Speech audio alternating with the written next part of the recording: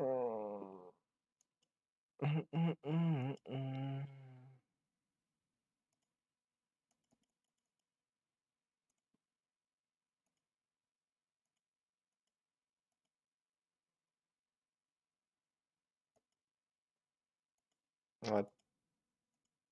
the fuck?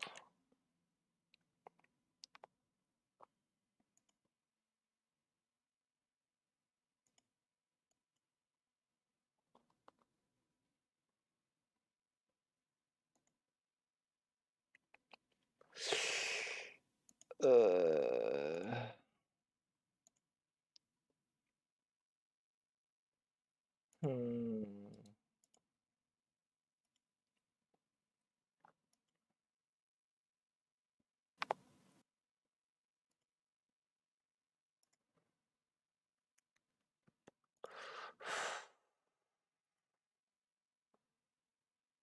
Нам точно поможет на интернешнале.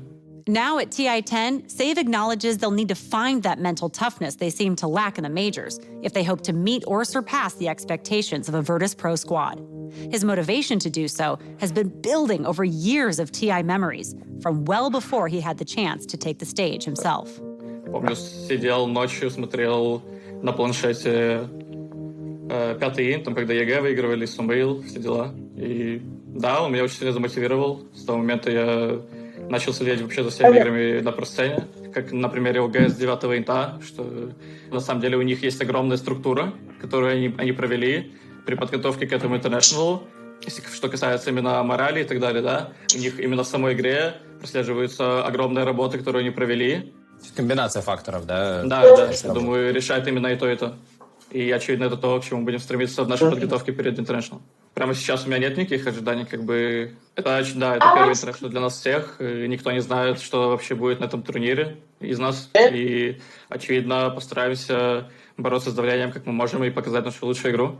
Вот это неизведанное, оно больше пугает немного? Или наоборот, это какой-то челлендж, который тебе интересно было бы преодолеть? То есть... Да, я бы сказал, да, что это определенный челлендж, который мы хотим преодолеть, все-таки узнать вообще, что такое International, как там люди играют, насколько сильно показатели эмоций зашкаливают в играх и так далее, и получить огромный опыт. There you heard it. The storyline that everyone talks about with Virtus Pro. A young, inexperienced team that's on the main stage, that's managing to actually go toe-to-toe with Vici Gaming, a team of veterans. Is there any advantage to being so young and inexperienced in a stage like TI? I think at times. We've seen a lot of experienced captains in some of these teams. They look to find young talent to kind of mold. You go back to EG when they first picked up Sumail as like the prime example. You know, this 15-year-old who they could use his star power, his fearlessness. So I think often when you have that experience around young players, they can play in such a free, open way that, you know, a lot of the more players who, you know, play with nerves can't do. There's a reason why most of us boomers are paneling and not playing. Yeah, we're not able to play in a team anymore. I think it comes down to that, where this squad is just a bunch of friends. And, for example, I don't think they are thinking about this as their job. You know, they're here to have fun. They're very well connected between each other. And as he said in the interview, you know, they talk about the game even after the game ends and everything. It's not just, I'm going to shut down my PC once I'm done playing, once I'm done with this scrims, and I'm going to continue, you know, talking to my friends. And this is the bond that sometimes it's needed. We saw the power of friendship with the OG, and this is something that might drive Virtus Pro towards the, you know, even taking and lifting the ages. That's true, actually. I've met a lot of teams that are particularly young. Four Zoomers also comes to mind as an example. The old Four Zoomers that would just talk about Dota all day. They're just obsessed. They have nothing else to do. And you compare it to teams like Quincy, and they have like certain, you know, they have certain schedules, they have certain ideas, certain times. But for these young teams, Dota is their life. And that sometimes gives you an edge because the passion is there, but also dedication. That's the passion, right? The passion is the one that allows these younger players to actually do all of these things and continue playing for 10 hours a day and then talk about the games, review replays and whatnot. Meanwhile, some teams that are a little bit more experienced have went through all of that. They need a little bit of time to perhaps just relax and take a step back before a main stage. Such a Secret was, Puppy was talking in his interview about the fact that they took a little bit of a rest before TI. They didn't attend every single tournament because they didn't want to be affected by that burnout that they had in previous years. That's true. We've seen other teams do that. OG also took vacations back when they were starting to lose at post TI. And how much does how big a percentage would you say mental factor ends up being at TI, Mr. Lacoste? Quite a lot, actually, because if you can't perform under pressure, no matter how skilled you are, how good you are at the game, it doesn't matter. Like, if one of you crumbles and it's a very important part of the team, everything else is just going to fall apart. So I think it's actually more important coming and playing at the TI because the nerves are going to hit. You know, you're coming through that tunnel, everyone's cheering for you, you hear the music, you know what's going to happen. Either it's a BO1 elimination game or if it's a third game of a BO3, you still treat it as a BO1 in this scenario. So there's a ton of pressure. For those who like didn't experience it, it's hard to get a grasp on like how mentally sometimes hard it is to play under this pressure. Yeah. Skill and hard work does not win TI alone. The mental game is just a necessity. You can't win without it. It's the mental warfare that you could see throughout True Sight, right? It's something that Notel is talking about a lot.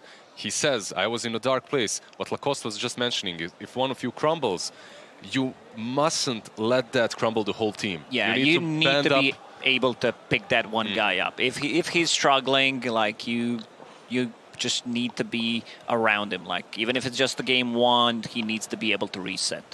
So that's where the coaches come in as well, right? And for VP, maybe that might be why we see this new mental coach coming into the team. Coaches, teammates, there was Seb in OG, now they have this NBA coach on the side of Virtus.pro to help them out. So to every team their own, whatever works best for you. Yeah, exactly. And for Vici, God, you like mentioning this. They're a team of veterans on the other hand, right? They're a team that have been through this, through this experience once or twice, some of them, some more. Do you think that this gives them an edge, especially in a best of three like this? I think now, both teams probably feeling a bit more relaxed being in the upper bracket. You do have that small little lifeline, but it's still going to game three. I give Vici Gaming a bit of an edge. I think playstyle-wise, they're going to take away a lot from that loss in terms of what picks worked, what didn't, how VP won the game. I think VP's perhaps did something a bit surprising going for that slower game with the Medusa.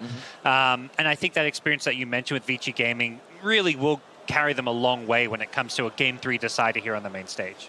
So sorry, I'm just laughing at my own joke in my head. It comes a bit late, but... Let's hear it. Yeah, let's go. You ready? Okay, so you know why Earthshaker dunked the ground a couple of times for no reason?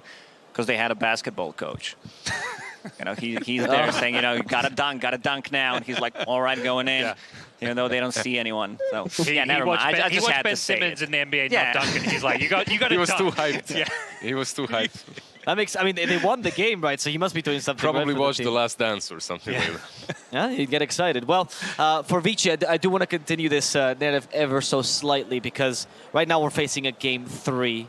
What do you think Fenrir is telling their players? Last statement, Gods. I can say it for you. I think it's going to be a Jayo as we get into game number 3 between VP and Vici Gaming. VP Gaming versus Virtus.pro. Game 3.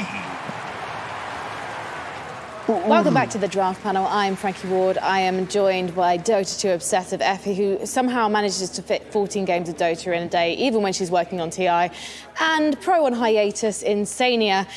Insania, what did you describe that last draft as? This draft is like 100 to 1 going to beat Virtus.pros. So I was talking to Kyle last night, and he said, you know, if you are going to do predictions on the panel, it makes the rest of us look really bad if you're right all the time. So please try to get it wrong every once in a while. So I was just doing him a favor. Sure, and he paid you handsomely, right? What a nice guy. What a nice guy. Okay, so the Elder Titan pick is coming through. Does this give you any idea of what we're going to be expecting from this draft, FP, or is it too early to really know?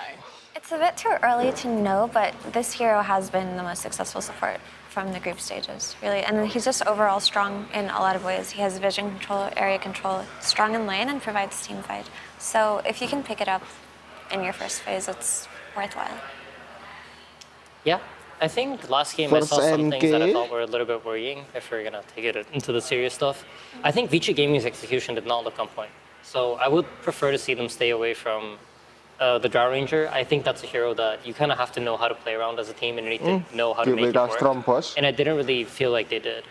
And based on these two openers, they seem to still believe in their Snapfire. I think it's a strong hero, and so is the Monkey King. But I think picking these two straight away, you notice that VP feel very comfortable snatching up the Storm because they notice there's no real hard lockdown. There's no threat of the Lion.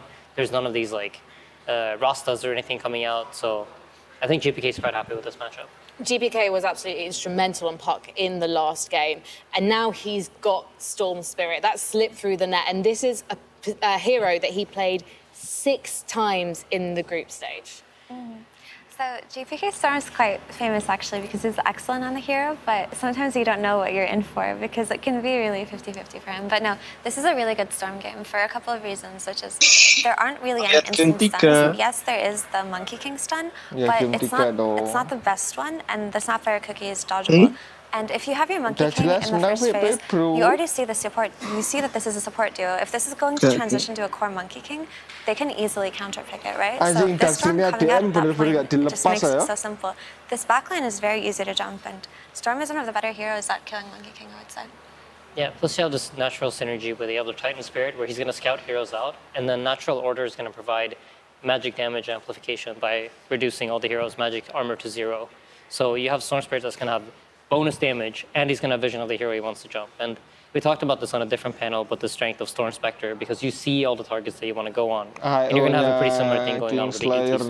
That's a very good point. Tell me, how much damage can a cookie do? What is a cookie? Well, a cookie is a very delicious dessert. You can dip it in milk, and sometimes you don't need milk. And Snapfire bakes them. Depending on your calorie intake, it can do a lot of damage, but otherwise it's pretty delicious. But Snapfire, so Snapfire gives out a cookie to one of the team members? So yeah, you use it on one of your allies, and it kind of functions like a force staff. You'll jump forward a little bit, and there's even a talent, I believe, that gives you some health. But it deals around 200 damage and stuns you for like 2.5 seconds, something like that. So it's a bit of a longer stun than your average stun, but it is also a little bit trickier to hit. And is that the reason that we're seeing Snapfire being picked so much? It feels like almost every game that I've been able to watch here, Snapfire has been a pick. I wouldn't say so because while Snapfire used to be played on Cookie when it was absolutely broken, it's not the most reliable stun. It's a nice save and it's a nice kind of extra utility to have in your kit. But as TI has developed throughout the groups, the meta has been teamfight meta, right? So the re-emergence of supports like Snapfire become really popular and things like that because she does have a very strong laning phase. She produces 2 kinds of damage, physical and magical, and she has a teamfight ulti. It's something that really fits into the way teams have been playing. I think also LGD, the way that they've been using Snapfire is you buy that shard at 20 minutes and you buy a blink, and suddenly you have an instant stun. You have the blink, Pick normal carry, nggak usah Scatterbox, I aneh-aneh. believe it's called, and then you can follow it up with the cookie. So you have a pretty reliable like 3-second stun there. Once we reach 20 minutes into the game and the shard is Cok anak available anjing for ni Snapfire. bawa big baby This is also lagi, really, really good lane. cok. We've seen the synergy between the little shredder and the gush. You get a lot of minus armor, and then the anchor smash hits like a truck. Old 11 picked Tidehunter 7 times in the group stage. We sort of touched on this in the first game draft, how Vici and VP, they hadn't really flexed away from their comfort picks during the group stage. And now it seems like the comfort picks are kind of being allowed by both teams in a way. Yeah, I think VP are trying to cover their Storm pick, and that's why they banned the Queen of Pains primarily for the laning phase, and then the puck for the issues we saw in the last game, right? You get coiled, you die. And Storm can run into that same issue. So they felt the need to ban those out. And then I think this Tidehunter is something that we saw even all the way back at TI8 as an answer to Elder Titan, or TI9 maybe. But basically the idea is when the Elder Titan uses a spirit and he's going to run at you during the laning phase, you just gush him, remove all of his armor, and then you just fight him with your heroes. So instead of running away. Agreed. And if you'll notice, Vici covered this Tidehunter ban in advance just by banning out things like Ursa and Medusa so he can have a better lane.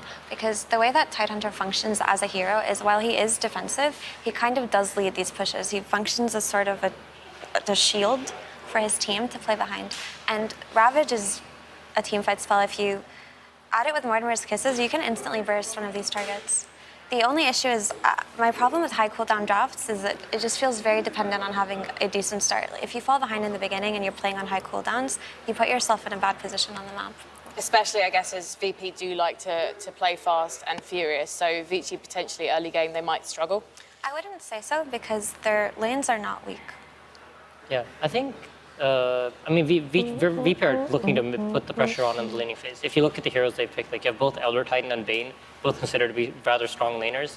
I think the idea here of picking up a new position 5 hero is to move your Elder Titan away from the Snapfire Tidehunter matchup. You don't want to lane into those two heroes and put it on the opposite end. So we might see VP save play it here. And I think they actually might regret this Bane pick because I think, especially when it comes to Eastern Europe, when I see Tidehunter, I almost instantly think Disruptor. It's a hero that like the region is really known for playing. And I know it's one of Ilia's stronger heroes. And I would have liked to see it here. I think it made a lot of sense with the Luna. It's really strong against Tidehunter in the game. And I think not having a set answer for Tide might be something they regret. Well, in the groups, they played the Bane and Storm Spirit combo 3 times, and it has a 100% win rate. But that's information for Vici. They've seen this before. But it's also because they had an IO as well when they did run it like that, and the IO plus Storm combination was the more potent one, right? But they did run the Bane as their favorite support. And Vici have just banned IO as, I think, the first ban every single game so far. This is going to be the most contested hero just between these two teams in particular because they're both IO teams, so there's no way they'll let the other person get it. I just want to comment really quickly on this Terrorblade pick because Terrorblade is traditionally an excellent carry, especially versus Luna, because if you use Reflection, you just get a Luna illusion hitting her team. So I'm a bit surprised that it was let through. You also have the same factor that we had talked about in the last game, where how the Drow outranges the Medusa, which might make it problematic for Medusa to fight. Terrorblade has a very similar situation with Luna, where you have more attack range, so you can stay back, plus you have your illusions to tank the Eclipse. So it's hard for Luna to get on top of you, but what we saw during any major is a lot of Luna started buying the Shard, building it to Daedalus, and then using the Shard Lucent Beam to deal damage. Agreed. That build has been nerfed slightly, but it can still be very strong. I like that Vici learned a little bit from their last game because when Drow was put in a position where she was playing from behind, when Puck started to become very strong, it's not really a hero with a built-in comeback mechanism, right? It just really depends on your positioning and if you're able to stand somewhere in a fight. Whereas Terrorblade, if he's put in a position where he's playing from behind, he can send his illusions out and just push out lanes, which provides a lot more for his team. So, what is VP missing? What do they need as their final pick? I think unlike the last game, they have quite a lot of options here. I think if you look at VP's draft at the moment, it's fairly well-rounded. They have Storm and Bane for some sort of like map pressure initiation type situation. You have the Luna ET for teamfight, and it's basically going to come down to what is GPK like here, what direction do they want to take their draft in. It's going to be a fairly defining pick. Whatever they decide to do here is going to, in some ways, set up how they enable the Luna, or if they're going to try to go for the double core win condition. I think they have a lot of options. Yeah, and I suppose while Terrorblade is a concern for Luna, he is playing against ET. So ET's natural order removes base armor, and Terrorblade is an incredibly high agility hero, has a lot of base armor. So typically he's been a counter in the past. But it does seem like he has protection in the Tidehunter. I would like for Vici to get something that goes in first. Currently, Insania, which draft do you feel most confident about? Because you're on hiatus from your pro career, so it's okay. You're allowed to make mistakes. Ex-professional player in Yeah, I mean, I think they have advantages. It's like depending on. I feel like a lot of these games are coming down to execution a lot and how well you're able to utilize your timings in the game. I think the thing that VP is going for them is, like we said, the Elder Titan aura together as an answer to the Terrorblade. But the problem is, how do you get past the Tidehunter? So can save get to Aghanims in time and get a shard to enable him to just stomp his way on top of the Terrorblade. If he's able to do it, I think VP has an edge, but I think Vici are very capable of fighting back. There are many Dota newcomers, I think, who are really excited to see Underlord in the game because he's a very newcomer-friendly pick. So There's no one as excited as you about that. I was really happy about Dark Willow in the last game, and I'm especially happy about Pity McPitface making the draft for Virtus Pro, so I'm going to be completely biased now. Is that his name? I call him Pity McPitface because he creates the pit. I can kind of see it. I mean, I'm not saying he's got acne. I'm just saying he used to be called Pit, right? Pit Lord. Yeah, Pit Lord. Exactly. Face. Discord. Yeah. Strong Anyway. against illusions. Speaking of Underlord, he should be able to deal with Terrorblade illusions fine, and Pit of Malice is a nice spot, particularly versus something like Monkey King that can't jump to trees. So there's something nice there. He also excels in defending towers early, which is something that VP lacked. So he does take that pot. I think it's also very, very good hero against the spirits. And when you mentioned that, VG wants a hero that goes in front, and that's exactly what they were looking for, the type of hero where you find initiation, and Ember fills that role. I think Ember Spirit at this event has looked to me like one of the best heroes in the game, if it's able to play the game and doesn't fall too far behind. And the Underlord kind of covers it preemptively, because when you see the Remnant fly through, you can put the pit down, and then Ember has a really hard time playing the game.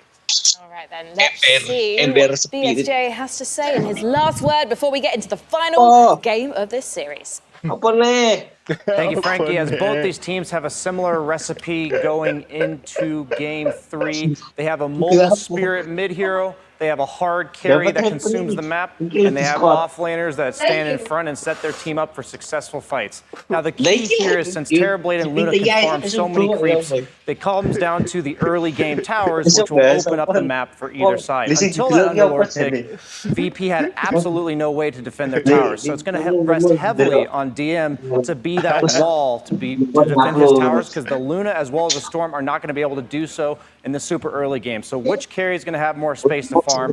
Which carry is going to have better matchup? Terrorblade against the Luna individually, or the ET to make the Terrorblade lose his armor and the Underlord to make him lose his damage? Only one way to find out with OD Pixel and Fogged. Thank you very much, Brian. Yes, the deciding Game 3 now between Virtus.pro and VG Gaming. As Brian was touching upon there, a lot of sort of sweet sort of counter picks here from both sides. Who, in your opinion, has come out on top of this one, though, Fogg? Well, actually, I'm not too sure. I really like both drafts. I think they both have their positives and negatives. I would say VG is a lot more cooldown dependent, so if VP is able to play at their usual pace, especially with the way that they played last game, I can see them pulling a little bit ahead faster. However, if the pace of the game starts to get too slowed down, that's where I can see VG start coming back, because they have a very farm-heavy team. So we'll see how that ends up going. All right, let's find out. But I think we can indeed hope for quite a lot of action this time round. My eyes are definitely going to be on the GPK Storm. You know, he was on quite a performance last game on his puck. Storm, very much another hero that the man has performed on big time in the past. Overall, they're definitely a little concerned for VP because of that Luna into the TB. Sure. As was mentioned by the panel, something that in the past has been kind of just a difficult game to play. You know, you have this TB that could take advantage of quite a bit of the hero's own benefits. What? Absolutely. Look at this level 1 smoke. VP, they found a target. All right, here we go. Setup. Let's see if they have the damage. Oh, they certainly do. Or maybe they don't. Oh, my. All right, with the 5 of them there, they can't actually get the kill. Just a little bit of a cookie, and he's back off to safety. No first blood to be had here, ladies and gentlemen. Oh, okay. Gets a couple stick charges, right? I think that might have been even, he got, what, like 3-4 stick charges when he popped and cooked it? I cannot believe he lived. Didn't kill Alrighty. All right, PYW. Avoiding death there. It's always like, also, you know, people might look and be like, why didn't Kingslayer skill stop? You can't do these type of things. Sure. Just to secure a first blood, you can't cripple your lanes. So has to go for the Spirit, and we'll see them still. Will they still get the 3 runes? No, they'll get the 2-for-2 exchange. Doesn't mean Old 11 won't take a beating. So the thing about this lane also, though, is a lot of times I've seen these Lunas picked versus Tidehunter when you have another range hero that can benefit from that Lunar Blessing, but you have ET, so this could potentially become a pretty difficult also for Old 11, just because of that ramp-up damage that comes out from the 2 of them, from that Aura as well as the Spirit. Absolutely. And it's a change-up, too. It's DY is playing Monkey King in the off lane with Old 11, and PYW is kind of playing, like, I guess, like the 5 snap a little bit more, which we really rarely see Vici switch up their roles like that. Yeah. Maybe we still will see the Snapfire get more of that farm, and they just wanted to have these lanes set up. Sure. But yeah, it's still a switch up. It's something I don't see too often. Why go for this setup? Because I'm seeing this, and you are now having 2 melees play into the ET. I mean, do you feel that because you are a Monkey King, you are a hero that can trade back with the melee? I think they just wanted something that could help Poyoyo more inside of the laning phase. I'm not sure. It's a really interesting approach, because we also have, you know, the ET is played as a 5 and the Bane is played as a 4. So both teams kind of changing things from the norm. Yeah. Oh, very interesting to see it. We'll see how it pays off. And we'll see how this mid lane goes, because I know we've seen it multiple times now, the Storm versus Ember. Look at that, GPK 5, nice, holy moly. He's still on fire from last game, GPK, just coming out of the first couple of waves. Top lane, safe. Forced to sleep to push away. But yeah, I mean, bottom is a double melee lane. I don't think it's Not easy. into just ET, but into Luna as well. Luna thrives versus these double melee heroes. Yeah. Side pull's double melee, available too. musuhnya I think they're going to get a side pull off as well. That's 3 range creeps, right? I believe so. That is quite disastrous. I mean, DY is trying so hard to get the aggro back. He's going to get at least one of them back over. Should actually get them all over, so a good job from DY to secure, at least not losing 3 creeps of experience potentially for his Tide. Crisis averted, only just there. That would have been rather nasty for Old 11 to miss out on that much this early on. VP's lane's looking super hot. Hey, mid is What's going on 13-7 mid? to 2-0. What the? That VG, they've not got a mid. What's happening? Ori's CS. getting destroyed. Oh dear. I know it's a Storm-favored matchup, but not like this. 13-8 to 4-0. Like you said, GPK must still be on a bit of power from that last game. Oh my goodness. Even getting the range creep denied with the Vortex there too. I mean, he has... Have we seen much of a beat down here, this TI in the mid lane on the first couple of minutes? No. This is insane. Of course it gets better as levels go on for the Ember Spirit, but it's never this bad, no. That's... Well, if that's how he's starting this game, I mean, as you said, we saw what he did last time. Last game. He's even stacking his small cap as well. Like, he's being super big. He's going to send the high five toward Ori. GPK is absolutely feeling himself. He doesn't go back for the high five. He might miss that as well. Missing everything else in this mid lane so far. It's not easy for Ori. And bottom, 72 on the Luna. Tide under. We are still seeing 11 get some really solid farm. This dump will connect. He should still be fine. But what a start for VP. Top. Also getting the kill. Lane setup's working perfectly for VP. Bottom lane. Will manage to take down Kingslayer. Old 11 and DY. Now they've got the Ring of Health on Old 11. He's going to be feeling a little bit beefier. Not slowing down the Luna. Luna still free farming. TB is getting slowed down. And as we mentioned, they do have a lot of these heroes that are anti-carries, as we always like to call them. The Underlord and that ET into the Terrorblade, and also the Bane. Something with people we also have to factor in, which will be something that I think will be more noticeable than usual because it's a 4-position Bane. I want to say that Save is going to get points of Enfeeble, and you're going to notice it versus Terrorblade because it's a very strong ability that I feel like most people overlook. It's a 45% attack reduction, so later stages we'll see because it's a 4-position, so he's going to definitely have more items and more ways to be able to actually play around that rather than just sleep in ults. Yeah, if Ori's able to recover this, you've got to remember the position he's in now. If he's able to pick it up from this is going to be quite the turnaround. They're setting up for him. First Remnant will be out of range. Might not matter though, he's able to dodge the second one, the Sleight of Fist, and Remnant, and the Fire Shield is up, so blocking a fair bit of aggression here for the two of them. DY will TP over. He might just die himself. I think he might. Oh, he's just able to get the He dodged the damage. Okay, taking down GPK here with Ori. Can they get Save as well?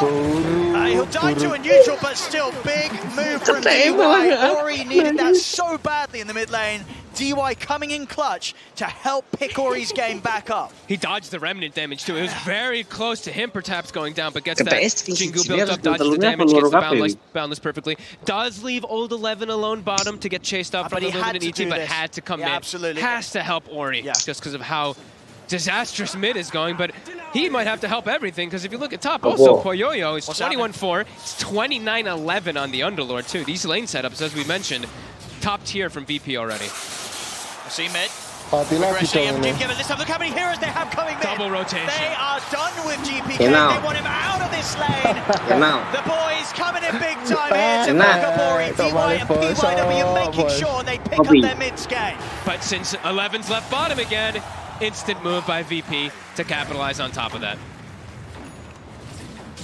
So it ends up coming up, I mean, pretty even all in all. Sure, they take out GPK, but it's something necessary, and they will lose side lane because of it. Rune, though, is standing secured, which is pretty big. Because of that kill, does allow the Ember to also get a regen rune. We'll see where sort of the supports of VG Gaming look to put their attention now. Now they've taken down GPK the 2 times in the mid lane. That is, that's a significant sort of allowance for Ori to catch back up. That distance now between the two mids.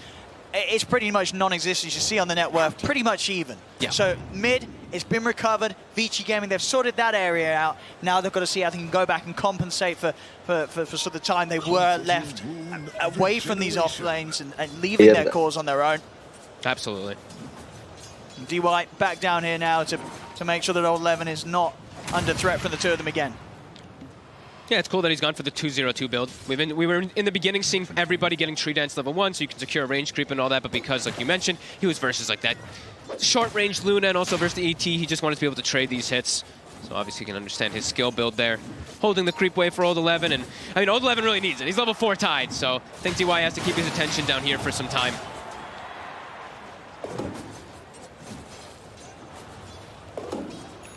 With this sort of lineup for Vici Gaming, this Underlord, Luna, do you expect things to ramp up pretty quickly at a certain point?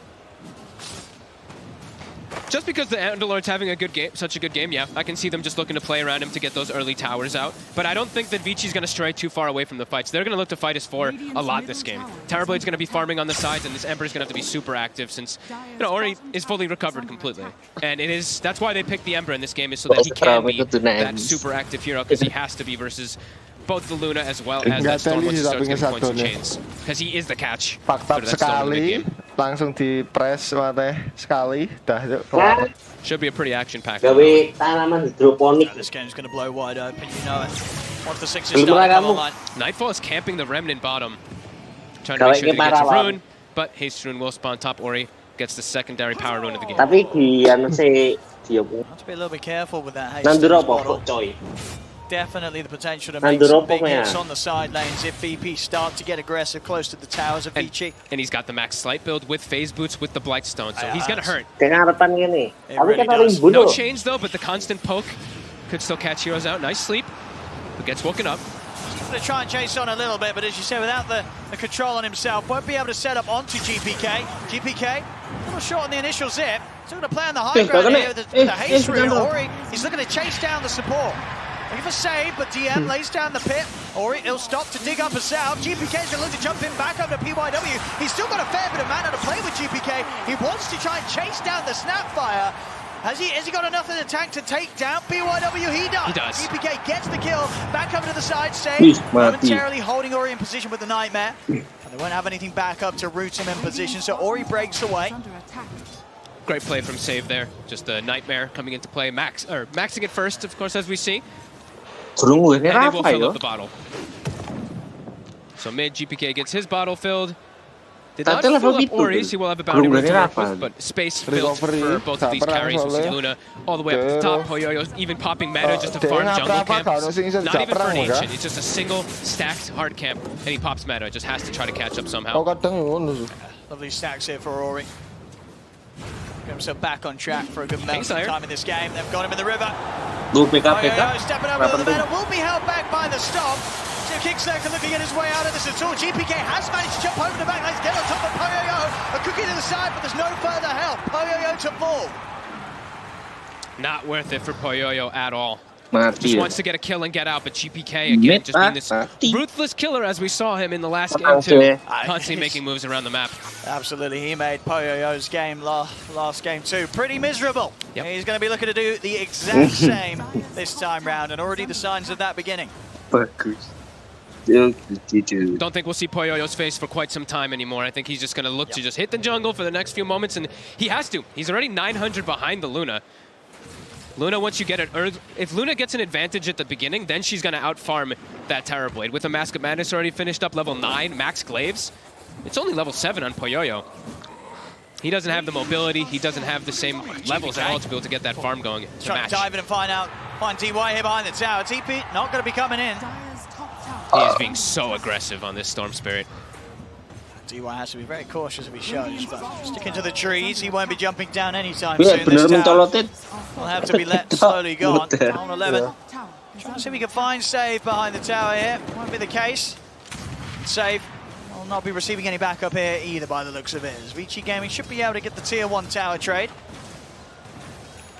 Still hanging around for a moment, but yeah, this tower definitely gonna go down. Now starting to get some more points in the chains. We see Ori's got 1 point in it. He also finds his own fairy trinket, as we did see GPK having that.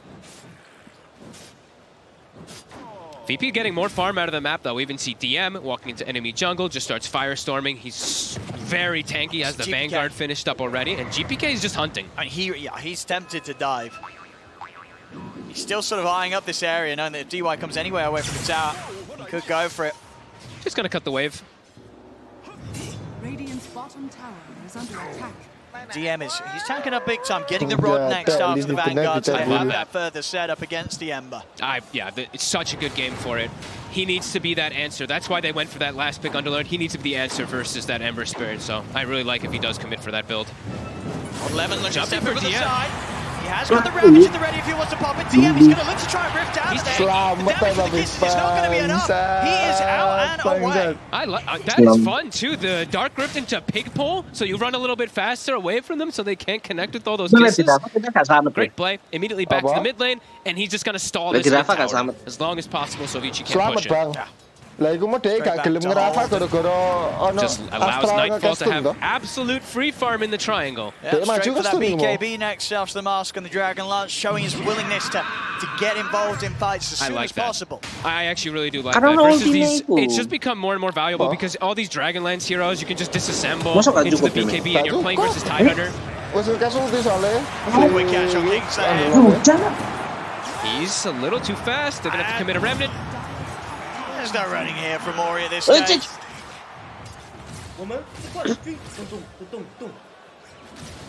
I've never heard that one before. Dire's middle tower is under attack.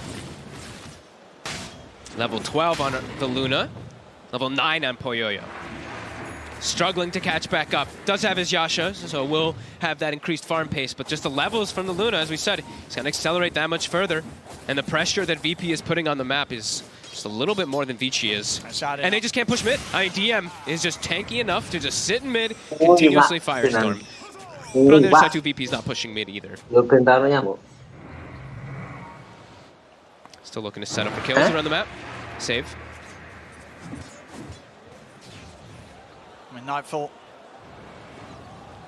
momentarily showing himself up top, but indeed the attention seeming to be down bottom. Save. Gonna put a stop to this old Lemon. Close enough to lean in. Save. He's gonna go for the TP out, but they'll find it. Boundless strike down through the trees. DY catches the bang. And the Ruin also spawns bottom for Ori. GPK getting quite unfortunate there with his lock. Just waiting for top Ruin. Just, again, it spawns on the opposite side of him. And it's a very good one for Ori, of course. It's a regen Ruin when he's completely out of mana. 11 starting to feel pretty strong with his hood, 1600 HP. First Almost item has Blink Dagger. I feel like this game's going to start exploding in action very soon. As soon as that Blink does come out, and as soon as the Atos comes out on DM, it's just going to look to be more plays around the map. It's just right now, just a bit more farm since the Luna and TB want to hit that timing. Yeah, so important that Nightfall has the BKB for when that jump Ravage comes in. He's close. He's only 1,000 away if he disassembles. I mean, the question is if Vici Gaming are going to be able to make a fight happen before it's there. If they could jump in with the Ravage, they come in with a full Remnant Burst kisses from a distance. Luna's life definitely still in jeopardy. Absolutely. Langsung perang. Going to get active, GPK. Smoked up around this Ruin as well, around nighttime. DY breaks it. And gets the bounty. And jumps away. Nice move from DY. Rusak, Bu. In that space and wasting their time here. Taking attention away from Poyoyo as much as he can. Look at PYW, a little sneaky devil here. Gets the ward down from earlier, still hiding inside the tree lines. DM forcing bottom in. Just a recipe away from the Atos. Look at PYW though, cuts the creep wave from where DM is. And TP's toward the mid lane so he can keep himself on the map. Vici Gaming, they want to try and set up for this top tower. And get VP to fight. TP kena underload. Itu kalau nggak wakin. Nightfall. Staying on the opposite half of the map. Say just being incredibly cautious until he does have the BKB complete. Some TPs from VP starting to come in. DM's here. The Fiend's setup, the grip for the trees. They need help, but they need it now. Iya, Chilll karena He already did DY. He's got nothing else to throw out to help him. Excellent positioning there from Save, but DY has to hold the boundless for these situations. Huge pick. 20 seconds now where they can swing across the map. See what GPK looks to find with it. walking behind towers. DYW was a bit low. He's committing. He's going to get aggressive on a DY. He's got to be careful, GPK. Mati dong. Back off to the side there. I think pretty important that Safe did get that Nightmare off. I think Odd 11 would have looked for a Blink Ravage if he could have. GPK was pretty much entirely out of mana. So good hold back there from Safe. Very aggressive from GPK when he has like pretty limited resources, still looking to be active. Okay. And there's the Atos finished up. Nightfall has bought some time for himself too. That he's like, you know what? I'm not going to disassemble because no fight really kicked off. Nothing was being forced. I can stall out the BKB a little bit longer. And he's going to have a really good fight timing with BKB and Dragon Knights. Better than Poyoyo is. Because Poyoyo is still shy of that BKB.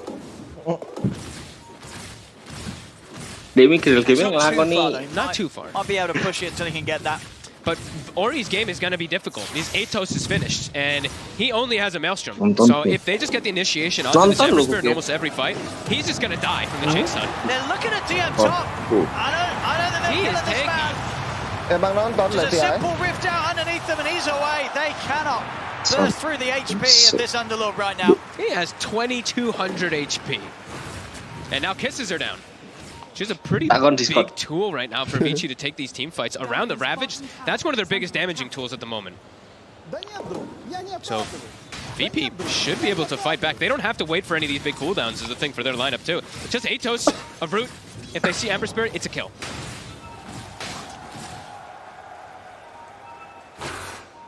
Next few moments, VP looking to claim a bit of a more aggressive stance.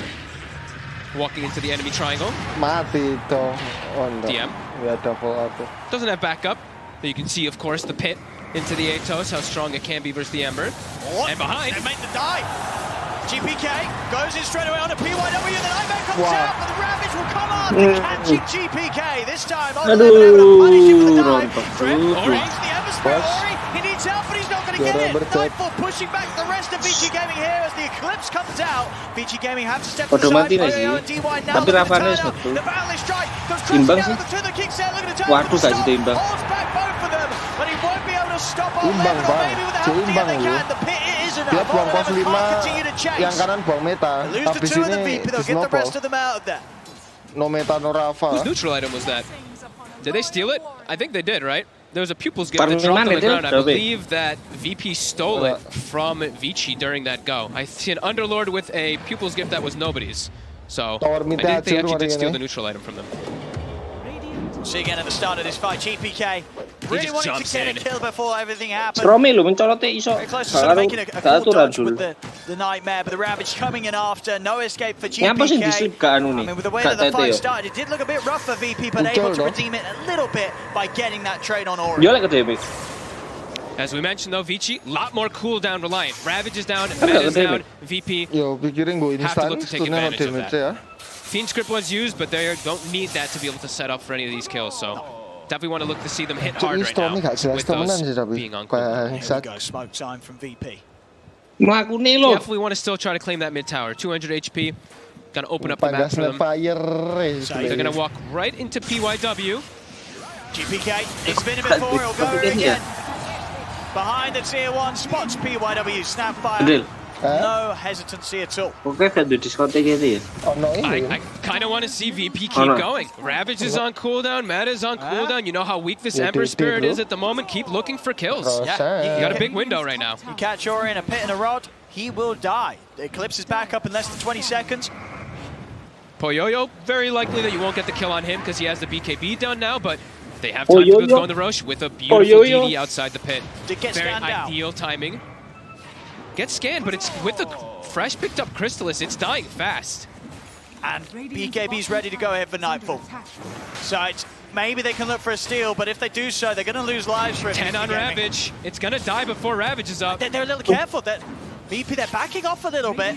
Nightfall will continue to go. The kisses are coming in, but Nightfall's got the kill. He's got the Aegis. Over to the side, GPK look at the side. It's on to 11. They're going to like it. They've got the grip. They've got the grip. They managed to hold in place and get up and player now back off. The Ravage comes out, but Old 11 is getting destroyed by the damage of the actually able to make it away, only just a slither of HP. Old 11 actually somehow manages to get out of there.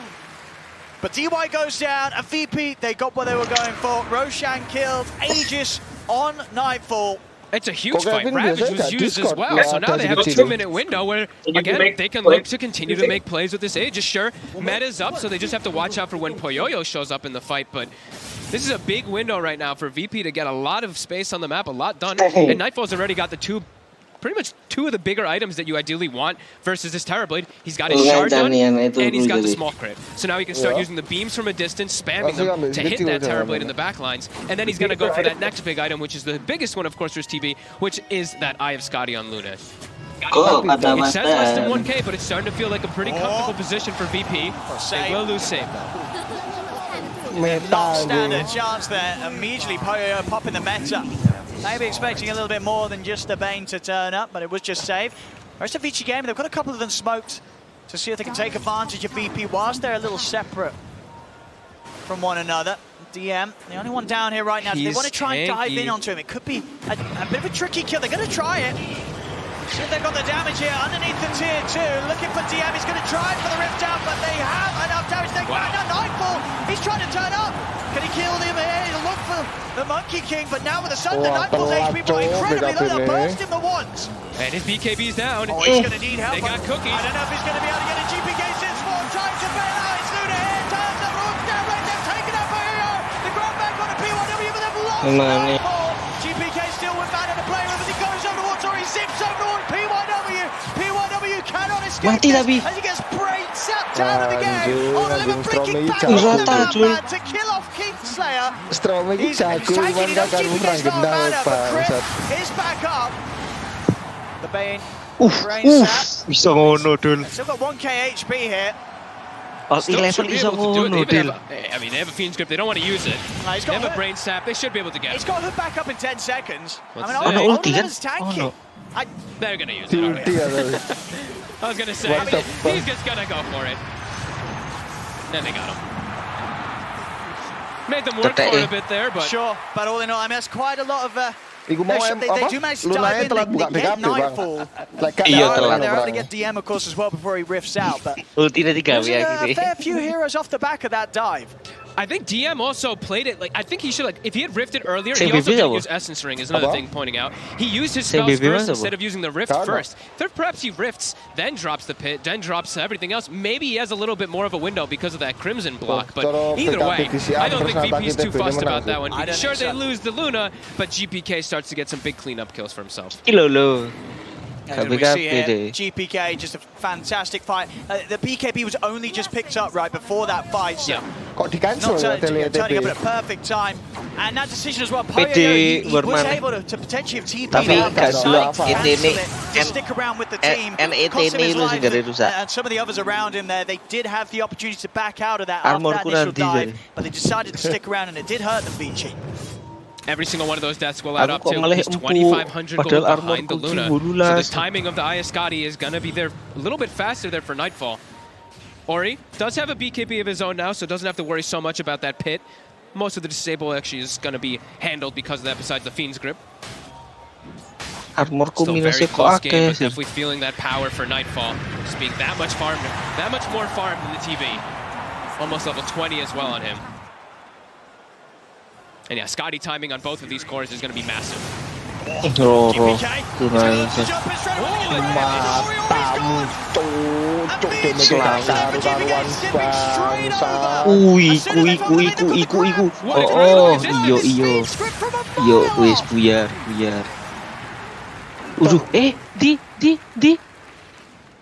Okay. Really, in that area, in these type of small little clusters too, versus ET, where he's got the Spirit down, he gets the Splitter pretty much down on everybody too.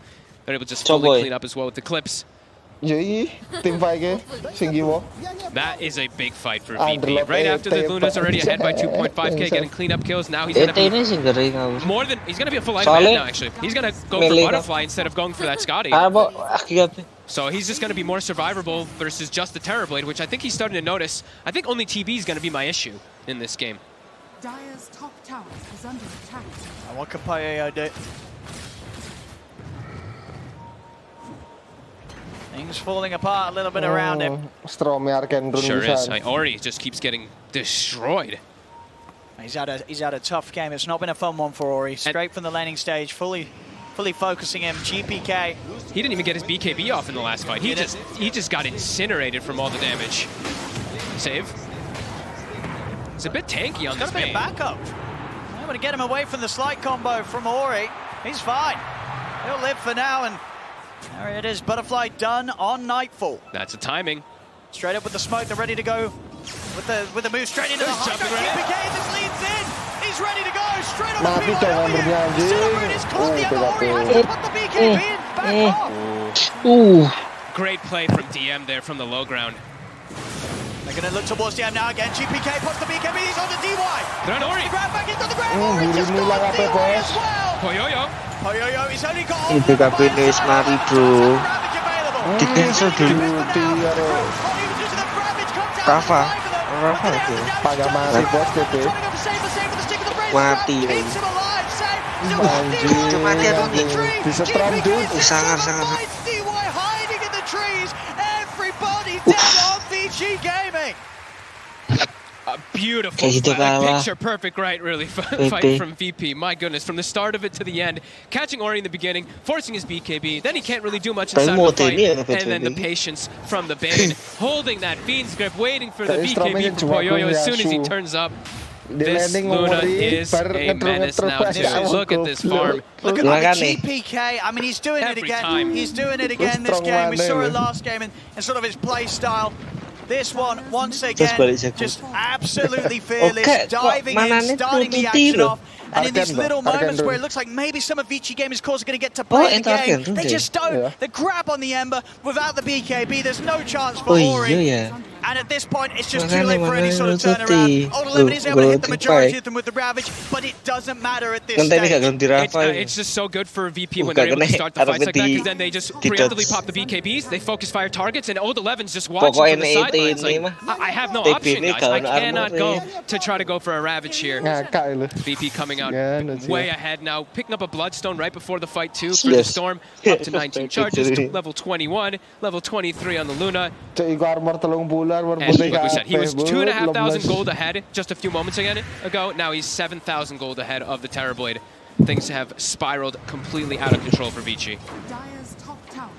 They've got a Scotty timing now on Poyoyo, but he can't even hit the Luna. There's a Butterfly they're always getting initiated onto, and on top of a Butterfly, there's going to be a Satanic done in a second. Oh my goodness, level 23, this is... Old 11.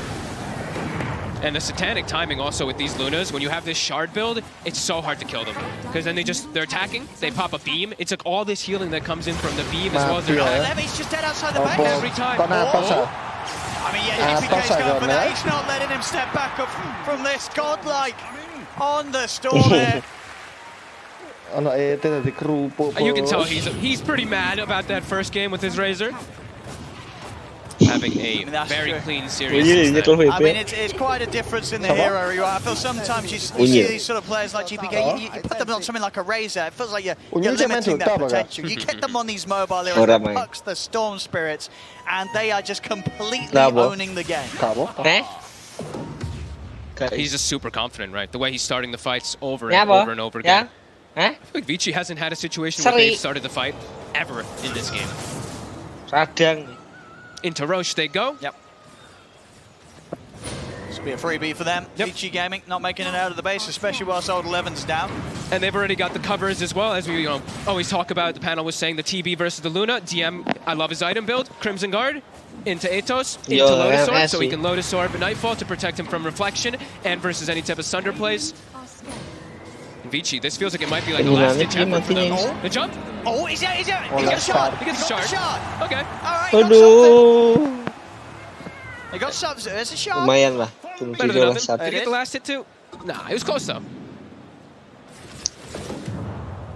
Next few fights though feel like they're going to be some 4D chest that has to come out from Vici in order to have any chance. I am 98%. Yeah. They don't have the MKB even on the Terrorblade, so he cannot ever stand Ravage will put a stop to that Fiend's grip. But he's still alive, the Bane is fine. I mean, Ori's going to at least live. He's able to get out of there. GPK goes straight for the backlines on top of PYW. Beam comes in with the sidelines. Terus mana nih tak? Trying to run down Save, but Save he's still alive. He can't even killed the Bane. The save just walks Oh, away. what? VP in with the backup. Bane iso ngono lho. Another trade here where VP just getting the kills. Vici Gaming not able to find anything in Damage deal return. kurang mau. The money for the Axe done here for save.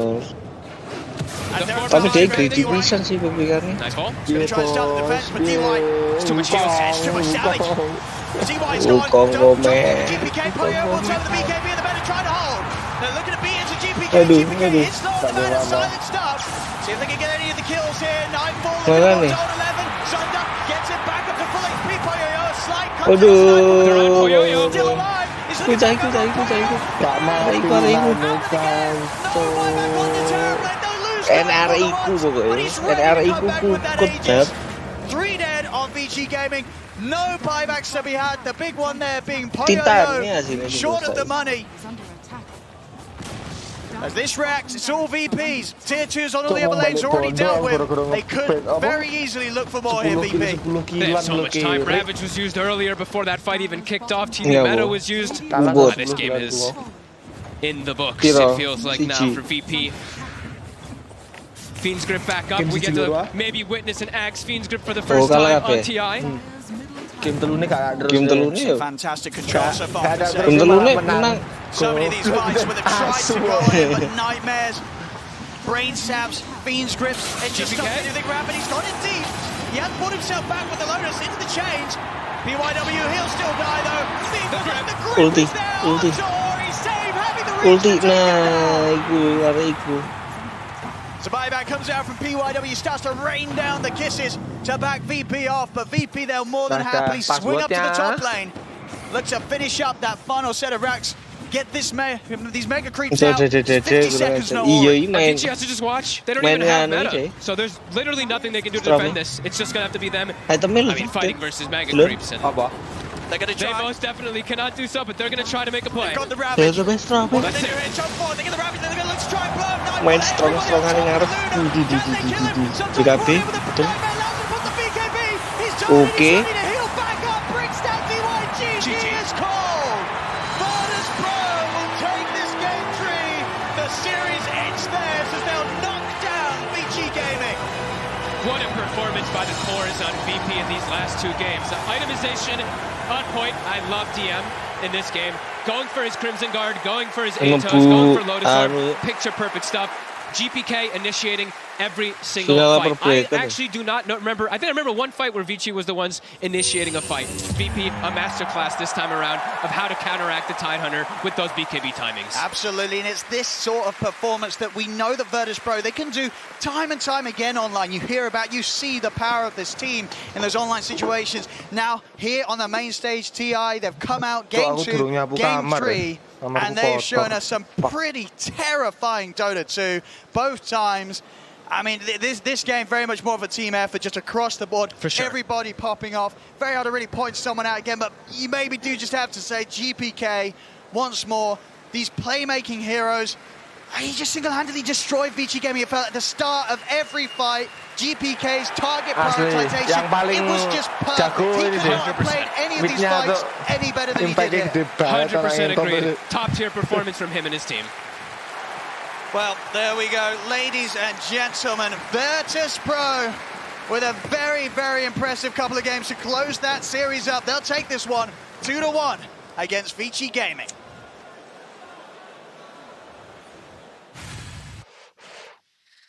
Well, there we go. Virtus Pro's coach's reaction as they win that game. And what an exciting series. What an exciting game specifically that was. And we can talk about Vici in a second, but I want to concentrate first on the winners, on Virtus Pro.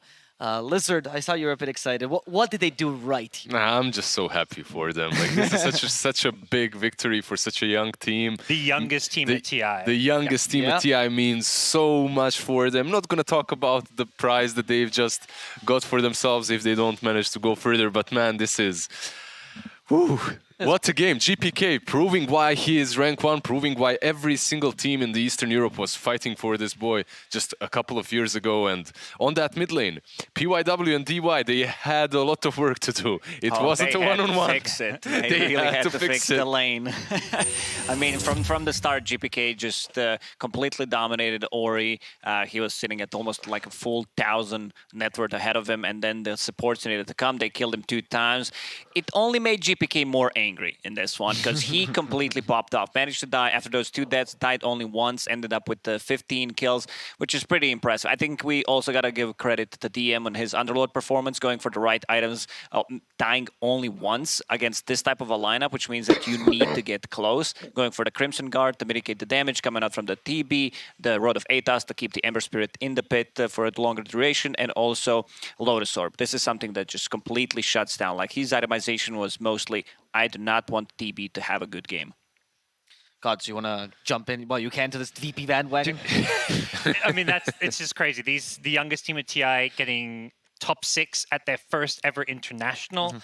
It's not like there's a couple of young players being, mentored and carried by experienced veterans. It's just 19, 20, 21-year-olds, and here they are, top 6.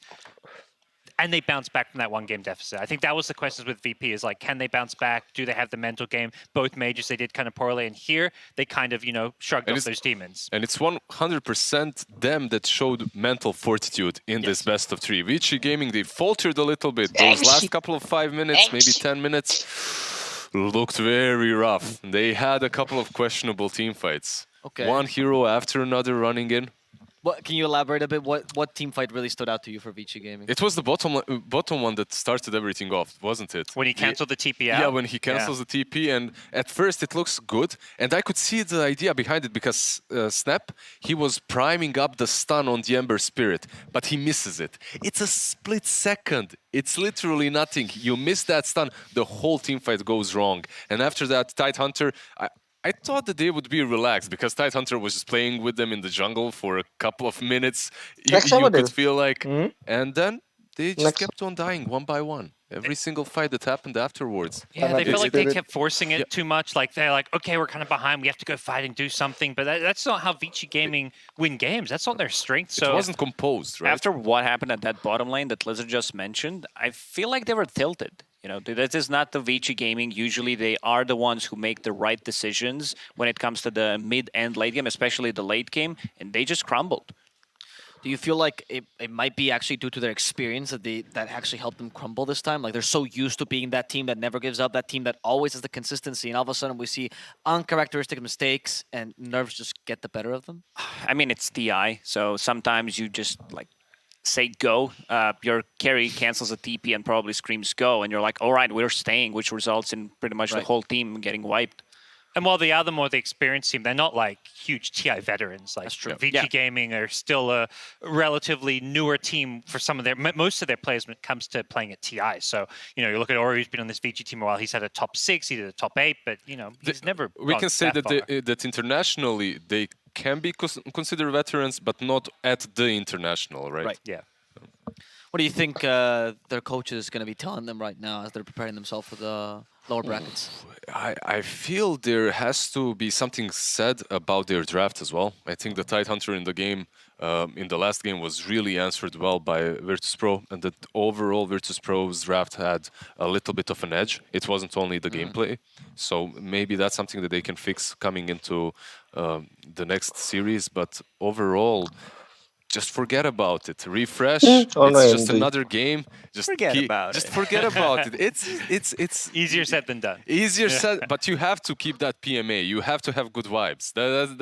That's what helps you in at TI. You can't let yourself get overwhelmed by emotions.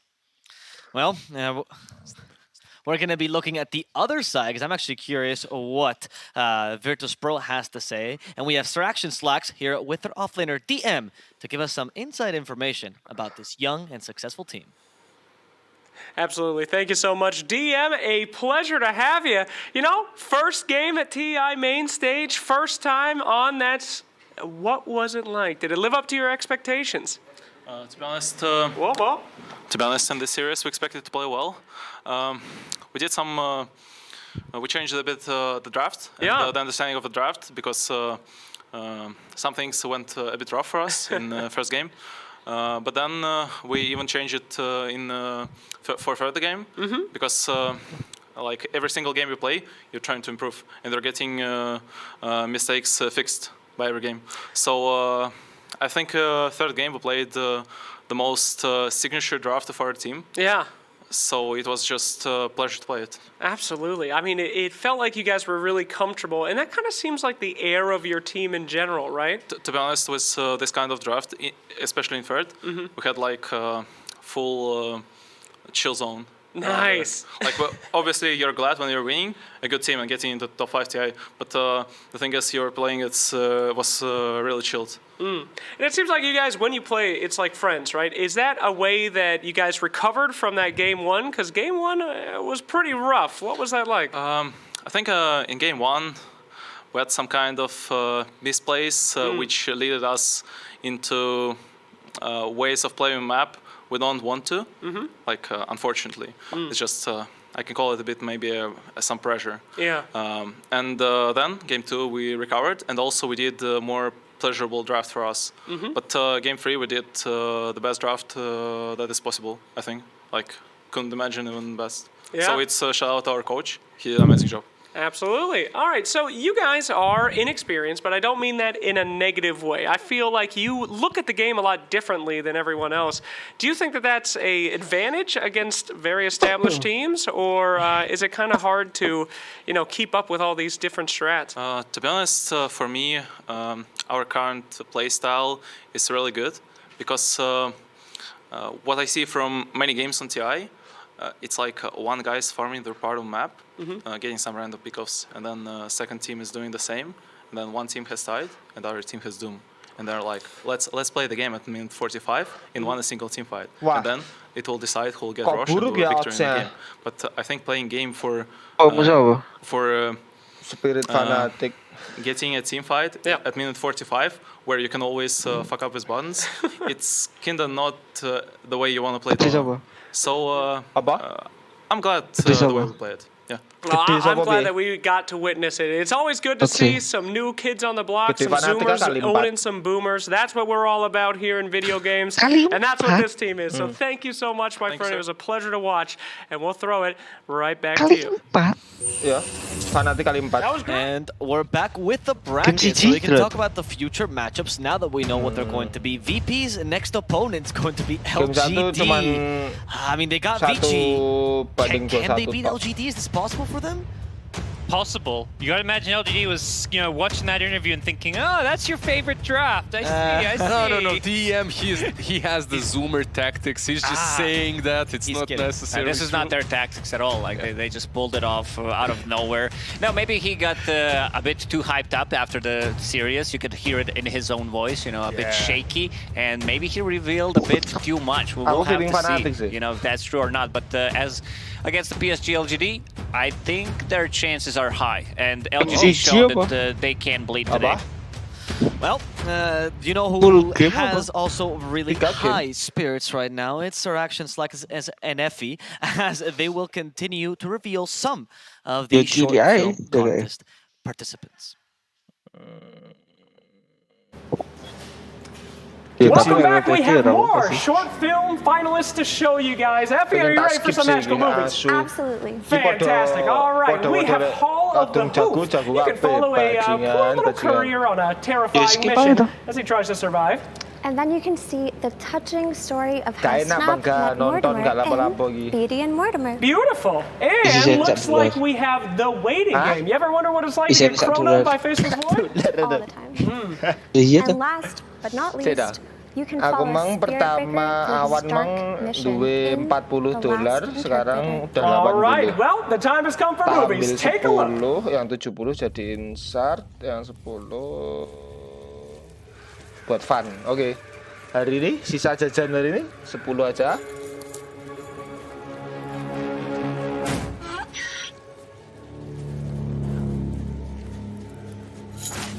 FTK aja. Go.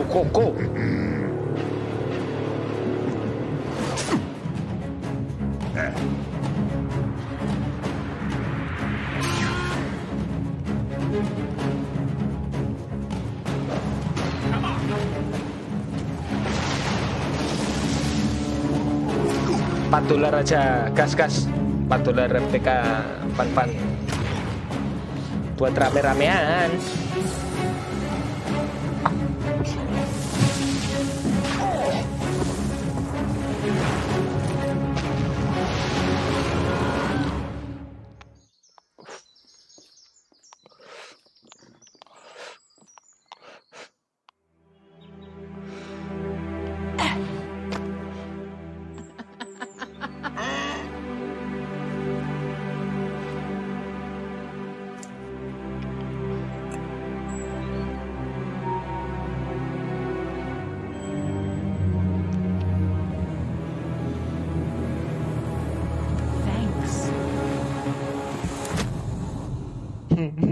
Kurirnya lemes tadi. Api-api short film kontes ya.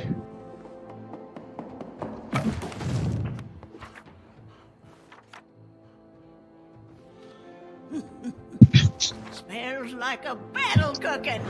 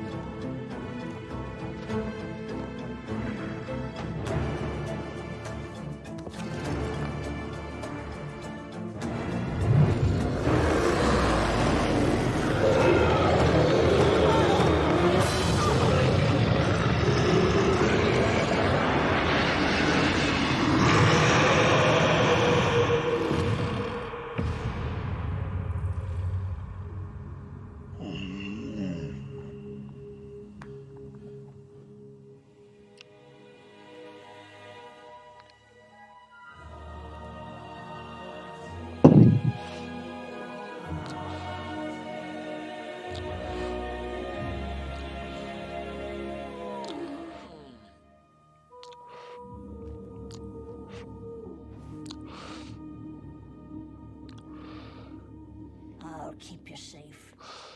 I'll keep you safe.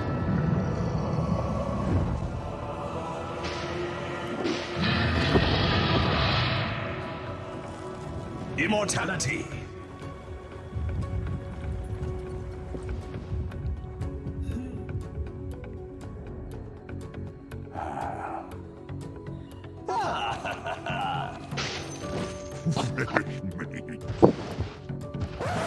It's not time.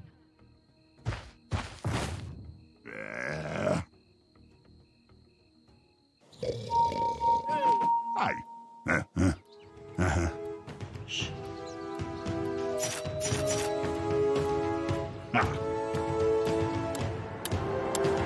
Now! Fresh meat.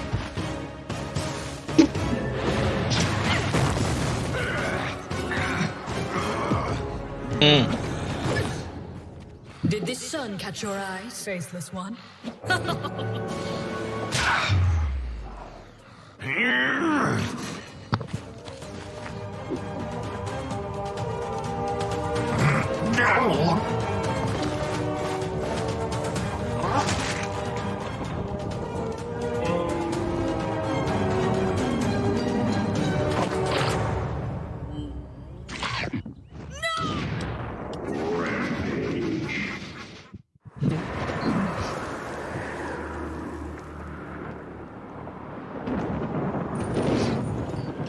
Kok sangar berat tuh, men?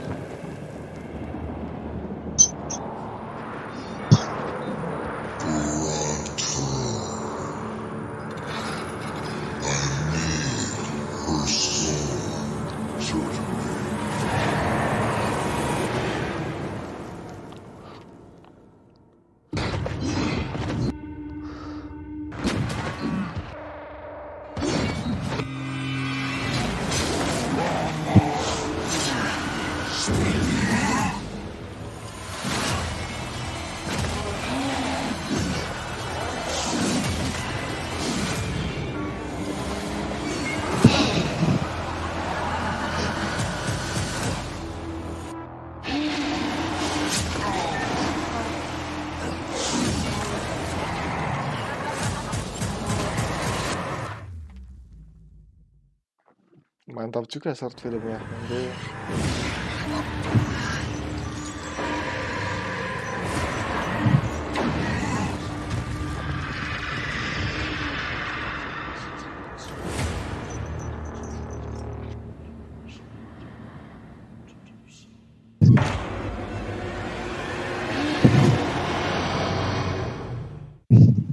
Unholy cow. I'm every year impressed with what the community comes up with. It is everything. It looks amazing. I can't wait to see how the film contest will continue later on as well. And I'm going to be completely honest with you guys here. I'm supposed to throw to Tsunami, who's going to have a great piece, but I don't know where he is. If only we had vision. Oh, it's so Cek funny tiduran that aja you nih. say that. Hello, friends. I didn't see you there. You get it? You get it. It's because of the awards. I've been doing a lot of thinking recently. We've got a lot of statistical tools at our disposal here at the International. And I learned this new metric recently. Sentry ward efficiency. Now, I don't know if you've ever even considered measuring this, but I'm sure it's happened in your games where you've been like, dude, I placed like 5 sentries. I don't see it. Are they even warding here? It happens to professional teams as well. Some more often than others. LGD, I want you to take a look at this. On average, it takes them 3 sentries to find an observer. On the other end of the spectrum, we've got Fnatic. It takes them 6.5 sentries on average, within like the first 20 minutes of a game, to find an observer ward. I'm fascinated by this. What does it mean? What are the implications of this? Well, if you continue to extrapolate from sentry ward efficiency, then you can see that average time of first tower. Okay, I'm gonna be honest, I don't know what any of this means. I have crunched numbers time and time again on LGD. They just break statistical models. They are so damn good at the game. It's kind of tough to come up with any metric that doesn't make them look the best. And it's not just this TI. This is a storied organization. LGD has been at every single TI besides the first one. And they've got the numbers to prove it. They have played over 136 hours at the International. They have won 141 games at the International. Over 5,000 kills, over 200 Roche kills, over 1.8 million building damage. And this is just a fraction of the numbers that they put on the board. Now we just have to wonder, is this the time that they can finally get the Aegis? I don't know. We'll just have to see it to believe it. Back to you, Shiver. Thank you. Ow, that looked like it hurt. Thank you very much, Tsunami. Very smooth. Very smooth. We got a fresh panel here too. I'm joined by T-Gov. We got ourselves Purge. We got ourselves Kyle, and we got ourselves a little swap on the games. And T-Gov, there's always a little bit of a vibe change when we go from upper to lower bracket, right? Yo, someone's gonna get eliminated. Emang Shiva. It's ini kinda masih hard. It's jalan? like you're excited for the Dota, but then you realize that someone's gonna be, removed from the tournament. So you can't be too happy, but you can be happy. It's kind of hard. I think we can be happy, Kyle, because that means that this Dota is the best. For these teams that we're going to witness, the best that they can play. There's no holding back. Oh, definitely not. And both teams no strangers to being here. Right? They played for elimination before even making it to the tournament. As they both won their regional qualifier 3-2. TNC was up 2-0 on Fnatic. Spirit was down 2-1 to Empire. And yet they find themselves here. They find themselves here indeed. Kev, real quick, most excited about what? I'm just glad it's best of threes personally, because it is lower bracket, there's elimination, but I think nobody has to be disappointed from like one game. Ada tuh armani. Yang pertama. Sing bari apa? Cafe medokno bumi.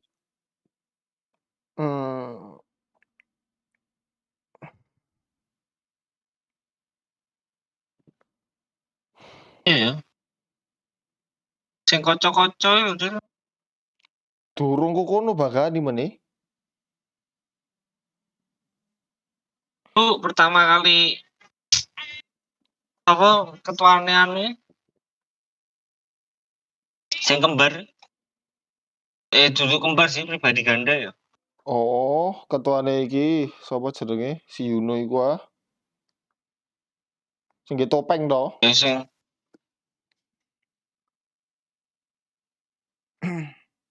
kan sing ngecolek kekuatan iblis itu. Kekuatan iblis apa? Asta. Tuh.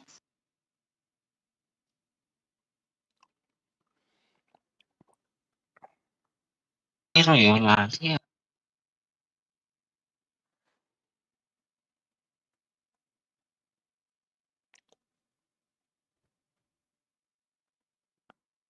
Iya Toronto Tokyo nggak ada nih. Bakal, sampean ke zaman Rara pernah lihat ini tidak? Player dari Turki di Dota? Nggak pernah ya? Hah? Oh, satu. Enak. Nggak, maksudnya di kompetitif. Oh, nggak ngerti ya. Cupu semua tuh. Kalau player dari Turki aku juga tahu. Cupu-cupu. The real bunch of noobs. It propels Team Spirit to the next level. They have performed under pressure before. We saw them on the main stage of the Animator as well. Bahkan sampai search di Google gak metu. Profesional Dota tuh player from Turkey. Nggak ada sama sekali.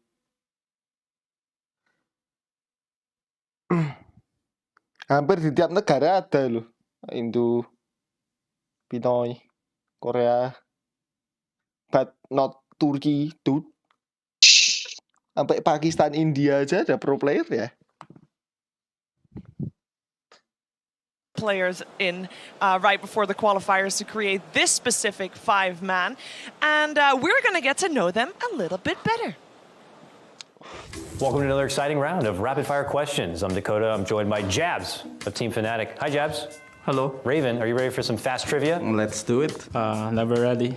Well, you gotta be ready, because here it comes. Who were the two teams that played in the grand final of the first TI? It's Navi and I can't remember. IG. What two teams?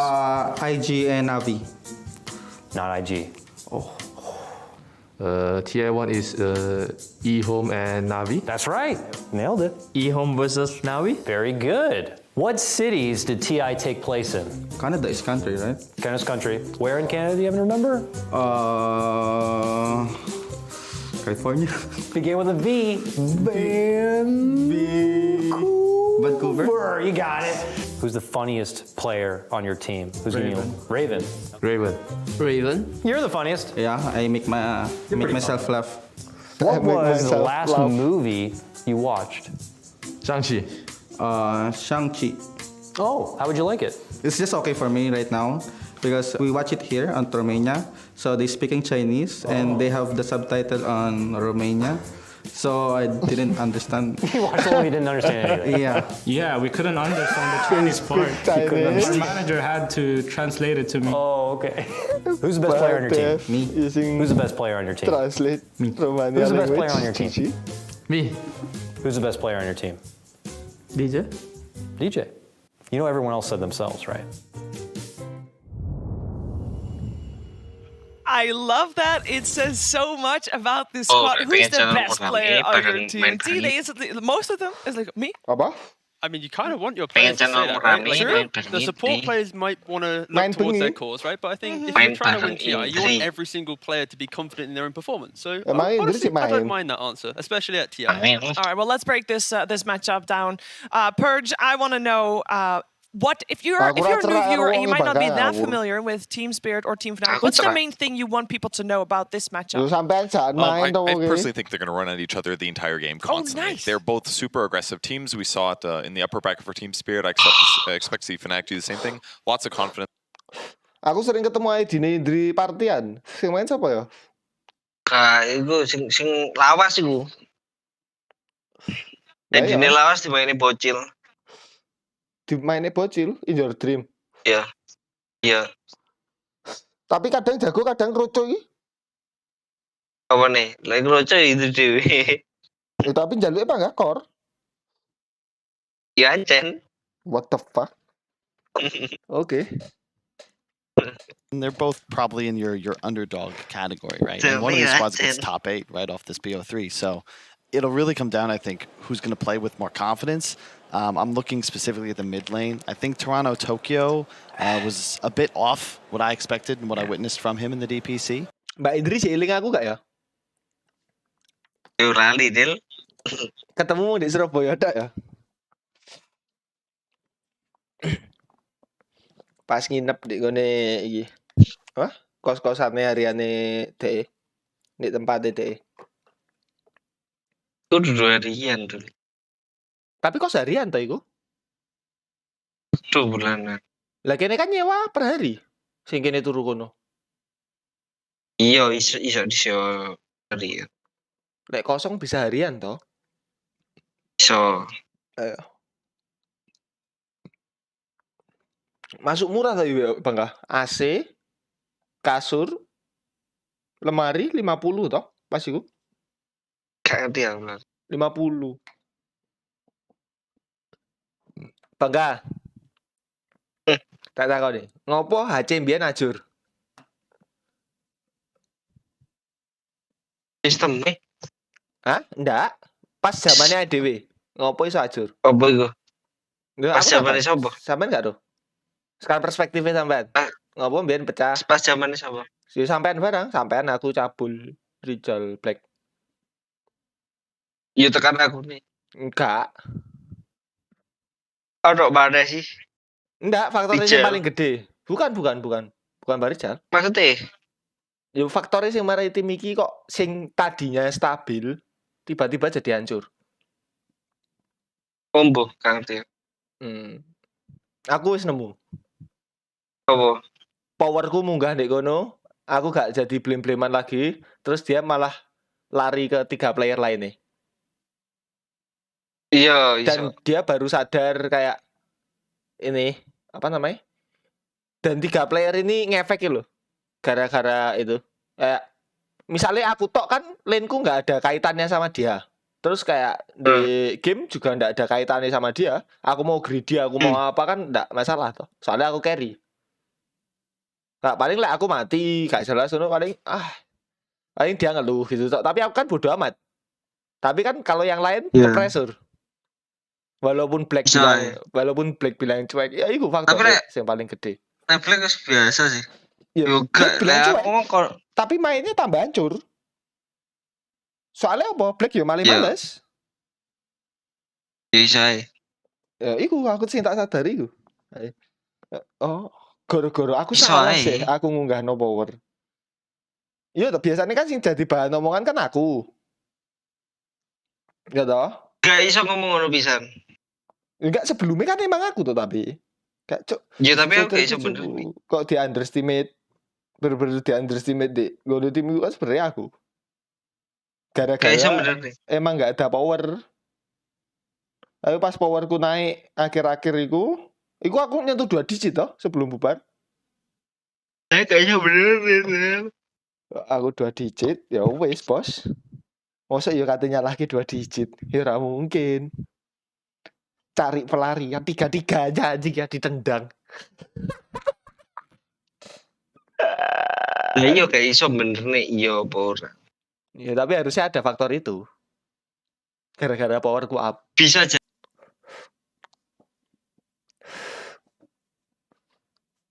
Apa bakal? Apa kan harusnya tuh toh. Pas ko Steve gak jumo aku maneh iku sampean harusnya diomong gitu. Lu? Hilang kan tapi. Kabur lu. Takoti. Players for so long, right? And that's why we mentioned Spirit being the surprise here, because Spirit being here, what team's not a TI? You know, it's Na'Vi, right? Like they had to beat some of the kind of the bigger names to get here, and that's why I think it's so not surprising, but it's so impressive that they are, right? Yeah, you want to talk about the orgs for a little bit, because I find it, it's very exciting to see Fnatic, an organization that's been around for such a long time. This is their 8th international, as we already mentioned. Team Spirit have also been around for a long time, but this is their first international.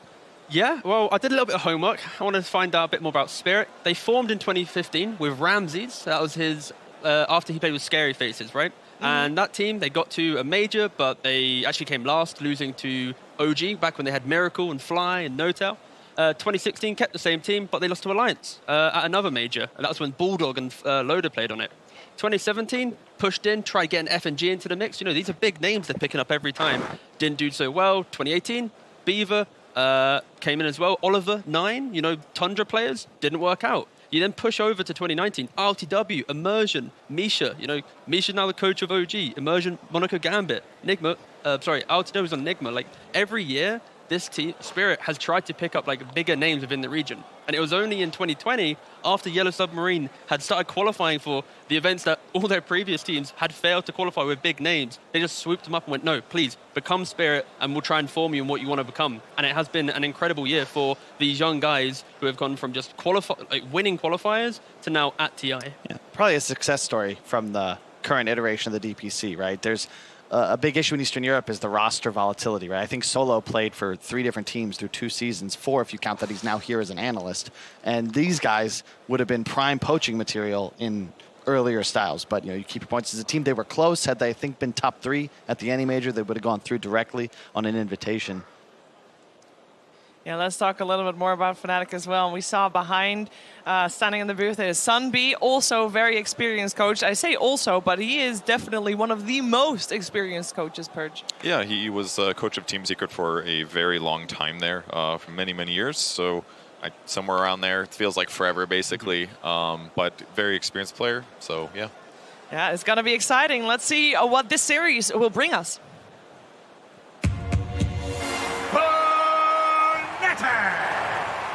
Versus Team Spirit. Game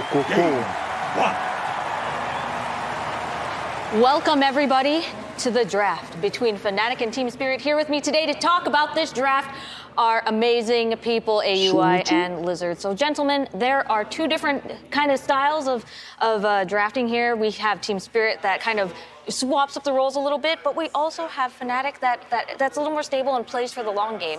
What do you think we're going to expect here from some bands? From Fnatic, they're definitely more stable, and they have cut out their own niche in this tournament. The Nature's Prophet on position 4, the Clockwork 5, not really having a single playmaker, but an abundance of them. That's something that we can expect from them. Meanwhile, from Team Spirit, they've been picking some weirder heroes. TA, same like Fnatic on the safe lane. Some Arc Wardens here and there. Fnatic, Ricky, Carry. It's going to be a very interesting first game.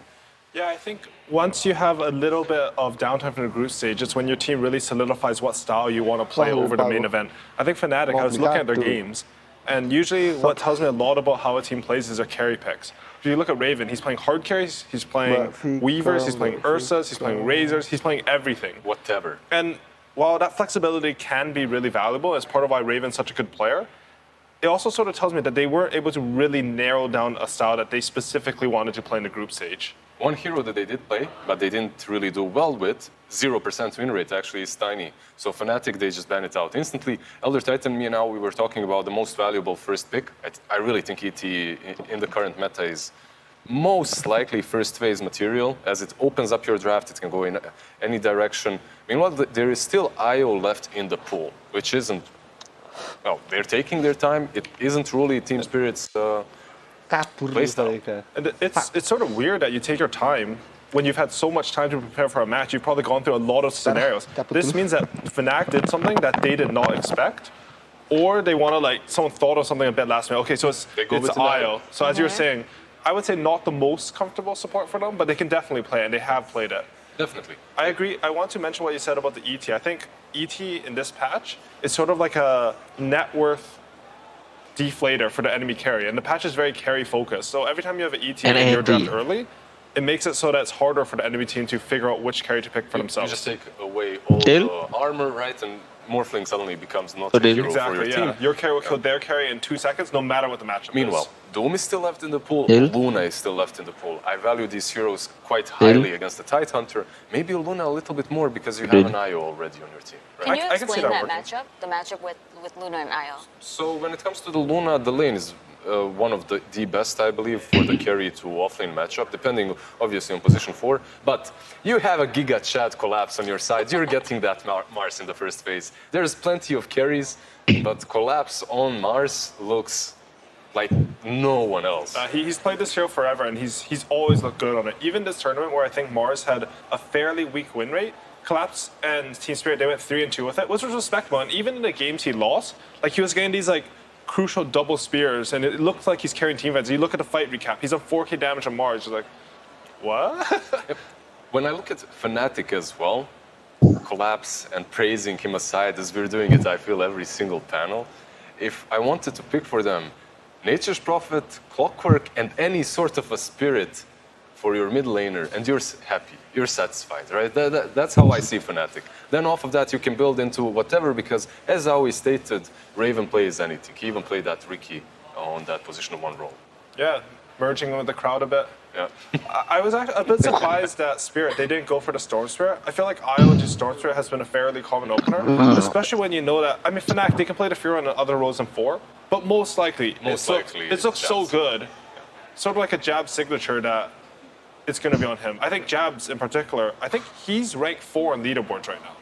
Like the guy who's called like IDC MMR, I play for fun, that's Jabs. He's playing support in pubs, and he's ranked 4.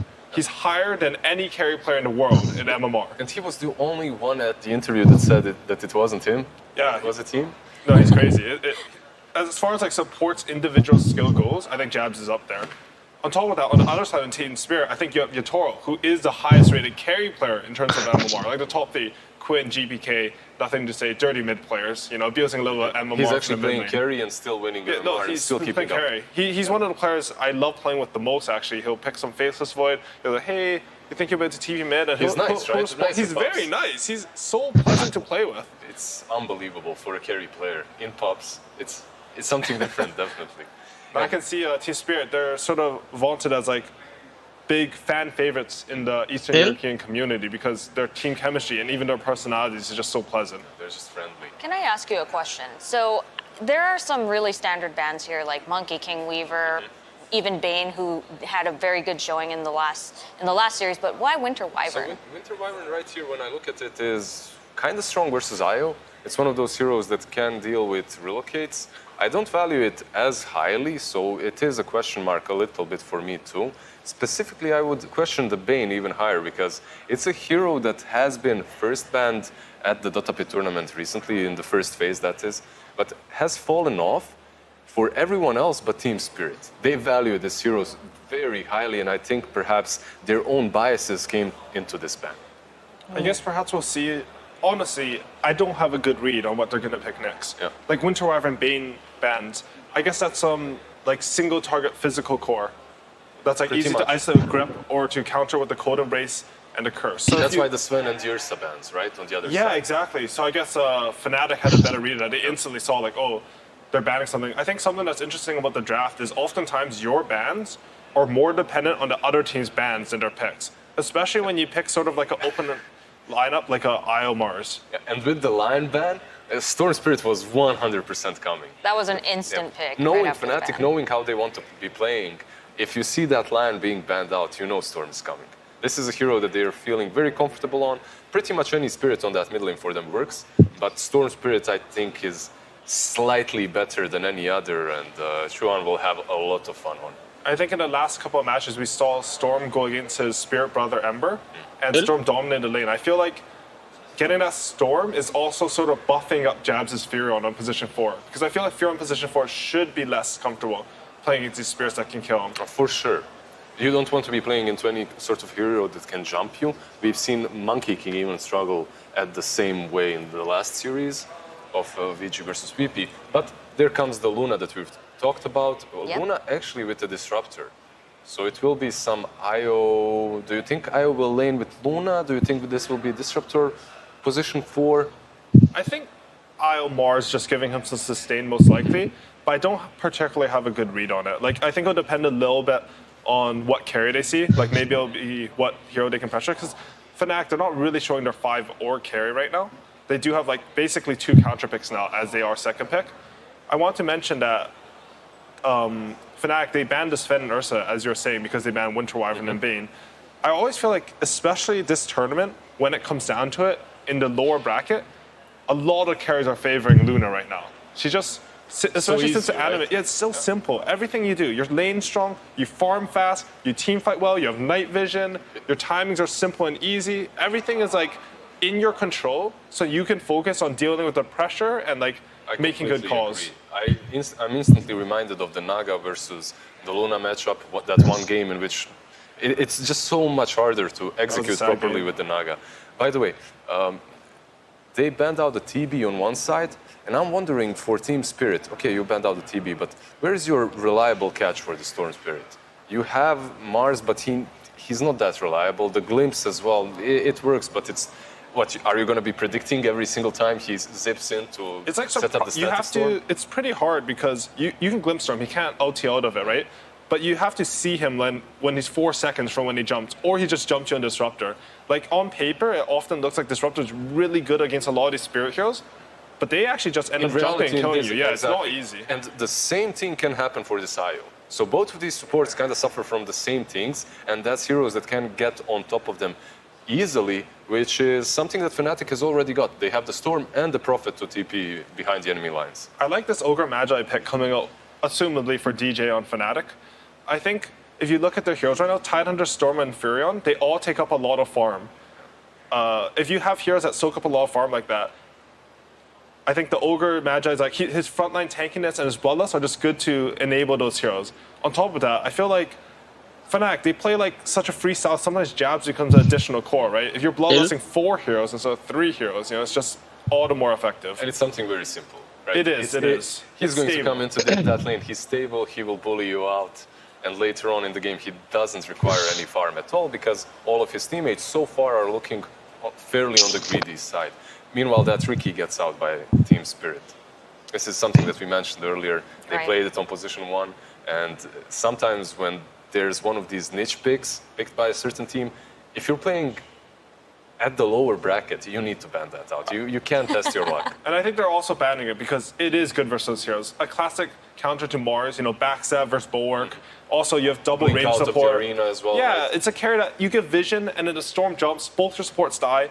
Luna, she's a good hero, she's solid, she's easy to play with, but she's not really that... I mean, she sort of is a 1v5, but she's not. I don't know how to particularly word it. It's like, you take all the farm on the map, but you can't fight the enemy alone. Like, you're more of a frontline hero. We saw in the EG versus Elephant series. You want to congregate around her, converge, and go take objectives. Yeah, because she gets super tanky because she's built so many items. Like in the EG Elephant series, they were all landing Arteezy, and his team would win every fight because that's what they were using his net worth for. It's the same thing here. Like if Riki was able to scout all his team and they killed them all, I don't think Luna can do it the other way where all her team's dead and then she's left alive. It's just the Queen of Pain. Perhaps expected Void Spirit to be banned out, they go with the Ember Spirit. So basically what they needed is a hero that can go in first that also brings a little bit of control. Ember Spirit is probably that one. We've seen this matchup throughout the day multiple times already, and Ember has done actually extremely well at the tournament. I think this might even be a hidden strongest spirit out of the 3. I think Ember's 4. Honestly, he's my favorite hero of the tournament. I do think that today specifically, Storm has had really good lanes versus Ember, but we saw in the LGD series, Ember's timings and like the pace of the game you can play, one mistake from the Storm team, and he can just completely take over the game. On the other hand, in the VP series, like GPK, that was a rough laning phase into some rough Ember gameplay, right? I really don't know what happened in that GPK's matchup. rank 1 for a reason, right? Owned. Yeah. The time is going down, though. Who is their last pick? It's Morphling. Is that a good pick? That. Okay, so Morphling, at least straight off the bat versus Ember, always used to be good. You turn into the Ember, you bring a lot of control to... That was usually on the mid lane matchup, however, but still, it's all right. They also don't have a natural Spirit Vessel carrier. Like, I don't think Io or Mars really want to buy it. I actually really like Luna in the Luna versus Morphling matchup just because you have that magical burst. But Luna's recently have gone for more of a farming build. Eventually, you do get up that magic damage. It's probably a fine pick. But I'm a bit afraid, like, if Storm doesn't have a good game, like, he has to do well in the lane in order to control tempo this game, because I don't think Tidehunter and Morphling are doing that. It's a little bit more on the greedier side of Fnatic. If the lanes don't go too well, they'll have to resort on Jabs and his split-pushing capabilities to actually come back into the game. It is greedy, but if I've seen anything from Jazz Fearon, I feel like they use his knowledge and prowess on the hero in order to enable the hero that they need to work. So maybe this game we'll see some Ogres walk into mid, some Fearon TPN, and a collapse on the Ember that's already losing his lane. I wouldn't say that Io Disruptor are the best supports to really help. It's long gone the days of the support Io, he TPs in, Baldur's or carry once, they heal 600 HP. Yeah. It's not the same hero. You're rushing some mech, you're not really that strong. If they can manage to collapse on Ember, Fnatic's a team that opens up the map quickly and open up the map with the mid tower, I think their draft can work really well. So Lizard, what draft do you think on paper, all things I'll go with the classic twist. Stories have been told about Raven's Morphling. In SCA, this is probably the best player on the hero. So player-to-hero matchup works really well for Fnatic. Storm Spirit's on the mid lane as well. However, at the same time, I feel the complexity is on Team Spirit's side. It's much easier for them to execute this draft. I think it's very easy to get some farm on that Luna, converge together, and start taking objectives. But if you were to pick one team, which draft would you put above the other? Oh, Team Spirit, yeah. Okay. Well, we will see. But AUI, what do you think? I really like Fnatic's chances in this game. For me, like, I don't know, just something about Jabs' fear on being able to snowball a storm sounds good. It's hard to go against it. Yeah. All right, well, we will see how this game plays out. But first, an interview with Jake and Sunbi.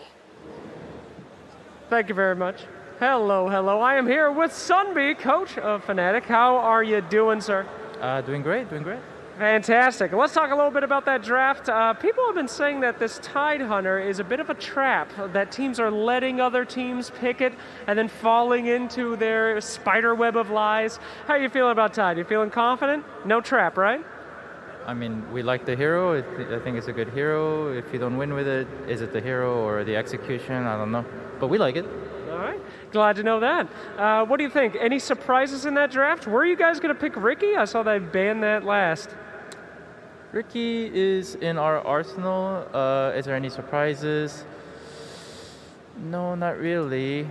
That guy does have a very good Mars, so we'll see how that goes. All right, well, I wish you the best of luck. Thanks for giving us a little bit of insight, and have a fantastic time in your game. We will throw it back to you.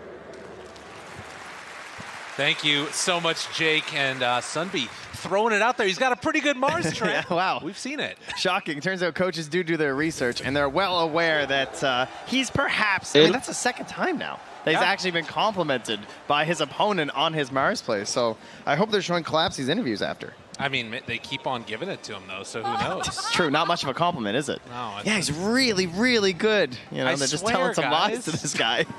But we'll see how it ends up going. As they already are into this game, we did have a short pause at the start, which means we get no gameplay at all right into that one. I'm really curious to see how this whole matchup works out with, you know, getting, again, the Nature's Prophet on Jabs. He's looked so impressive on it in many of the games that we've seen, blocking out camps, and particularly when you're playing against this Io Luna, the hero that wants to stack up those Ancients. It's going to be annoying. Yeah, and it goes the whole game, too. It's not just like this early game sort of acceleration and ramp up that you're preventing on the Luna by stopping those Ancient stacks. It's also just the full-out vision game throughout the match, trying to figure out exactly, like, you know, where should we smoke to right now, right? You know, or just like catching some random creep wave and delaying it to mess with some sort of a push you might be going for somewhere else on the map.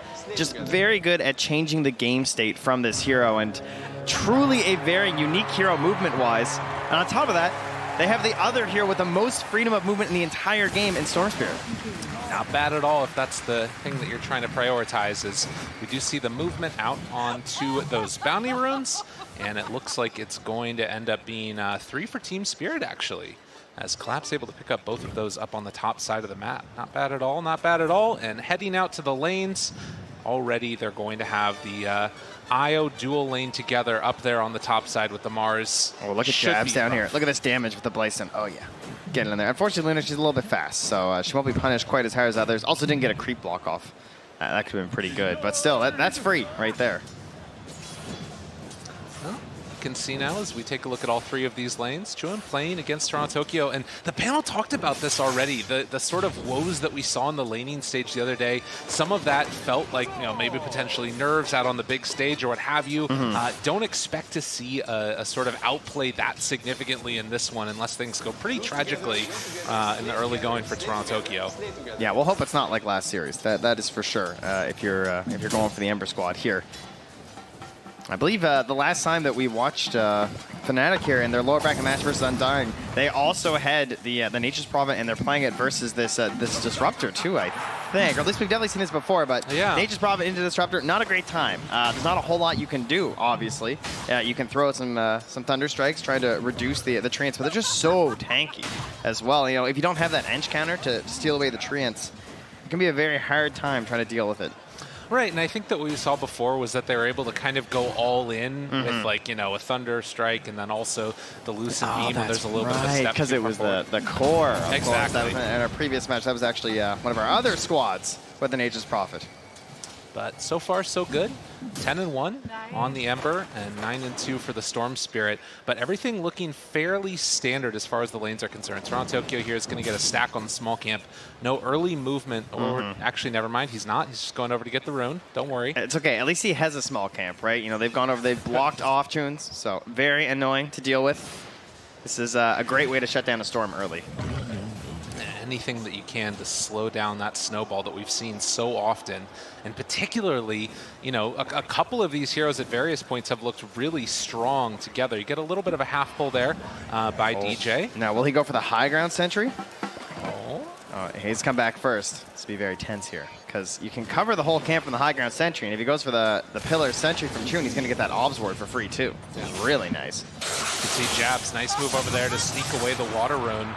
Toronto Tokyo going to take a bit of a beating, but still should be perfectly fine with that. That's one of the strengths, though, obviously, of this Nature's Prophet. You can see he's also leaving the one Treant up on the high ground to try and block out and kill the bounty rune. If you can see over there, yeah, though, too. Yeah, Toronto Tokyo not able to do it. Yeah, couldn't get it in time, though. Toronto Tokyo gets there, so very nicely done. And also losing the courier. So now down to the bottom lane goes Jabs to try and give a little bit more assistance over to Death, but Death just doing kind of fine. It's that nice sphere up top, but... Yeah, well played. Pushes him back in afterwards, and DJ. That's going to be first blood drawn by Mira. Not bad at all. Yeah, he's pretty good on Mars. Yeah, it turns out. Very tough lane for an Ogre, obviously. A pretty big target, this Ogre Magi, as he sort of waddles around. But you're hoping to essentially win the war of attrition when you play Ogre in lane, and going into an IO and a pretty tanky hero in the Mars can be a bit difficult, especially because Mars tends to rely on like mana issues and should have a little bit more to spam with the help of Mira. True. As we see Toronto Tokyo force back a little bit, Jun holding on to that mid lane. And yeah, the empty bottles for both of them will be another water rune that spawns, but not sure. Ember is actually going to have to walk all the way back home. So definitely a good start here for the Storm Spirit. Chaps is just so annoying too. Oh, absolutely. It's just what he does, man. Oh, don't watch that. Only the one tree. That's fine. It's okay, 50% accuracy, for now at least. So can he actually get a courier snipe here as he's going to walk up towards the top spot? Oh, that would be the Soul Ring kill too. That would have been so bad, actually. Wow, just a little bit late, but will still be able to find the kill on the courier, and now going to try and get a little bit fresh up top. Get some help onto this lane. If he's not careful, though, Collapse could maybe just turn onto both of them. You can see. I feel like they need this tri-lane right now, because Soul Ring IO with this Mars feels very frightening. There's just so much spam. Yeah. In fact, just chasing Raven down, keeping that pressure on to the Morph lane. Only 14 CS so far, getting doubled up right now by the Mars. And, I mean, this is why people don't give it to him. He's deadly. DJ gonna get zoned out also. And yeah, this top lane is just a little bit of a bully session that we got coming here from Team Spirit. They were at least able to get this pull off, which Collapse is now afterwards going to kill off these large camp as well. But it gives a little bit of free time to Raven. Down bottom, Jabs. Gets turned on by Miposhka, but they put it right back onto him with the gush and the anchor smash. Able to get the kill onto Jabs. Well played. So far, so good for Spirit. Doing very well out of the laning stage. And I mean, even Ember, who's, you know, the one that's sort of being bullied a little bit here, is not having a terrible time. Yeah, the best part is that I feel like they're just sort of holding the line and then punishing when there's actual aggression coming out, like getting that first spear back towards the tier 1 tower top, and then there, when they're trying to bully onto the Disruptor, you manage to turn that back around for the kill on the Jabs. Big move in now. And they turn it once more.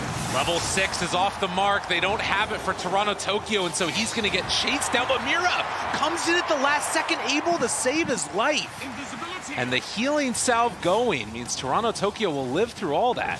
It's very good to be proactive in Dota, but that's 3 times now where they're just not getting their mission completed, right? Yeah. You're not getting the kill onto the Ember. Sure, you're punishing and you force a rotation, but that was 3 heroes coming in from Fnatic, and Mira relatively simply able to just get there and make the save. without really forcing his allies to miss out on very much. It just looks so clean right now from Team Spirit. Like, every move that they're making is either finding what they want for the kill or salvaging something that Fnatic is trying to make into a little bit of a disaster for him. You can see that movement over from Disruptor, smoke up and not able, or rather the Invis rune taken, and now is going to come and check out the Storm. Can they do anything there? Doesn't look like it. So back to the races. Juan's going to head back home. Maybe look for that 8-minute rune to get a little bit active, but already done with the armlet on freaking Mars. Collapse is very large. Okay, we got a trend going here, huh? Right? Lots of armlets popping off here lately in the offlane, and sort of treating it like a little mini Midas, perhaps, in a sense of just like, you know, I'm going to off to a really good start. Maybe I don't need my initiation item as early. I want to be a little bit greedier. Right. But there is a ton of synergy, of course, when you have an IO, right? It's just going to be better than normal just because you're like focusing more on sustain and living longer in the engagements. You know, one good toggle could be that extra save that comes off in the team fight too, or just that little bit of HP that you can help for the IO to like push you over into future survivability. It's definitely a little bit of a different look. It's something that's, like you said, been gaining popularity as Juan back behind the tier 1 tower. They're going to try and cut this wave and get some pressure onto mid as Ember is nowhere to be found for the moment. He's off on the bottom side. Maybe this is what those offlane IOs needed. Maybe this is what they were missing, you know? A real offlaner with them? What are you talking about there? Well, I meant an armlet, but that would also go pretty well too, I suppose. That's fair. Well, Toronto Tokyo has completely abandoned mid, as that is definitely necessary. And in the meantime, Aposhka is soaking up a lot of experience on this Disruptor, almost level 6 now, as they're going to do another pull through. Looks like they're going to catch onto that range creep, but this is going to be some pretty solid pressure onto this tower if they want to keep it up. Disruptor, not the hero you think of for trying to like hold back these towers, right? Especially with a 1-3-1 build, you're thinking of like Winter Wyverns and everything, but the fact that they're not jumping, Fnatic just maybe a bit hesitant with some of the earlier plays not working out. I prefer this instead, just moving to the camp and sort of messing around with Toronto Tokyo. Careful, careful. He's got a haste rune, right? It's the rune of invincibility. True enough. No one's ever been punished by getting a little bit too ahead of themselves with a haste rune. Not even one time. But yeah, 8 minutes, so only 2 kills, but a 2,000 gold lead as Team Spirit have just been a little bit more efficient around the map. But Fnatic, wanting to get a little bit of something going for themselves, are going to pressure and take that bottom tier 1 tower. Great play, right? Luna's hitting Ancients, you take a tower. That's essentially the trade here. Now they want to get their own pressure into the top lane, but you gotta imagine Raven's got help coming, right? I mean, right? I think so. Does he need help? You know, maybe he's got this by himself. Waveform, TP out. Oh, but nothing to break the TP. So that is Arena used. Spear still on cooldown. Team Spirit. I love the confidence from his supports. I mean, DJ just sitting down there. TP's probably, you need help him there? No. No, I'm okay. And instead, it's Death that comes in. So the Tidehunter is going to be a big old watermelon right in front of him and say, come and deal with me. You can't. Yeah, perfect swap up here of the lanes for Fnatic. Things looking better. You know, still though, Team Spirit holding the lead despite being down a tower. They don't look too shook quite yet. You got to imagine that Collapse would love to get himself a kill here on this Mars once that arena's back up. And it's going to be a DD. Toronto Tokyo able to get that one a little bit quicker on the fingers. That is a kill rune if things break right for Team Spirit. Well, you gotta imagine Death would love to try and go for a play. Like, he's a Storm Spirit and a Nature's Prophet. You would think that you could try and go for a kill onto Mira, right? They have this Ob sitting on top of them. They spot the fact they're just sort of lurking nearby. Feels like a prime opportunity, but at the same time, you know, Jabs is hitting Wave's bottom. We've got Raven hitting Ancients, and Juan's going back to the base scraps of mana, so we'll see if that's the play. Looks like he actually wants to go outpost and then come mid, perhaps. Interesting. Yeah, I mean, it still feels like the lead is growing DJ. in spite of that, but yeah, they're going to get a little deep, and that's going to be a quick and easy punish there for Team Spirit as they run down the Ogre, find themselves another kill. Hey, he's taunting away, you know? Yeah, he's happy about it. He saw what was coming, gives a little laugh, like, yeah, all right, space for my team.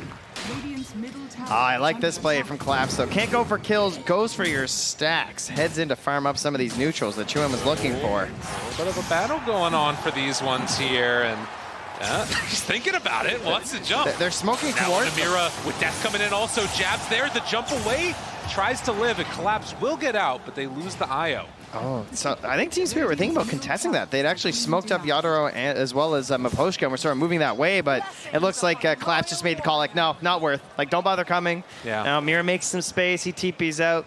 Much like DJ being sacrificed, they'll allow Mira to fall for the benefit of the squad. Still standing tall, feeling comfy with where things are at, it looks like, on Team Spirit.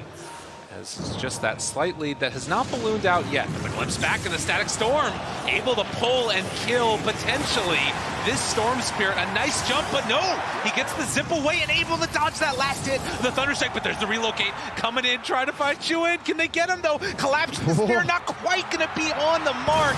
Mira, they walk in. The Ravage to save.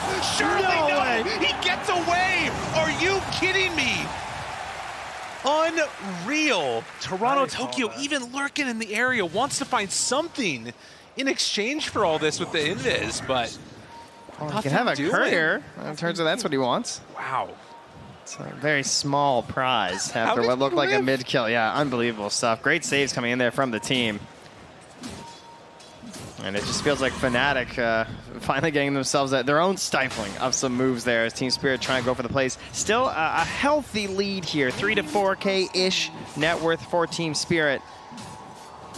And Yadoro just making his way through the jungle here on this Luna, top of the last hits, top of the net worth, and to see Collapse so close behind as well. Having an absolutely fantastic game for two of the cores here on Team Spirit. He really does feel like he's been the one that's been able to set that tempo pretty consistently as the Spear's going to come out now onto Death. Stand back. I'm hitting the tower. Move out of the way. And Death is slowly but steadily getting whittled down. Still 80 seconds before Ravage is up, and he has to actually back out of there. They can't fully commit for the kill, but if he sticks around, he will die. So waddling is a little bit OP for the Tidehunter, as he will walk away from them all. Well, they're going to clear up the vision around here first. Again, just sort of playing the front line here for Yadoro. Like the way that they're moving across the map, sort of having to balance out any potential smoke ganks that could come towards their precious Luna. Just continues to rise there. I imagine Fnatic just looking for that first big item. Particularly the Orchid for Chun was being looked at here, and has one of the Oblivion staffs done, and then of course have an opportunity to perhaps kill Toronto Tokyo. Toronto Tokyo, though, is going straight for the BKB this game after the Falcon Blade. And we saw something also as that was going on mid. Jabs was able to sneak in one little treant that Yatoro killed, but it blocked the Ancients before that ended up happening. So classic Jabs. I mean, he keeps on putting in, just like they ran one treant in there, and now Yatoro's farming in a little bit of a more dangerous position, but a nice play to do that economic damage where you can on Jabs. That's right. I mean, that was the main punish that we saw in the best game that Jabs had on the Nature's Prophet when he was blocking out the Ancients constantly. I believe it was a Sven, but just kept being forced into the top lane and having to farm up there. And, how about farming down here? He just gets out. See ya. Wow, no pull or no nothing. I'm not sure what it was, but they were able to get away on Toronto Tokyo. Now, looking for some counterplay. Jabs been very annoying to play against. Has no TP scroll, and also just TP'd up here, so. And again, sending in those treants to block out the Ancients. He's going to do it again to him. So the economic damage that this does and denying the bounty rune. I love it. I mean, this is just what's Meanwhile, so annoying they're about under vision Zero. as well in their jungle. Looking for the jump right away onto Collapse. Death afterwards with the Ravage. Going to catch him. Chilll, maybe, possibly. Mira? Yeah, they got him. And Mira falls to boot. Fnatic making the moves. Yeah, couldn't find the relocate there. Too many heroes around. I wasn't confident they'd be able to succeed in it. Excellent punish there. Staying back onto the tower from Jabs and then having that very defensive vision. Sort of knowing, I think, that Team Spirit want to play in this area, right? Because you're forcing them out of their triangle. You're not allowing Yadoro to be in there, so he's going to have to play further up on the map on the Luna, which means you have to play further up as his allies to help protect that Luna. And you know that this Mars wants kills. You know he's bloodthirsty. And look again who it is. I'm so glad this is happening on the main stage, because in group stage, I felt like I was going insane watching this. Look at this. It's unbelievably annoying. And nobody, I mean, this is the thing, right? You try and play Dota to be so efficient, which means that nobody's supposed to be there as the camps are spawning because they're supposed to be farming somewhere else. And then you show up and it's like, oh no, the gold's gone. What the hell else are we supposed to do? This must just break a carry player's heart. You know, they got all their little spreadsheets. Yeah, I love how he pings it too. And then look, they're checking for wards. All right, so there's a ward spot back there where you can break a tree and plant a sentry, and the only way to see it is those vision type spells. Oh, man. My poster's got to be like, dude, I promise you, there is no sentry in there. So frustrating for Team Spirit, and this is the punish. The Nature's Prophet getting picked. I swear, even if they Luna. lose this game on Fnatic, like I feel like this has got to be so taxing to play against. Hello again. They need a theme We're song back. or something at this point. They're just there. And, like, you know, Team Spirit, they're up on the other side of the map trying to make things happen, and in the meantime, they're just passively Oh, here we go, losing though. That's an gold. Orchid reveal. This would be a good kill if they can get it, and it looks like they will. Toronto, Tokyo goes down. Fnatic making these plays. We got a very dangerous 1,000 gold to farm here for an Ember Spirit when a Storm is going to be roaming the map looking for your head. That Orchid always going to be prepared and searching for you, I am quite sure. Close to the BKB. Oh, but look at this. Right away, getting a little bit of retribution. That ward, ladies and gentlemen, making it easy. Even having the sentry just so close by to catch that Obs ward, but you know, the vision there from Chun obviously not enough to save him. And Jab's just going to TP out of that one. The Collapse relocate back with Mira to the bottom side of the map. And again, Toro not to be dissuaded from keeping the pressure on and now farming into their jungle potentially. Has the BKB. Where do we go from here? Well, I imagine Team Spirit are going to try and bait out Toronto Tokyo. Might see a play like that where you can see them now, like Collapse and Mira are kind of like shadowing Toronto Tokyo on the map because they have the BKB on Collapse.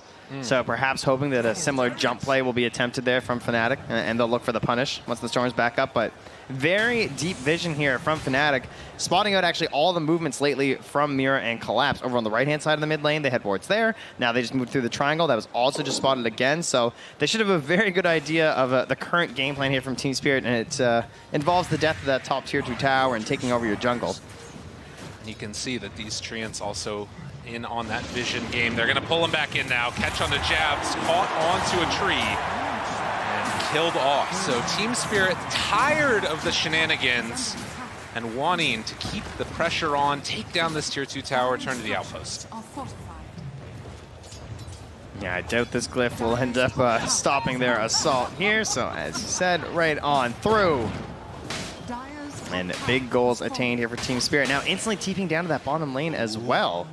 Collapse coming down here. Relocate as well with the glimpse. Pulls him in right in to bring him down as they turn onto death. Gonna find that kill. There's a lot of fancy stuff going on by Fnatic, but Team Spirit just easy peasy.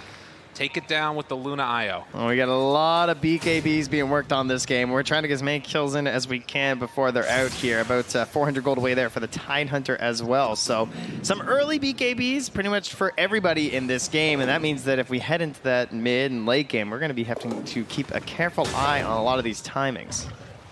Something to watch for sure. For Team Spirit, they don't want to get to that late game necessarily. If they can keep this going, go right into Roche. It is going to be scouted.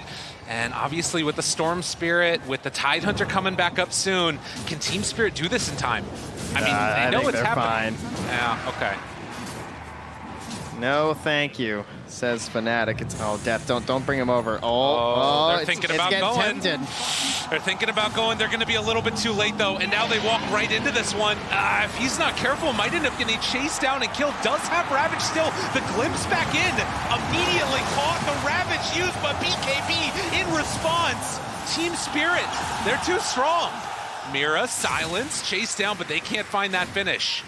So the trade ends up being a 1-for-1, but Ravage used.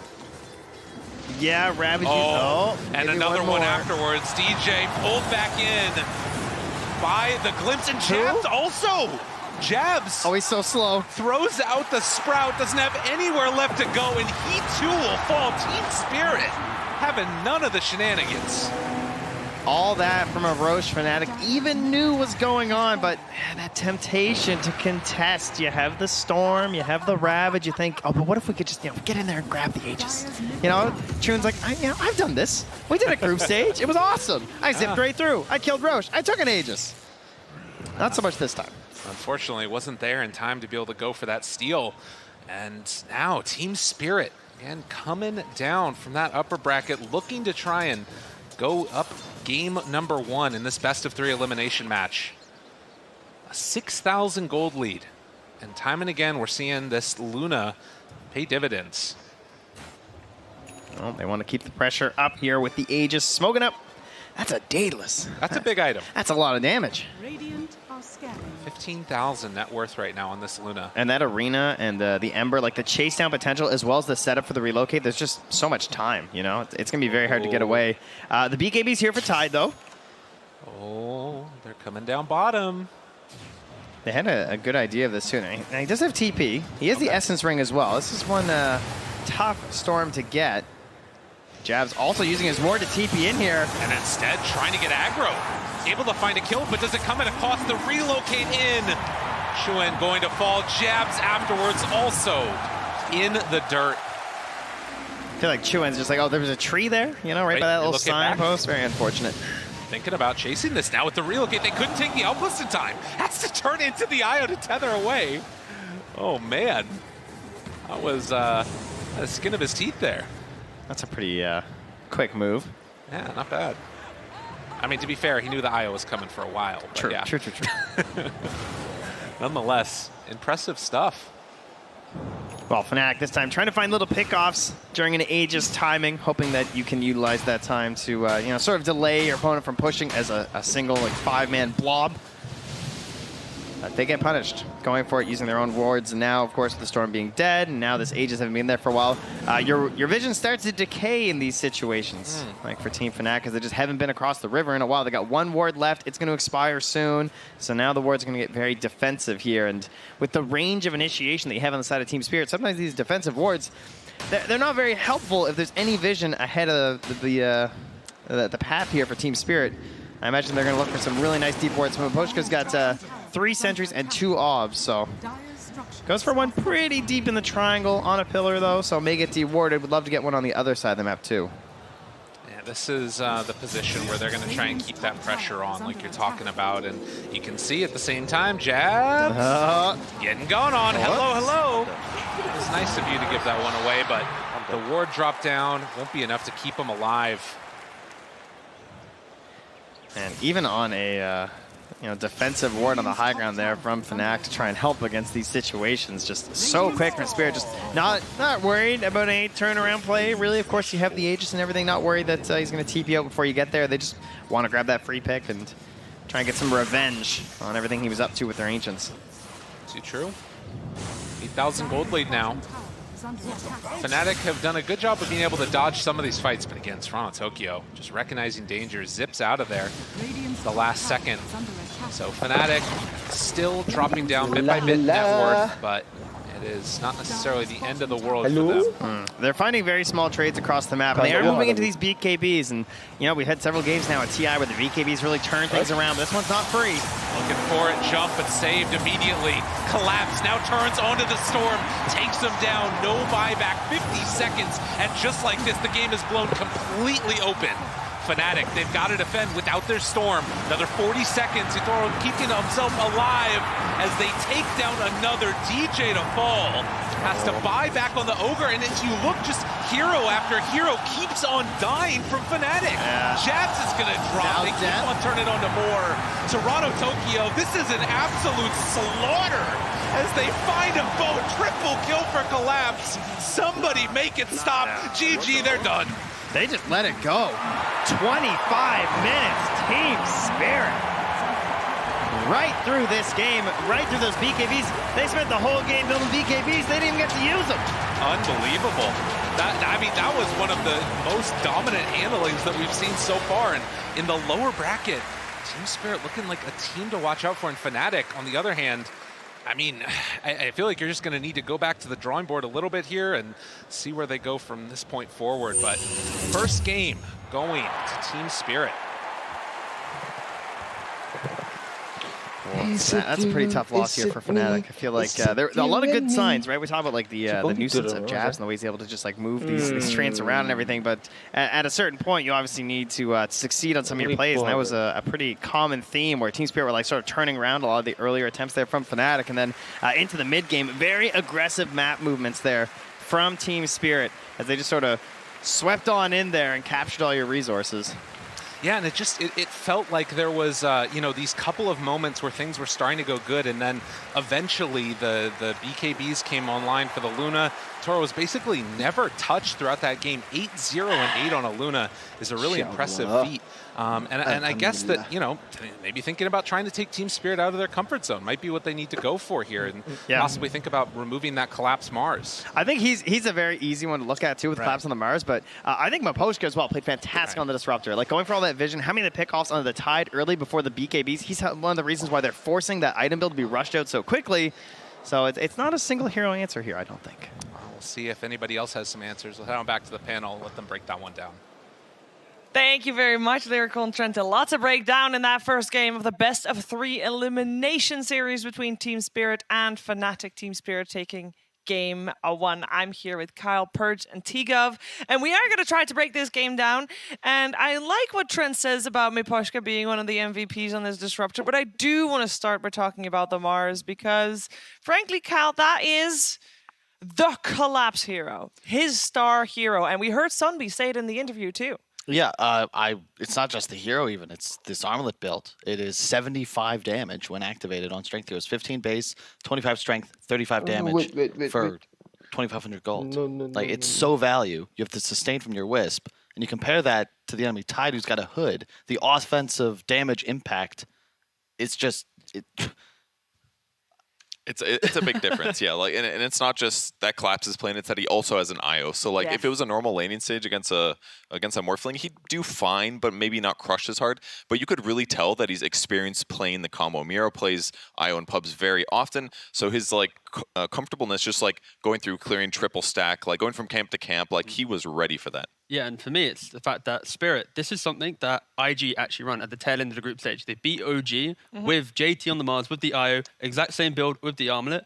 And Collapse 6 days ago, he also played IO Mars, but did not do the Armlet build. So this is one of those things where a team at TI is still looking at everyone else, still understanding and kind of crunching the numbers, because 6 days ago, Collapse would have not done this build. But today, because JT done it, and he's seen, wow, that's really good. Yeah. They improved it, they optimized it. Like you mentioned, farming the jungle, going in front. He had, I think it was 514 GPM at 18 minutes. Wow. Compared to Luna, who had 542. They were top 2 the entire way. You do not see a Mars have this much farm in the game. And it was just the fact that Spirit, of course, Collapse is an incredible player, but they are still appreciating and observing all other teams in competition so they can make sure that they can do the best when they play. Yeah, I also want to talk about this mid lane, because we mentioned it earlier. Toronto, Tokyo, and Chilll, this guy's good. They have had their ups and downs during the group stages, and both of these, of course, first-timers here on the main stage. Purge, how did you feel like that matchup played out the way you were expecting it to? I mean, there was a lot of pressure. Naturally, Jeb sent trees over to contest runes, contest bounty runes. They did try to do some ganks on Toronto, Tokyo, but almost always he got out of them. And while his net worth wasn't as high as either Luna's or Collapse's on the Mars, it didn't matter because he basically aggroed space and eventually did set up some initiations. Yeah, because that Storm was supposed to be... they picked it 3rd on Fnatic. That was supposed to be their key part of this draft. Yeah, trouble is you're playing against this Luna death ball concept that buys BKBs and runs at you. You have no real play for that. But I think I look at the draft. I just think to myself, because I made this mistake as well. I would draft for my brother. You'd think to yourself, wait, he's playing Ogre. It's my best player. Why did I give him Ogre? That's a hero for the 30+ Dota players. That's a puppy hero, just captain and vibe. This is not what I want to see DJ on in an elimination game, even if they've had success with it so far. Yeah, but that's the main thing, right? The way that they've been winning games right now, it's that 6-7 minute collapse on mid lane, getting that kill on the mid lane, allowing Twin to have that instant impact into the game, and then they're snowballing themselves. I'm yet to see a Fnatic game where they have been convincingly winning, where it's even back and forth. It's they will break down the map quickly and be in your face, or it's not at all, right? So I feel like Spirit, they've just done their homework, done their research, and they allowed Fnatic to have this game plan. And they're ready. Miro on mid lane, on the IO, he was just ready. He was okay, let's just save my Ember. Let's turn it around 2 minutes later and we'll win the fight. So right now, Fnatic, they came with their S tier strat, the strat that got them to this position. 10 seconds. Low price. Doesn't sound too good, actually. But anyway, I'm looking... But they're still in the tournament because of that. Exactly. And it's incredible they got here, but when they're doing the exact same kind of mannerisms in a game, which is play your side lane, pick strong laning heroes, run at mid tower, this is very kind of textbook Dota. And I'm hoping that game 2, they can go, wait a second, we're incredible players. How about we like change it up? Because it's the same strat every time. Yeah, we talk a lot about timings over the last couple of days. It seems like that's the key word at this international. And it kind of felt, Purge, that the timings of Fnatic, they were there, but they were just a lot slower than on the side of Team Spirit, meaning they had a game plan, but in terms of execution, they just couldn't get enough. They couldn't get it. I think they just start off on too much of a net worth deficit, honestly. Morphling is a hero that traditionally can do a little bit bad in lane, but usually catches up with a couple crucial kills here and there, and he did participate in some of those, but like if he was like 15 CS behind Collapse at a very early point in the laning stage, and that can't be where you start your Morphling off. And so I think that one is just like, I agree with a lot of stuff T-Guff said, but you can't lose your lane that bad. And basically, they took away Raven's best hero, gave him a bad matchup. That's not a recipe for success.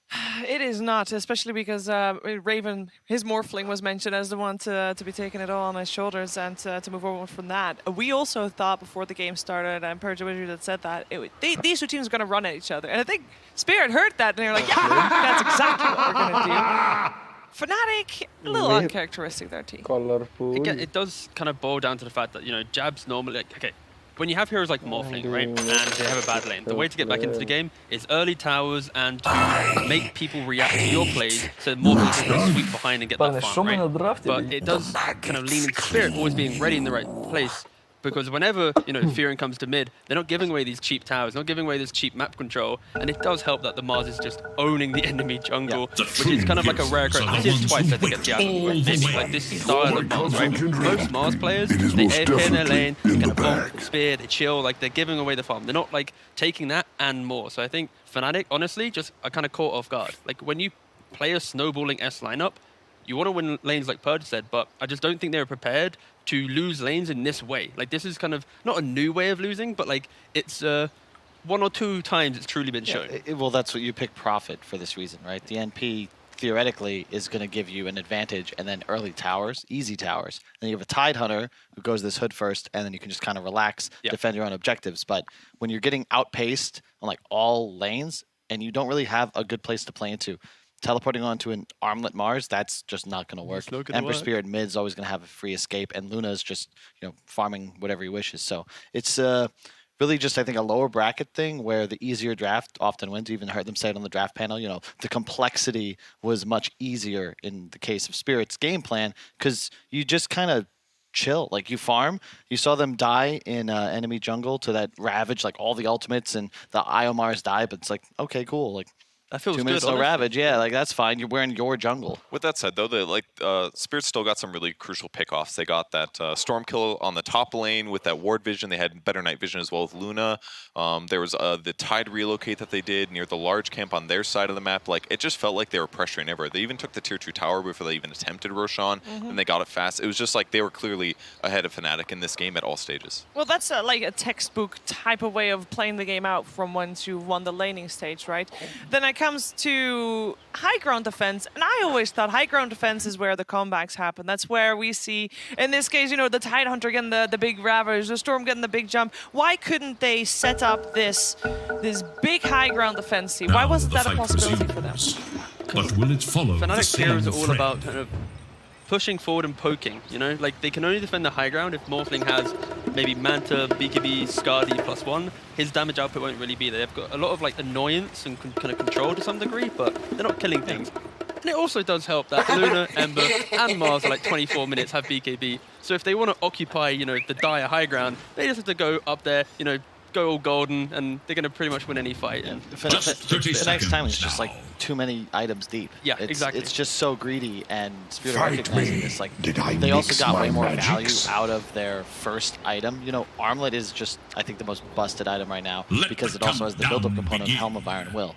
So for like an extra 100 gold, you get free armor and slightly less regen. So your lane is really strong. Armlet makes you just, it's more than a relative damage. You're an Ember Spirit. Early BKB. What did the initial round of items for Fnatic really help them with? Yeah, and it was like a really rare case where Armlet actually allows your offlaner to out-damage a Morphling carry. Yeah. Normally it's like he has this 20-30 damage advantage, but then they're just running at him. They're sitting there attacking a Morphling, drop the ulti when he waveform out and TP'd out. Like the pressure was insane that they got from the extra damage. Well, it is time to shift our focus a little bit. Of course, that was just game one. This is a best of three, and we're going to see if Fnatic can bounce back and force out that third game in the best of three series. Both teams are ready to take their seats again in the pods on the main stage. And for Team Spirit, we are going to hear more from them right now, because earlier Casey was able to sit down with the captain. Team Spirit had a season of mixed results, missing out on the Singapore Major in March, but snagging 7th, 8th place in June's Anna Major. Lacking the points needed to secure a spot in the biggest Dota tournament of the year, they dominated in the Eastern European qualifiers to punch their ticket to TI-10. All-CR got together with Miposhka right after the team qualified and started by getting his take on the season as a whole. Как вы перед собой, как перед составом, какие ставили цели, чего хотели добиться и насколько успешно все получилось? Короче, когда мы еще узнали про формат, какой вообще он будет, как проходить этот сезон, мы поняли почти сразу, что типа каждый матч очень важен, потому что очков довольно много и на лиге, и, соответственно, как можно лучше нужно цепляться за каждый матч, чтобы выиграть, и, соответственно, больше шансов иметь на то, чтобы там вообще получить прямой инвайт. But receiving that direct invite to TI proved out of reach over the course of an inconsistent season. They managed to qualify for the Anna Major in June, but as it approached, Miposhka says they struggled in their scrims. Вообще, там нас сразу не задалось все. Мы-то начали тоже КВшки играть, начали все вообще проигрывать без шансов. Ничего толком не получалось. Там какие-то игры вообще в сухую, какие-то пытались бороться, но все равно проигрывали. И чувствовалось, что, что-то немного идет не так. Короче, уже вот за день перед игрой с ЕГЭ мы тоже сыграли КВшки, и было все более-менее. И когда мы выиграли у ЕГЭ первую, я думаю, это вообще стало для нас каким-то бустом, что ли, назовем это так. И вот с этого все вообще пошло довольно интересным образом, начало складываться. То есть именно та победа над ЕГЭ вас зарядила и веру, да, немного дала? Да, мы поверили в себя, как-то чуть больше, поверили в своих каких-то героев, как-то начали меньше сомневаться, я бы даже сказал, наверное. Да и в целом это как-то просто изменило ход игр, которые у нас потом были. Team Spirit is now focused forward on playing the International, and though it will be the first for most of the team, Miposhka's experience at TI-7 with Team Empire means he knows just how different that stage feels. Вот что с этого International ты для себя запомнил? Да, самые крутые воспоминания, это, наверное, просто вот после победы над Evil Genius, когда там выходишь с кабинки, там все орут, кричат, это еще те самые ланы со зрителями, вот, и ты это начинаешь впитывать вот всю эту мощь зала, энергию, и как-то вот, просто себя, не знаю, превосходно чувствуешь, просто какой-то, как король какой-то выходишь, и это просто, не знаю, вот это самое замечательное чувство, наверное. Когда ты выигрываешь и выходишь на сцену и чувствуешь поддержку зала, вот это, наверное, самое офигенное чувство. Yeah, that run that Miposhka had with Team Empire at that TI was definitely a little magical. They were playing with Resolution, who was standing in for one of the players that wasn't able to make it, and they made it pretty deep as well. And I asked Resolution, because that was Miposhka's first TI, and I asked Resolution, like, what was it like playing with this guy? Like, how was he in the booths? And he described Miposhka as the perfect support player. Like, both obviously in game, but also very much so outside the game. He's your friend. He's reliable. You know he's got your back, T. That's so important. Yeah, I mean, it's kind of instrumental in any modern day Dota team now, where you kind of need to, you don't, like, playing Dota it is a job, but like you can't treat it like a job, right? You need to be able to disconnect from the game and talk about your problems, or even just, have a laugh with them, because when things do go wrong at an event, it's so critical that you have that kind of that pact there ready to lean on. You got to be chill. And Miposhka, I mean, we've talked with him all year long during the DPC. Like, he's kind of just been the same guy, whether they were succeeding, winning, losing, what have you. He's just always solid. And it's fun because he was, I think, underrated by the scene for a while. After that TI-7 run, you'd see him like kind of popping up on teams here or there, but he wasn't put in the same category of captains with people like Solo or FNG. He was always like that tier 2 guy. And I really just don't think that that's truly the case. It really is. And let's focus also a little bit more on Fnatic, because we're talking about a game 2 in a best of 3 elimination, and it is Fnatic that just lost game 1. So they have to step it up. They have to adjust. Purge, quick words. What do they need to change in this game 2? They have to stabilize the lane for Raven. It's really important. All right. Can they do it? Can they force out that third game of this best of 3? We're gonna find out.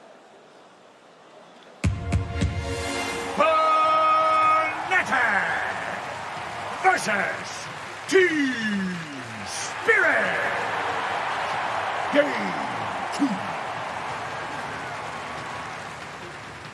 Hello, everyone, and welcome back to Draft Panel. I am here with two very tall people, AUI and Lizard. One of the things that the panel said, oh my gosh, please don't drink anymore.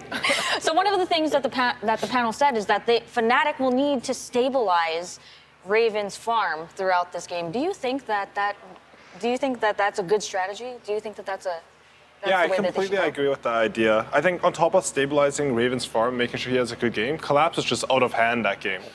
That Armlet Mars, one-shot and creep waves, basically top net worth in the game. It was too much. It's too much pressure on the map. It's too much damage and scale, just everything. Do you think it's very difficult to focus on what you need to change when you got your full comfort zone, like you did in first game? Because they did, right? They were playing all the heroes that they would usually pick. Nature's Prophet was doing so much work. Looking at the beginning of the game, I understand why most teams tend to ban it. Like controlling both the bounty runes, constantly blocking the ancient camp. Like he's farming at one specific spot in... Tevelina? What? OG in the next match. Let's watch Sudeep. The dire jungle and just sending his little pesky trees just to block camps constantly. Also, constantly having them for vision. It's so important. But it did go through once again. However, Elder Titan was banned out in the first stage of the last game. This time around, Fnatic, they realized it's not, so they pick him up. One of the things that you mentioned last time, AUI, was that Elder Titan is super, super strong hero. Can you explain why he's a first phase pick? So I think Elder Titan, he's sort of like the complete package, as a lot of first pick heroes are. He's very stable in lane, oftentimes really strong in lane, depends a little bit. And he gives vision, he gives teamfight, some disable. Most importantly, he can make it so that you nullify a lot of the enemy carry's net worth through your aura. On top of that, if the game goes late enough, he becomes a beast in teamfights as soon as he gets some eggs. Even some eggs into Mass Commander. So we've seen in this game, I've watched Elder Titans like solo the enemy team's mid snipers, 100-0. Plus you have the cleave talent. Does that feel good with the Aghanim's? But I wanted to say it's also very flexible. That same Elder Titan can be played on offlane, can be your 5, can be your 4. In this sort of a game, I think you're already satisfied with Luna plus Elder Titan on the safe lane. You can rotate him perhaps on that position 4 if necessary, but versus Tidehunter and Weaver, this should be a solid lane for Fnatic. And a little bit of a switcheroo here, right? They're getting the Luna against Tidehunter. I think Raven, for me as a carry player, he seems the most stable on Luna and Terrorblade, at least through the qualifiers. He seemed to play a lot of these types of heroes. As I was mentioning earlier, he has played a lot of, I don't know, seemingly a bit random carries this tournament. It's not random, but just like... Some Rikimaru that was banned in the last game. You do different things every game. But I think, like hypothetically, he functions best, like historically, on his other teams when he's always been that sort of hard carry, farms a lot, doesn't make mistakes type of carry player. And Team Spirit, they tend to ban out their best heroes when they get a hero in that same position. They got the Tide, they ban out the Mars because they understand just how strong the hero is at the moment. Also, keep in mind that Tidehunter plus Weaver have a lot of natural synergy together.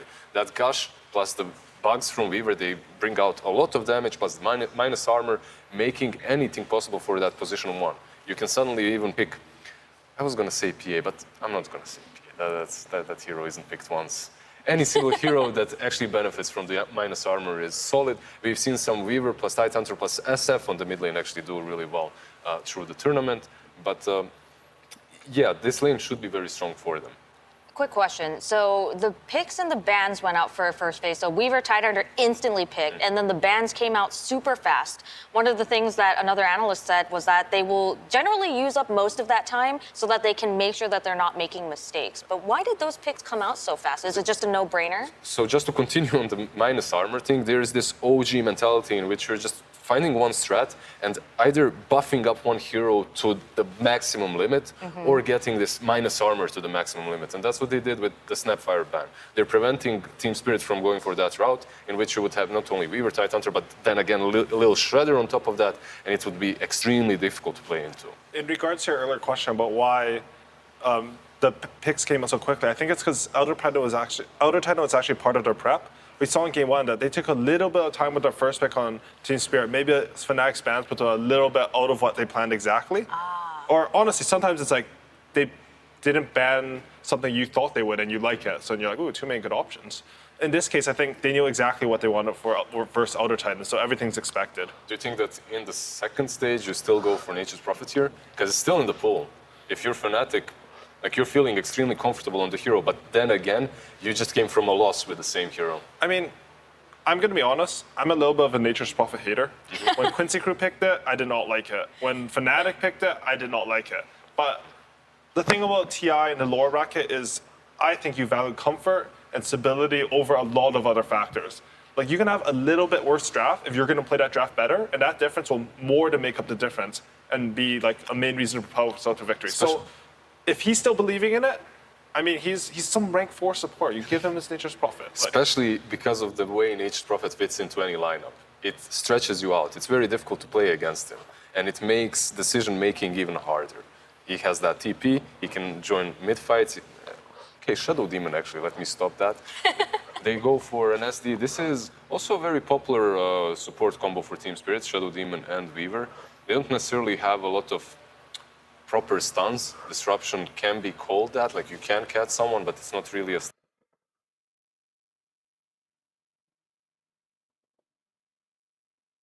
So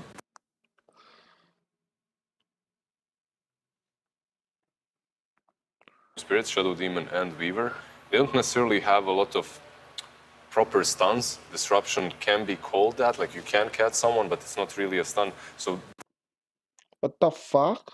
Like you buffering, dude.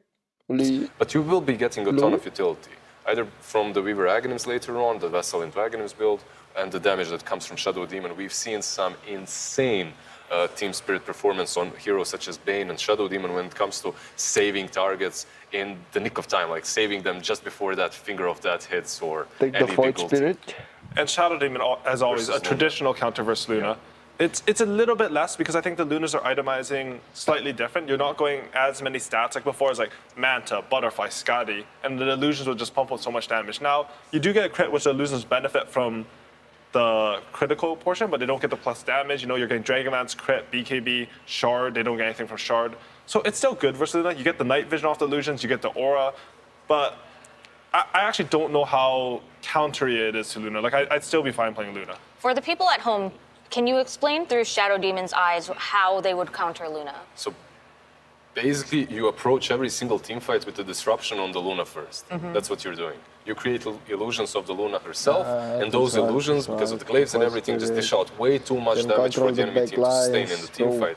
So you either have to bail, especially after Shadow Demon also uses the ulti on Luna, which becomes even harder for the Luna to bail, right? Like you can't escape anymore. It pierces BKB, you're being attacked by your illusions, and also you cannot run away from them. So Shadow Demon would basically use his entire kit specifically to make Luna's life difficult. It's a lot about how Luna is as a hero, right? She farms a lot, she usually has a lot of stats because she's high level, and Shadow Demon's just using her own strength against her. Grimstroke's a hero that I saw almost none of this tournament, even though I thought it was fairly well picked in pubs. But there's also Sven that came out too, and Sven's a little bit more popular, right?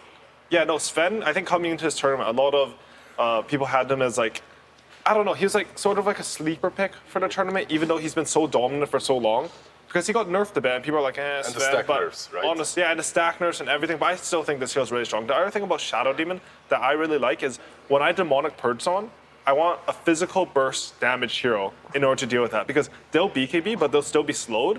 And if you can get anyone like some TA, Sven, Ursa, these heroes combo really well. It's -1 core on the enemy team, 1 Purge, and then 1 carry hitting them, and it makes it very simple to play the team fights. You back that up with a Ravage, and you know, Fnatic, it's not like their line is weak right now, but their win condition in the team fight is very complicated, I feel like, right now, compared to Team Spirit. Also, when you look at Team Spirit and before you pick Sven, you're thinking, okay, what are we missing? We're missing a reliable stun. We can't be using Ravage for every single pick-off, every single team fight, and Sven comes in handy. It's not perfect that your position 1 is the one that's bringing it. However, when you don't have any other positions, when they're all filled up, yeah, it's fine. Let's go. So on the other hand, for Fnatic, we don't. You mentioned it's complicated. We can kind of run through the steps of how Team Spirit is going to fight. Can you run me through like a quick team fight on Team Fnatic's side? Like, who's going to initiate? What's going to happen? Anytime you have a Shadow Demon in the game, it's all about finding that Shadow Demon. You have Outer Titan for vision, and you have Void Spirit to jump the backline. They can't take the straight-on engagement the way that a team with Ravage and Demonic Purge can. Oh, this is perfect. I just love it so much. Yeah, that was a perfect pick. It allows you to see the backline, sort of take these kind of fights. We saw, especially like that EG versus Elephant series, you know, Ice was on that Night Stalker. I think Death will look to do something similar here, where he's just scouting out everything, silencing a key target, and allowing them to take, like, it's a team fight, but it's not like you're running into your opponent right away. You, like, you know, poke at them, you hit the right targets, and then you commit when you know you're right because you have all the information. And keep in mind that Aoi just mentioned that you always want to be jumping the Shadow Demon.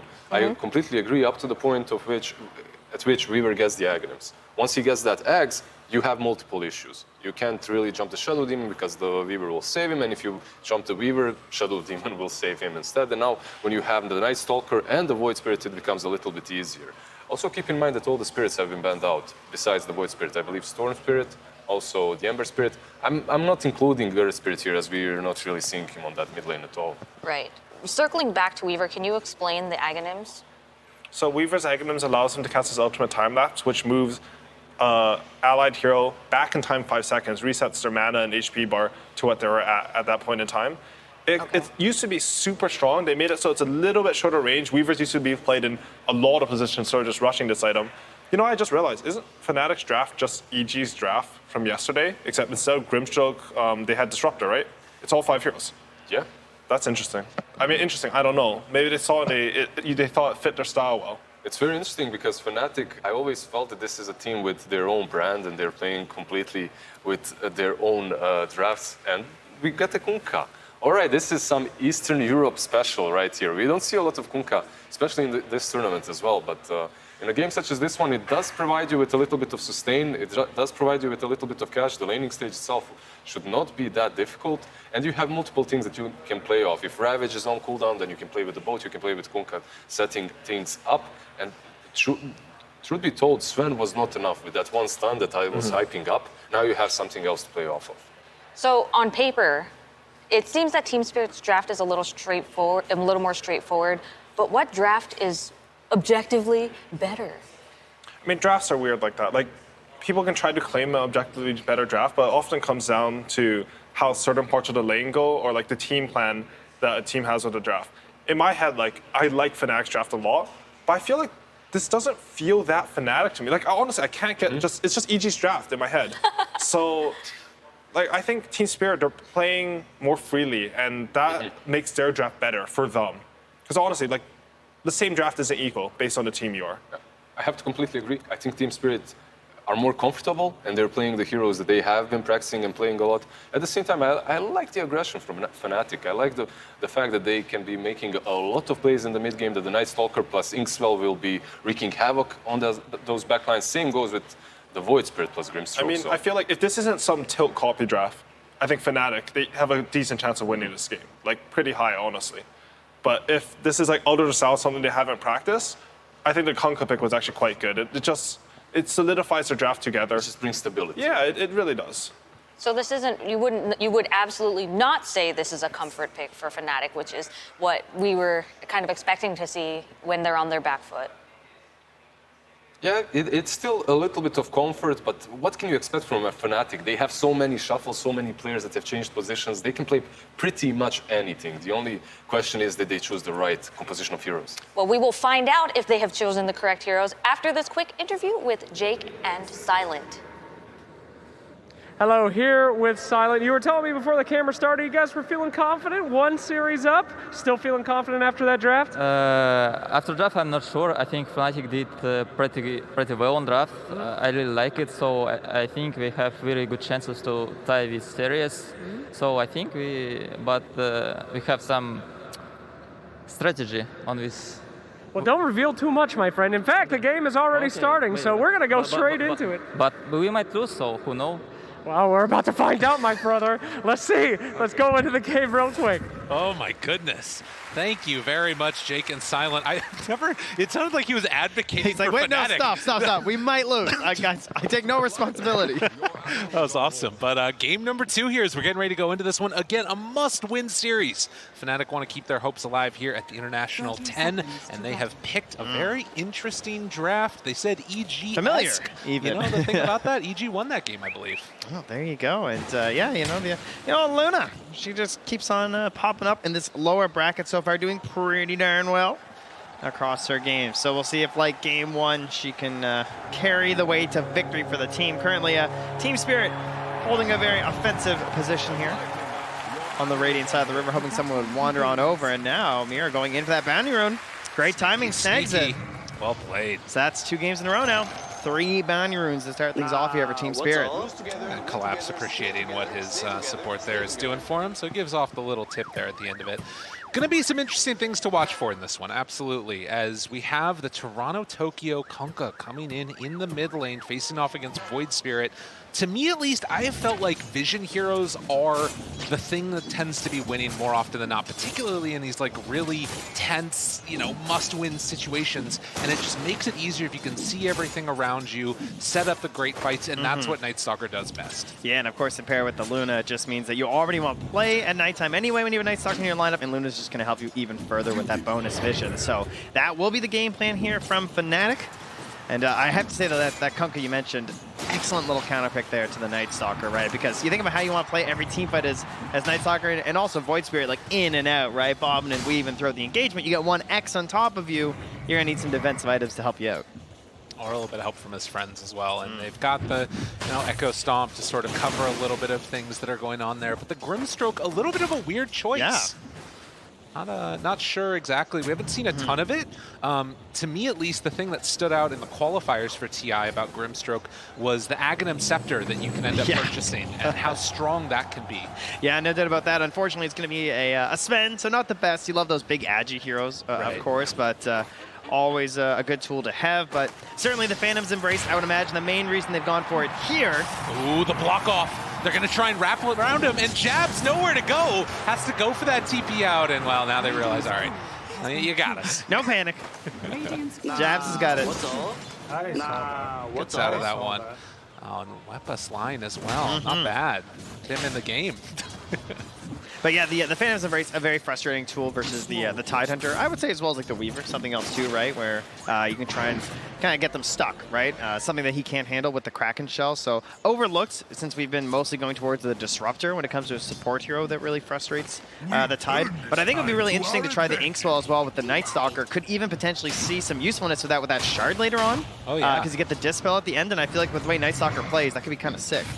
Yeah, the hard dispel that comes at the end of it. So a lot of items to watch for out of the Grimstroke if he can get to them as the time goes on. But most likely we're going to be seeing the first rotations will be out of that mid lane. Both of these heroes, the Void Spirit and the Kunkka, capable of getting very aggro in the early stages. And you can see so far, 7 denies actually on the Void. Not bad at all as Raven chased down in some trouble. And Mira going to draw first blood, just caught him sleeping. Tidehunter. Hunting carries throughout the entire International so far with the help of his friends. And going in for round 2, DJ gonna fall. Team Spirit, they lose Mira, but they will take that one. Snapfire and Weaver, the minus armor bonuses to help out a Tidehunter and grab these kills, been used throughout this entire tournament. It just looks so good to get the double kill like that. It's Toronto-Tokyo going to do this thing we've seen often. An X marks the spot into a TP back home, and that refills the bottle, allows Toronto-Tokyo to come back to lane fully resourced up. And Chilll obviously not having that same possibility playing as the Void Spirit. Yeah, we'll see if we get a little bit more help towards that mid lane, perhaps. See if they want to try and go for a play or even a turnaround. Obviously, something that Team Spirit did a very good job of last game. Oh, and Miposhka. This is the sneaky one. Take a look at this. Can he get all 3 of them? Trying to stack up the camps for the Sven, and oh, a little bit late. Only managed to get 1. That's rough. Gotta go back to lobby practice. Yeah, I gotta hit the demo lobby between the series and on the main stage, apparently. That's a tough one. It's incredibly hard to get that as a Shadow Demon when you're doing all of them simultaneously. But nonetheless, you had to let them know. You know, you had to. Got all excited. We're gonna show everyone. Wow, watch the sick triple stack. I know. He thought it was gonna happen. Next time, no cam, he'll get that. I'm sure. Exactly. It's tough on the main stage. Oh, nice. I like that sentry on the right-hand side there, too. Inside the tree line, pretty, tricky for Team Spirit to catch it, and then they can try and actually punish Mira in this laning stage. As the rundown, Toro gonna get stunned up, chased down, but the disruption and the back away. Afterwards, passes the salve over. So even though there's some good aggression there, not going to be able to do substantial damage to that Sven. What's all? Still 3 mangoes as well from Aposhka with all those tangos. So they're going to try and keep Yadoro going as long as they can up here. Meanwhile, Jabs has just been once again going in, blocking off the camps here. He's been stopping the further poles. Then Aposhka has been trying to stack this up, and now also stopping the small camp from being available.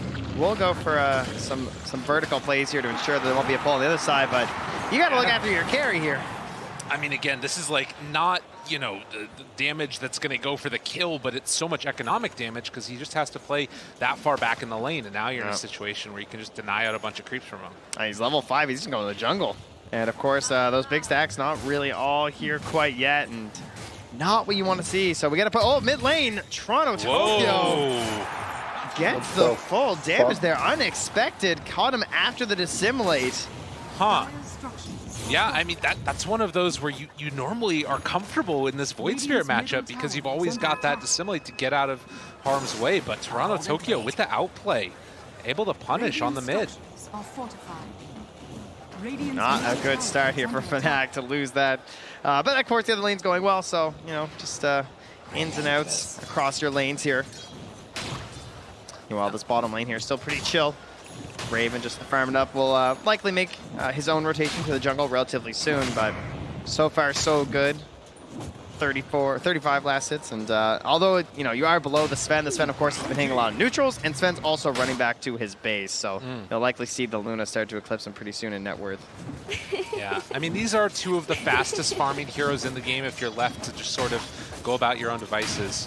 So we'll see if giving that free space eventually will help him out there on that Luna. But right now, pops ulti, Maposhka, he's getting ran at. Yeah, and they didn't even use the Ink Swell yet, so yeah, now puts it down. This is just guaranteed death. And the catapult wave is here, so Yadoro forced to come back to lane now. Yeah, because you can't just give up that tier 1 tower this early on. So Death making that move and forcing the rotation back in after Toro had already retreated to the fountain. But this early pressure being put on by the Night Stalker. He got out of that early laning stage well, and now kind of just free to do whatever he wants. Yeah, they have to threaten some TPs here from Toronto Tokyo as well, I think, but not coming in quite yet. And they would love to try and get a kill onto Death if he dives a little bit too deep here, but it's going to be tough. Having the phase boost this early, very tanky, 1000 HP with plenty of armor. And of course, if he does make a rotation and fail on Toronto Tokyo, that's going to slow down his farm by quite a bit. But for now, his farm is the top of the board there. Yeah, playing on that Kunkka. Obviously, now that he's up to level 8, can get more points in the next lane. spot. Jabs. Looks for him. Death backs away. Ooh. Gets out of that one as well. That is a 4-stack. Hit that with one more, and it might have been a kill. But Jabs wrapped around upon, and as they have the rundown, they'll find themselves the kill. So getting back on the board. Spirit looking good again. Uses the Quelling Blade to grab the courier. Oh, that was nice. He cut through the tree, seeing the angle, and actually got the courier snipe. So find something in response to support time. But great turnaround here in that top lane, using the salve to pump Yadoro back up, and then chase down on the sidelines. Maposhka, again, having an excellent match here. Now Toronto Tokyo wants to make a rotation to the bottom. Yeah, and this is going to be an easy one as they run in. This does reveal the ward, obviously. But into the quick kill, and Spirit are just everywhere. I mean, this is looking somewhat similar to last game where they just got a lead and never look back. And Maposhka to try and TP out. Does he manage to escape? He does! That nerf on the Ink Swell. Yeah. Oof. Bit more time to deal with that these days. But that still puts him all the way back in the fountain. And Chuan's made his way up here too, gonna grab that next wave. So they're gonna be flying into this tower, putting on the hurt.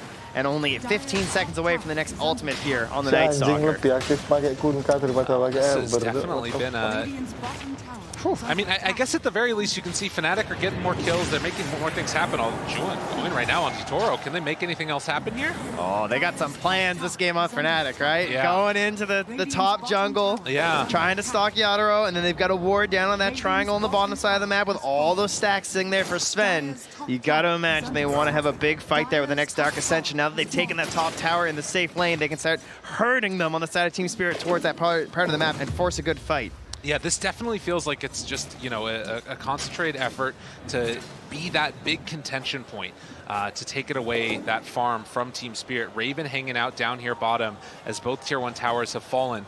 The danger is Team Spirit, how quickly can they take those stacks? You pop God's Strength, you have a Kunkka that heads in, it might be gone before Fnatic can get there. Yeah, and then of course sometimes you'll see teams maybe just try a little bit too hard to contest, and then you end up losing the fight, but well, they certainly won't be here in time for this one. I mean, they just got the D ward too. Now you got the question marks on what's happening, and where are we sitting? 4,300-ish, even after the hard camp, and then still these Ancients to go. Looking very nice for Yatoro, and they're just gonna run top. See if they can catch someone D-warding. They catch DJ in the act. Oh no, and this is DD and Arcane. This is gonna be an easy kill into another one soon because that boat on a lower cooldown. Man, Team Spirit are just looking so clean. The fact that you are able to de-ward the triangle, take those Ancients, and get a kill, like they're doing everything. Yeah, they lost that top tower, but quickly, you know, they've already taken it through the bottom one as well, so feeling very good with their game plan, I'm sure. And now questions to Fnatic. Yeah. Again, very similar state as last game, starting out with fewer kills, getting an early net worth lead handed over to their opponent. What is the response here? What are Fnatic going to rally around in this game? I mean, it's got to be something, but they're right underneath that ward as that smoke comes out. It's a smoke, and it's also a level 6 Grim. Hasn't taken any points yet, though, for the 5 and the 6 on jabs. I was waiting for I saw that line coming out, but it didn't happen that time. But you can see they're heading through these wards again, and well, Collab's actually wrapped on here. All right, they need the Phantom's Embrace here. Yeah, I mean, he's going to go down no matter what, as they bring absolutely everybody for the big kill, and that's not insignificant. You know, they find themselves the Collapse kill, and will end up moving forward from there. Yeah, they're pretty confident there's no rotations coming through. Kind of scary when it's a tide, but they had some wards in the area, so salts up there for Fnatic. And yeah, it's a lot of heroes to kill one, but that might just be the play that you need to sort of get up them around, be like, all right, we got this, like, go forward. Well, and at the same time, too, you saw Yatoro was also farming the Ancients another round of it while Collapse is dying. So, you know, you'd love that to be the support that ends up falling, but didn't end up happening, and the X marks the spot. He's Xing to get runes and pig polling, so he's got lots of strats here. The next level play. He's going to farm up both of these camps. Tidebringers, so effective at cleaving through there. Toronto, man. They got the 3 cores that can all farm Ancients and stacks, you know? Tide, Sven, and Dude, Kunkka. look at this guy farm this jungle. Just pull it one way, cleave the other, pull it the other, cleave Are you taking notes here, you know? I want some Kunkka games later? I mean, I would definitely not be doing that good. That's for sure. But it's a baller. Well, next item right here for a hero that you tend to look to gain some momentum in a game. It's Death on this Night Stalker. Has the Echo Saber we've seen oh so often in this tournament. And also, still has the ulti ready here, but it's Team Spirit making the move onto him. Oh, and this one's gotta hurt as the boat comes in. The stun is there. Do they have the follow-up? Yes, indeedy duty. As the ulti comes out, silence at the same time, though, buying Death a little bit of time. But in the end, he too will fall. And Raven trying to clear through these Ancients. DJ moves into position now. Drop the ulti down, not really going to do all that much at all. Mira just runs away from them. Yeah, soul blind onto nothing. They can't find an opening. Oh, he wants it. He wants courier kills too. Oh my God, he's going for the Mira. What a god. 5,000, they're running circles around Fnatic. Oh no. 5,000 gold lead now. 4 courier kills by Mira. They really don't have the best heroes to deal with that quite yet either. I mean, obviously things will get a little bit more difficult now that there's some better tools here on this Night Stalker, but soon to be another smoke. Smoke and go. All right, well, as we say it, it occurs. This Who's one coming not with under them? ward. No, that's a better start for sure. Oh, look at the way they're just like backing up there though. This is the one hero we don't want. Like, please, anyone else. But he's coming in so close. And Collapse just going to walk into him right now. The Phantom's Embrace for the moment. Inkswell not going to connect onto anybody, and Smoke broken, nothing gained. Chilll pulls it back in afterwards. The silence is there. Pretty good at stopping the Ravage, but the walk away. It came in at the end of the Ravage to interrupt. The Torrent afterwards falls onto Chilll. He will die. Collapse will live. Devastation in the river. That's where Tidehunter comes from. As Maposhka also going to live through that one. Are you kidding me? Pick pull forward for the body blocks. Death can't even get away. Here we go. They may be rivals in the lore, but they're best friends here. Tide and Kunkka. Oh my God. One hands off the fight to the other. The alley to the oop. Ravage into all the combos coming out here, and they just made that look so simple. I mean, Team Spirit, they look crisp, they look clean. Meanwhile, exactly. the Ancients. Right, he's just apping away. Gonna get into that Blink Dagger soon and not look back. Oh, that was such a painful fight for Fnatic. They knew they had to do it, and you could tell they tried to avoid Collapse at the start. They sort of knew he was coming in. They just went around him, and he walks to the trees. He just kept walking at them over and over, and with that hood, you know, you get to the point where you're like, oh, he's getting so low. Oh, he's almost dead this time. And then right at the end, pops that Ravage. Now into a full-on pipe for the team. Yeah, this is a very, very tanky Watermelon, and Zoro runs to the side. Chilll was passing right by. They aren't going to connect onto that Sven, who's just been left completely alone at Toronto Tokyo. Finds the Night Stalker yet again, back towards the mid. They're going to drop the ulti. There's also the Torrent. Night Stalker just does not have a game. Death dies 3-12, and it does not look particularly close. Spirit just pounce. You know, they designate a target, they all move in. They simply get obliterated. Now even cleaning up the tier 1 tower waves. These XTPs from the mid lane. Now into the Roche Pit, the minus armor here. Weaver and Tide to help out. This one will fall very quickly for Yadaro, and no real chance of the defense here. Wow, that is going to be another quick DJ, one. Careful now, moving under that ward. Yeah, he's got to back out of there. I mean, that's the range on Kunkka is just so hard to get away from. And they will throw out the stomp, but it only stops it for a moment. So you can see a hell of a performance right now from Toronto Tokyo, and they get him. There's the X, they got the Torrent afterwards, a DD chase down. Do they have enough for the kill? Oh, he wants it. How greedy will he get? Toronto Tokyo's feeling himself, but not that much. Man, good choice. How about Eastern Europe region stepping up today? Two teams going far, one in the upper bracket, the other, if they can keep this up, continuing to look strong. Having a great tournament. These mid laners too, you know? GBK into Toronto Tokyo. Looking quite incredible here, sort of stealing the show. Well, 11,000 gold lead. 17 minutes, and Chilll, I mean, they need to find a little bit of space. They need to get something going for themselves, and the Dissimilate to back away. They're buying some time. Does he get caught by the X? Toronto Tokyo? There's no turn here. Like, no one's trying to make a counter play. He's just running away with the bug on top. And yeah. At least he got away.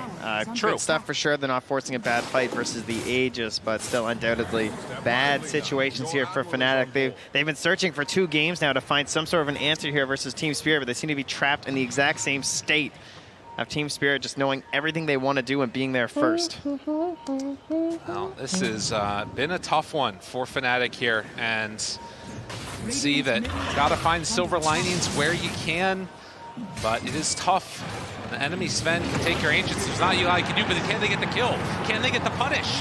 They want to blow through this Aegis one time, and they do get it there. Boat gonna be off the mark. Maybe something building here for Fnatic as they dodge away from the aggression. They've used a lot of spells here. Spirit. They're pressured to chase. Oh, maybe on Mira.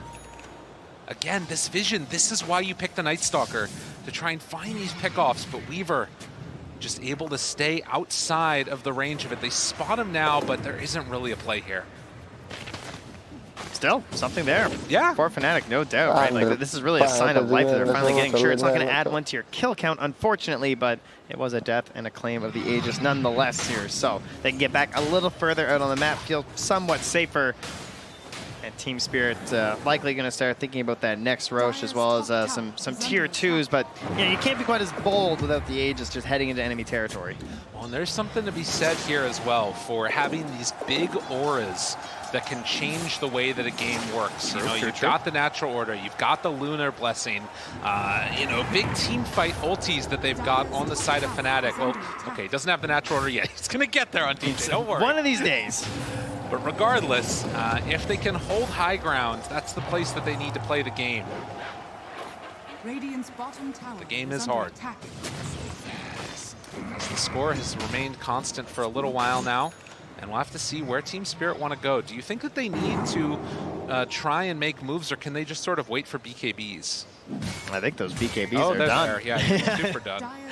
So wait they have, and forward they can most certainly go. I like the idea of pressuring the tier 2. I don't want to see them give up anything. I don't want to see any trades. I don't think they have any reason to trade right now. But it looks like Fnatic aren't going to push the envelope up top here, so easy stuff here for Team Spirit as they'll grab themselves a tier 2. Move towards the outpost, and Fnatic just trying to farm for now. Trying to find some sort of a tool for Death to help him in these fights. It could be the Blink Dagger, as he has that queued up first. Would be a good way to try and catch that Shadow Demon way in the back, or try and ruin Mira's game. That's probably the play he has to go for, but of course there's a real danger of just jumping into a fight as this Night Stalker. Despite being very tanky as a hero, it is a Sven. There's a lot of minus armor. He might still melt and get shredded if he jumps right down in. Oh, and look at this. Team Spirit were going for a bait play on the other side of the map, which means they left their Sven all the way alone. BKB going to be used into the TP out. Oh, you know what? I really like that play. Raven, immediate BKB TP out of there. It's like, I don't want to be here anymore. But Death looks like he's going to be the one left behind. Although, does have Dark Ascension? Is there any way out of this? Doesn't look like it. They'll find the Night Stalker kill as he waits for the inevitable. Nice little play there. Takes a few more swings for the mega kill streak there for Toronto Tokyo, but yeah, it kind of felt like it was a little bit of a bait though. Just feeling so confident, I think, with a BKB TP that, I mean, the odds of that getting dealt with here pretty low. Right. Did burn through the BKB charge though. That's true. Not insignificant. Yeah. Means he won't be as active for another 35 seconds. Perhaps an opportunity for Fnatic when the Night Stalker comes back up. They have to be mighty fast. Toronto Tokyo. And they're waiting for their own BKB as well. No, 30 seconds away. Raven left alone on an island and is going to get punished. It's so quick. Oh no, and now they're looking for more. Finding DJ outside their base and just pulled back in and killed. Oh man, as Fnatic will fall down yet again. Now Miposhka looking for Chu, and he has to back out of here as well. Fnatic struggling to come up with the answers. It's all across the map. They get taken down. Fnatic trying to find answers after game one, trying to decipher the puzzle that is Team Spirit and get a solution for what they would just witnessed in the previous match. But unfortunately, it's actually Team Spirit who are adapting and just making things worse. And Toronto Tokyo leading the charge there. 15,000 hero damage. That's an impressive performance. 7-0-4. Team Spirit, I mean, again, you think about the story of this team starting 0-4 out of the group stage and then not dropping a game, it felt like, for the entire rest of it. Now coming in, after dropping down out of the upper bracket and putting on this type of performance against Fnatic, it's incredibly impressive. And this young squad led by Miposhka. Yeah, we saw their first 2 wins in the group stage, and I was shocked to learn they were 0-4. They just looked so crisp and clean, so when they turn it on, they're most certainly there. After taking one off IG in the upper bracket, they don't want to drop any more down here. Aghanim Scepter done for the Void Spirit. Hoping to find some signs of life for Fnatic. Still stuck at 3 kills at 22 minutes in. They've got BKB on Luna, they need to make something happen here. They got in and out heroes, right? They got Night Stalker, they got Void Spirit. They got to get an in and a really quick out. If they can get some BKBs going, burn those things, maybe then they can find their play with this silence on Chun, right? Get in there with the Aghanim Scepter, see if you can make a good fight out of that. Yeah, it's a 19k lead. That is a tough order. I understand that. Yes. But we're digging real deep here on the casting desk. And DJ is going to get caught in stuns. Has to lead the way. Somebody has to die when you're down this far. You need to play that aggressive style and look for pickoffs. Look for farm where you can. I can see that he's taken the nether shot, which is good, because now I can take his trusty shovel. Oh, there you go. And keep digging a little bit here to try and find a solution for Fnatic. Keep on digging, because it's looking like it's a tough way out of this one. It's real deep. Yeah. We'll try and fill that that hole of net worth back in here. Climb back to level ground. Jabs, his plan, it'll be the Aghanims on the Grimstroke, getting pretty close, about a point booster away here. And a pretty incredible tool, honestly, in teamfights if you can get there. Question is, will he ever make it? Yeah, he's working his way. You can see Kunkka also, after finishing the AC, is going back for the sheep stick. And almost has enough for it, so that would be quite the pickup for him as bottling up that DD, ready to go for another round. Roche about to respawn. Like, this comes back to, I think, again, just like game one, the forcing of the itemization that's coming out from Team Spirit. And so a lot of Kunkas would just go Ags here, I feel like, right? And just like, you know, I feel like you're going to win the fights anyway. You're up 21K. They can kind of feel that edge that they have. But Scythe, like, that's just punishing because they have to get BKBs on the enemy side, on Fnatic. So you grab that Scythe, you may just get the pick, and if you eliminate one more hero, that lead's going to grow even further relative-wise in those team fights. Smoke out now, and Jab's trying to rally his team with the voice lines. Pumping him up. Of course, he's the one hiding in the trees, so. You know, you're not wrong. Off to the other side there. DJ looking for a opening. If somebody steps up the map, or maybe just be able to find a courier kill, see where it goes. It's the Mystic Staff looking for the Void Stone afterwards. And still we sit as Roche is going to fall soon. Could be the final match of them at TI. DJ making so many plays in their previous matches that they won. That clockwork. Took him off the Ogre, put him on the ET. Can he save one here? There's no chance at all. And now DJ has to TP out. Do they ravage for it? No, they don't even need to. Disruption is on the mark. And Fnatic gonna lose two and now have to stare down the high ground pressure coming from Team Spirit. Walk up, they're gonna get a buyback out of that ET. I don't know if that scares them off right now. You're not wrong. But again, Team Spirit sensing the potential moment here to knock Fnatic out of the tournament. They want to walk forward and take these racks. Now, Roche has spawned. That's right. You know, there's no real reason to be here. They have BKB in sight though, so I think he feels pretty safe. And now back towards, gonna dot some I's, cross some T's, and head to the Roche pit soon enough, I'm sure. Yeah, they're playing this one safe. Team Spirit. All right. They may be young, but they're playing like veterans. Jab's just sold the circlet. He wants it. One more gold, and there it is, the Aghanim Scepter. So they're going to get one more hero in the fight, so they can outnumber their opponents now. That counts for something. Dark Portrait, incredibly strong. Illusion damage is amplified. You've also got a long duration on it, and it's BKB'd. But the question is there enough farm on the heroes of Spirit to actually be able to make it matter? Sven is very large and in charge, but it still could be a tough one. We'll have to wait and see as Fnatic smoke out, feeling like what could be a last hurrah, a last team fight at TI, like unless things go perfect. Taking the fight out here before the Roche. I mean, their buybacks are, well, they're not there on the Radiant, so a fight in your base doesn't help you at all. They spot Toronto Tokyo. Sven up front and center also. Jump forward, silence onto 4, not bad. Try and take out that Shadow Demon right at the start. He doesn't have buyback. This is the fight that they were maybe looking for, but there's the stun now. Onto Death, tries to back away, kiting this one out, and is able to get a little bit of separation. With the Essence Ring? On the other side, Death ends up going down, but they've got the illusion sent out, trying to do damage, but it's just not enough. It's the Toronto Tokyo illusion, and they just don't have it. Oh my god, the turnover. Toro walks forward, kills off DJ. 25,000 gold lead now as they're going to head into Roche. It was looking good for a moment, but only a moment. So they took down that Shadow Demon. Yeah, now to the easy play of the pit here. A Shard lying in wait. The Aegis there too.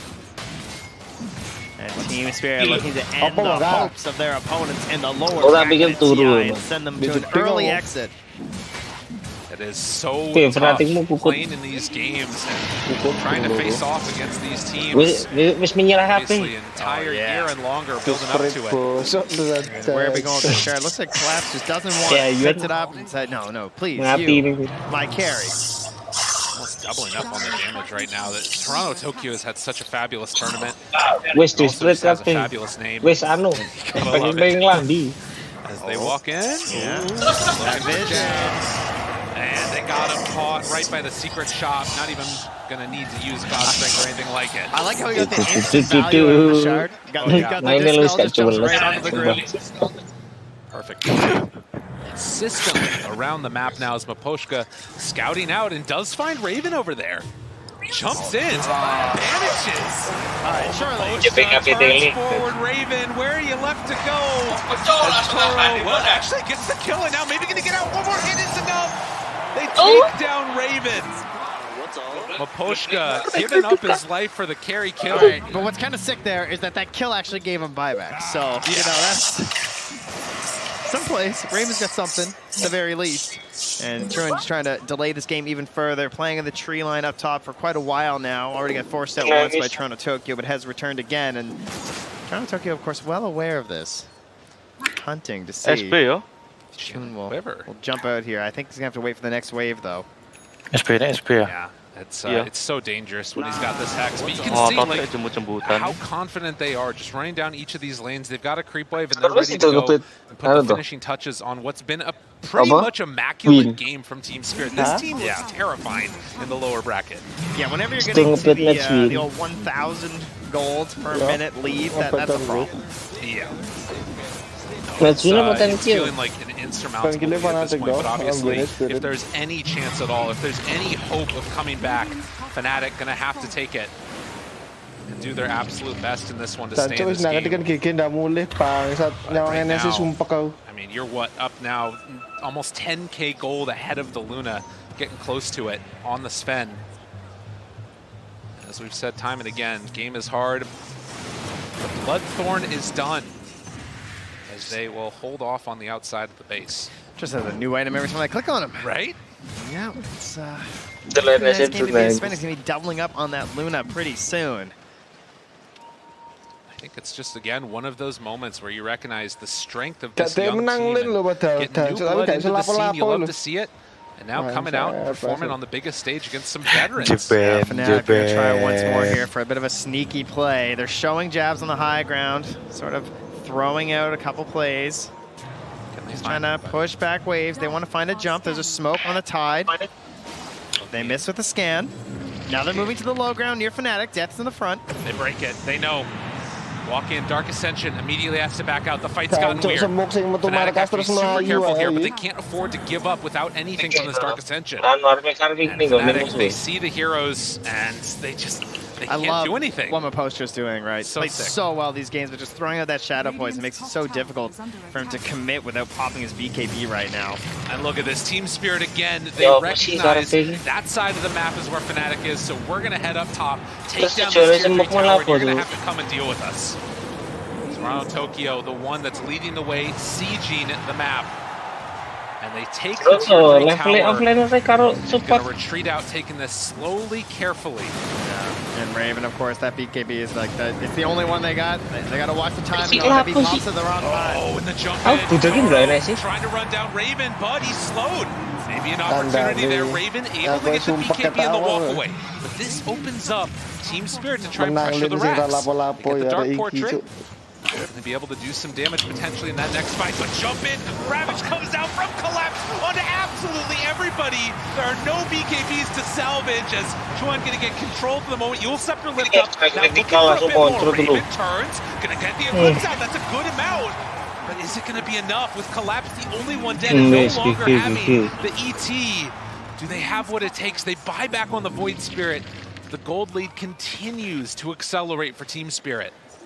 It's a Tide player who knows the BKBs are down. He just wants the big number. He's trying to pump up his gem numbers right now. There you go. The massive ravages there. The team takes the buildings. Perhaps could have gone for a more hero-focused thing there, but you know, kill throne, win games, so this is just another step towards that with the Rax going down and Javs trying to fight versus them with his own voice lines. Doing whatever he possibly can at this point. They feel a little hollow to me, Gabe. I'm not going to lie. It's tough. It's just so difficult at this stage in the game when you're down this much net worth. And, you know, the heroes that they've got Oh, here we go. Okay. Raven's got the crafty stuff coming out here now, right? We got the Shadow Blade. This gives you plates with your Silver Edge to finish out that Chrysalis. Invisibility, invincibility, but also that break and extra damage. Also that ward spawning all that as well. That Spirit. Yeah, that one hurts. That's pretty good. Saw the courier delivering that, so they'll be well aware. I also know that Maposhka was eyeing up a gem earlier. That's probably already out on someone. It is indeed. It's on Mira. So again, they have some of the items that they need on Fnatic, but it still feels like each hero could get 2 more, and it still might not be enough. Yeah, and Mary even just hands the gem over to Toronto Tokyo. He's like, you know what? You're probably not going to die, Yeah. I would think, with 3,000 HP versus these heroes. With the BKB, it's not a bad choice. But you can see Jabs, again, hoping to motivate his team. He's got to focus on that end part there. The slay together, slay together, slay together. Or the win. The win one at the start would also be good. But this is a stepping stone program here. And right now you're on slay first. That's right. The win is very far away right now. If they can make it happen, that's the end goal there. But holding on to their high ground is the main thing. Look out. Okay. Tokyo. Oh my god. Oh my god, dude. Toronto Tokyo is too good. BKB immediately afterwards does not care even a little bit. Not even 1 iota. As he's going to throw out the boat afterwards. Walks into the midst of everybody. Raven pops that BKB, trying to get a pump fight. Holds on to the Ravage. They turn onto 1. Shadow Demon dead for 2 on the field. They goes down. The Ravage to turn. They take down Raven. No buyback. No opportunity. And Team Spirit still looking dominant in this best of 3 elimination match. They want to move on. Please. Satu lagi, please. The only one left alive through all of that. I call that a pretty emphatic ultra kill there, but Fnatic, they've decided to go right to the end. They're going to head down that bottom. Raven dead. I mean, he's what, 1,200 gold away from buyback at this point. The game is completely fallen off the rails at 40k gold lead. They're going to right-click down this tower, and without either of their mid or safe lane heroes, they're still going to give them the respect that this team deserves. And, well, they will walk forward again and try and get it now. Dodges away from the stomp. They're going to send in the illusion. Wants to beat up on some supports. It's doing some good damage there to collapse. Going to cut the wave afterwards. The Dark Portrait doing what it can. But in the end, you got to deal with the heroes. And they are knocking on your tier 4 towers. Mega creeps have been gained. Team Spirit. Now with the X marks the spot and the turn, the beat down, buildings falling. Not a whole heck of a lot left in the tank. They have maybe one last hurrah from Fnatic when they have the Void Spirit up again. Who's got the smoke? Here's calling for it. I see him pinging. Yep, I knew it. Oh, and we have a little bit of a pause now as Jabs has a DC issue. There's more than a few issues. That is true, but yeah, Mira was actually just out there and pinging, and they're going for the smoke. All right. Oh man, the crowd getting into it right here. Is there 43 gold up? Man, as they will hopefully be getting back in just a moment with Chilll. So the Void Spirit is having some issues in this game. Not sure if you can spot from here what's going on. Nonetheless, I do not have eagle eyes. I'm sorry. That would be very impressive if I could spot the issue, but we're a little too far away from the booths. 36 minutes in, 43,000 gold lead. I mean, what was, on paper felt like maybe an even series has just been an absolute spanking through 2 games by Team Spirit. And now you're staring down again a team that I personally feel like, I'm not sure what the limit is for them. I'm not sure how far they can go. Feels like upper bracket was the place for them. Yeah, they seem to be growing stronger and stronger. And of course, I mean, to bring them down a peg, their one win up there, of course, was off some mistakes from an opponent. They have definitely struggled here at this event to beat teams of what would be considered a higher pedigree, essentially beating the teams that you'd expect in their group and losing to the ones that you would also expect them to lose to. So they need the power up. This is definitely helping because despite them perhaps being ranked a little bit better than Fnatic, I still don't think they would have beaten them this badly. So they're still obviously improving as a team. Yeah, and I think that we often talk about sort of the power-up that happens through the group stage and, teams being able to get a lot of experience in that, but also the experience on the main stage. I think that, you don't know just how hard this game can sometimes be when you've got hundreds of thousands of people watching you at home. Thank you, Neil, for joining us on the cast here. What else is actually very interesting about this TI, and particularly for this team, is that, of course, with the way the DPC leagues worked and everything, those games were pretty infrequent, right? You're playing like once a week. And then our LANs, some teams, of course, didn't even play group stages at their LANs too. And so you have this issue where TI is this crazy just juggernaut of game after game after game after game. So if they can sort of harness that power and improve themselves through that, that's just what they need to keep this sort of strength going through this lower bracket. The crowd happy about this again. So they're getting back into this. Now, if you remember, just yesterday, Quincy Crew was able to come back after a pause. We'll see if Fnatic can do the same Do you want my trusty shovel? As they turn now on to Chilll, gonna find a quick kill. DJ turned upon, he dies as well. Team Spirit, no more messing around with them as they focus down the throne.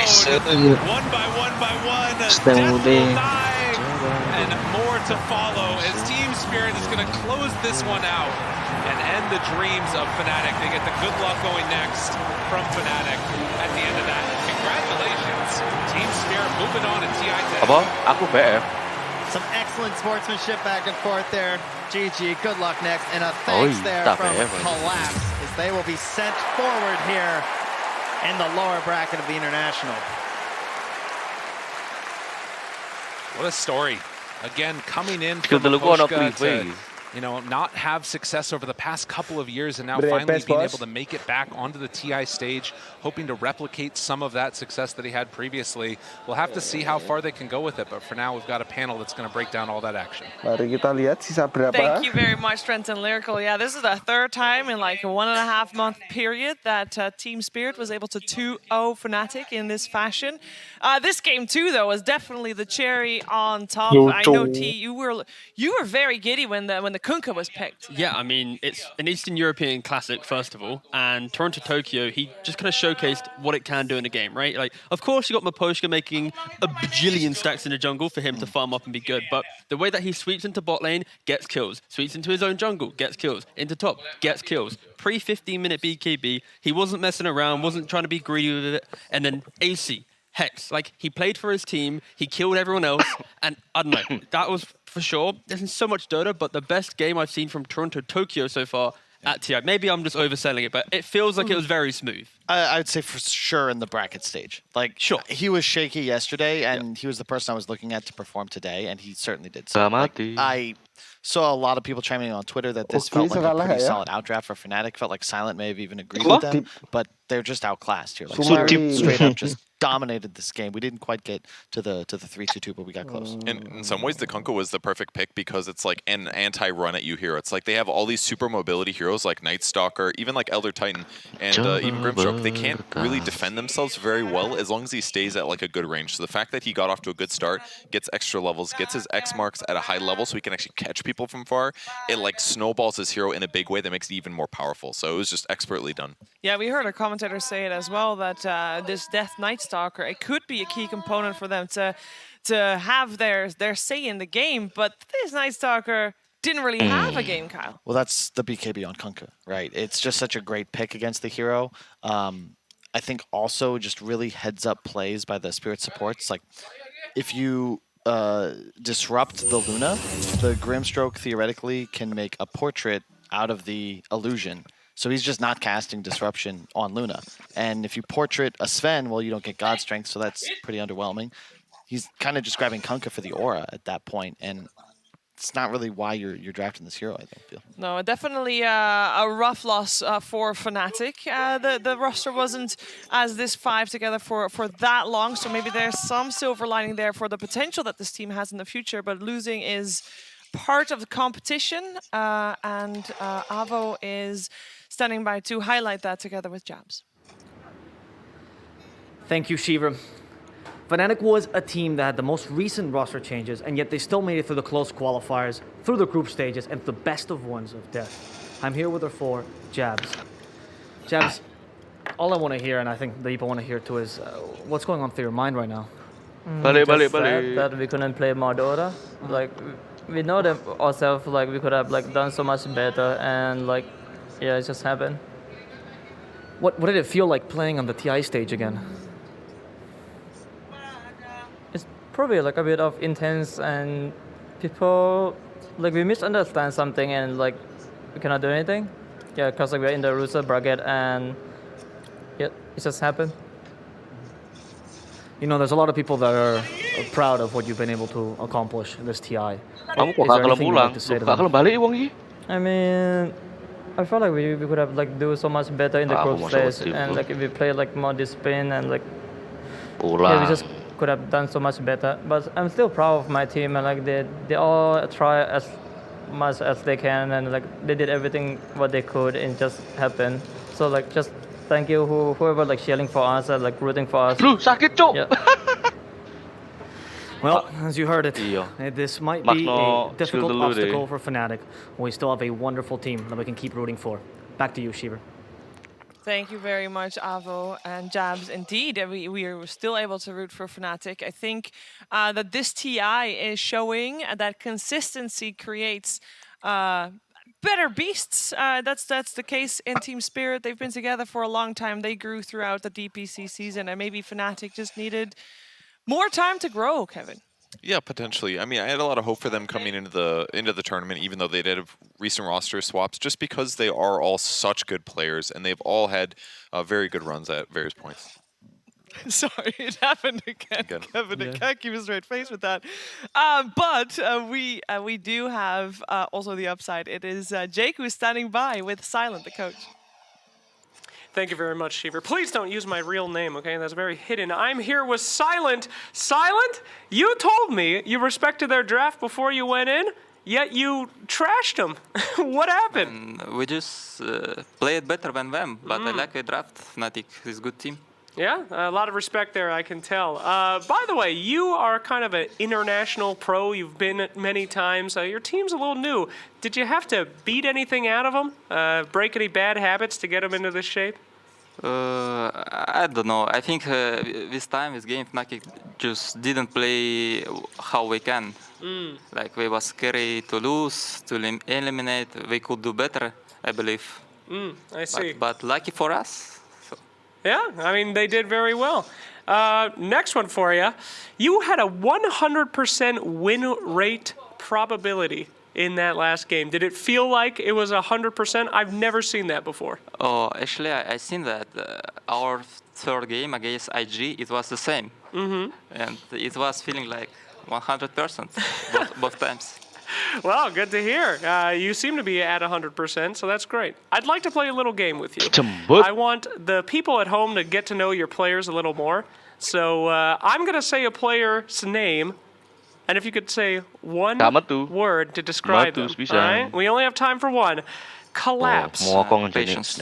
Patience. Oh, that's strange. I wrote Giga Chad. Okay, well, you know what? Unfortunately, we are out of time, and I'm sure you have a team that you would love to talk to. So once again, congratulations. Great job surviving. All right, thank you. Oh, thank you very much. And we'll see more from Team Spirit coming up soon. But for now, we've got some more Dota. Thank you very much, Silent and their action slacks. Indeed, can't wait to see more of Team Spirit. They're going to have to wait for their opponents, though, because this lower bracket is going to be a gruesome run if you want to make it all the way. Their lower bracket, they're going to go up against either Quincy Crew or OG. That's going to be also our next matchup. So the winner of that gets to go up against Team Spirit in the next round of the lower bracket. Eliminations is part of the game. It is what makes us feel very happy, working towards that grand finals, working towards that world champion. We only need one champion. We're gonna wait a little bit longer for that, though. We got a couple more Dota games to get in. Love to continue on with the lower bracket, but also, speaking of competitions, there's of course the film competition going on at the moment as well. And here's the closing of it. All right, guys, the time has come for our finalists in the short film contest. We have some last movies to show you. Effie, you ready? I'm so ready and so excited. All right, well, let's get to it. Blood and Fire. That is a HD look at some of your favorite heroes fighting it out in a badass battlefield. Next up, follow Bristleback on a visit to our favorite doctor. Oh, yeah. The vaccinating. That's it. And finally, would you like to know how to become a anti-mage godlike player? Well, you can. An anti-mage godlike pub guide. Let's take a look.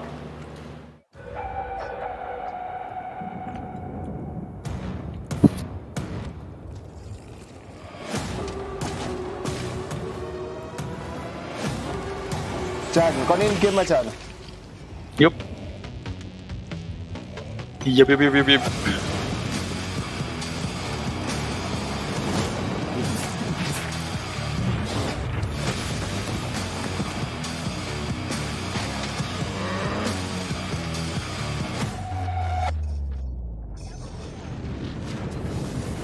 Aduh, loro.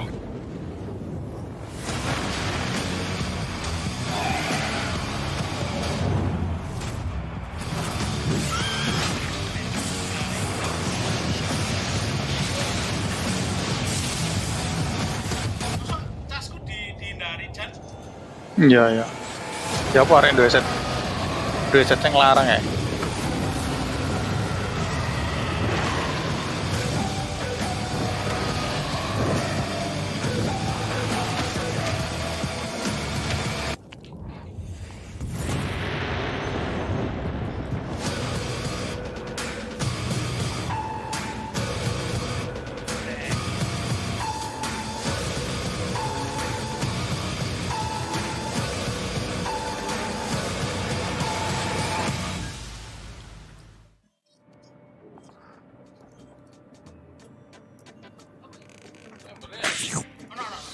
Mana mendukur?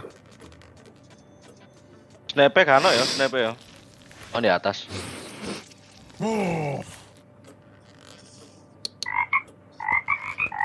I just took a quick trip to the bog.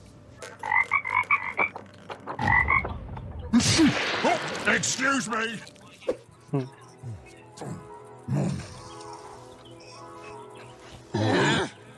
Meepo! Meepo! Meepo!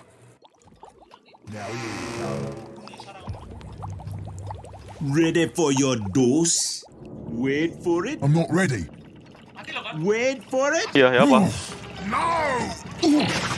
Prevention. Pizza cure. Bisa-bisanya meragukan.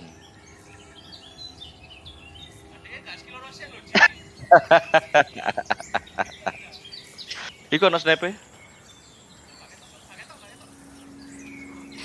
Aku bersedia mati nih. Ayo. Tugas offline coy. Ayo.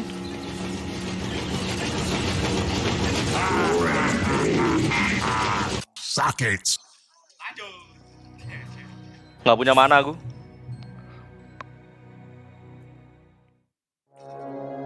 Waduh.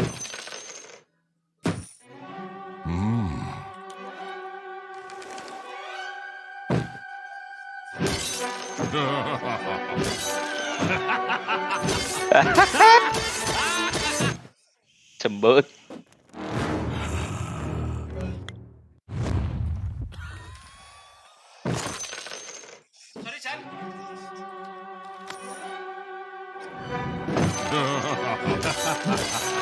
Mati yang beri.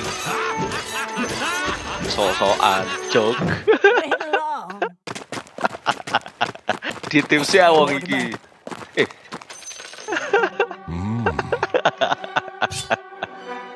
Emosi tuh.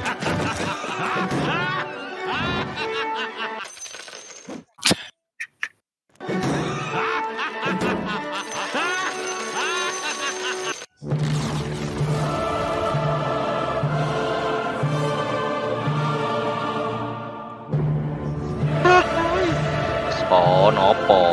Raimu jembut.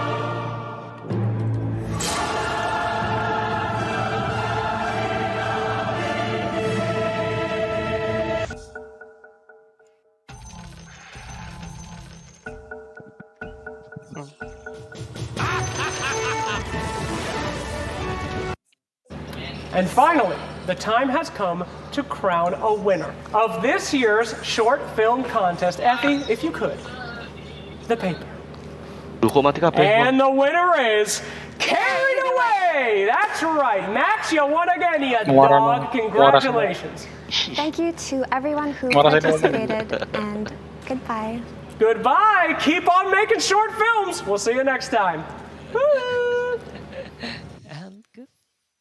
Amazing. There are a lot of really, really cool short films, but there could only be one winner, so congratulations. Gentlemen, don't you think that these films really capture the essence of Dota?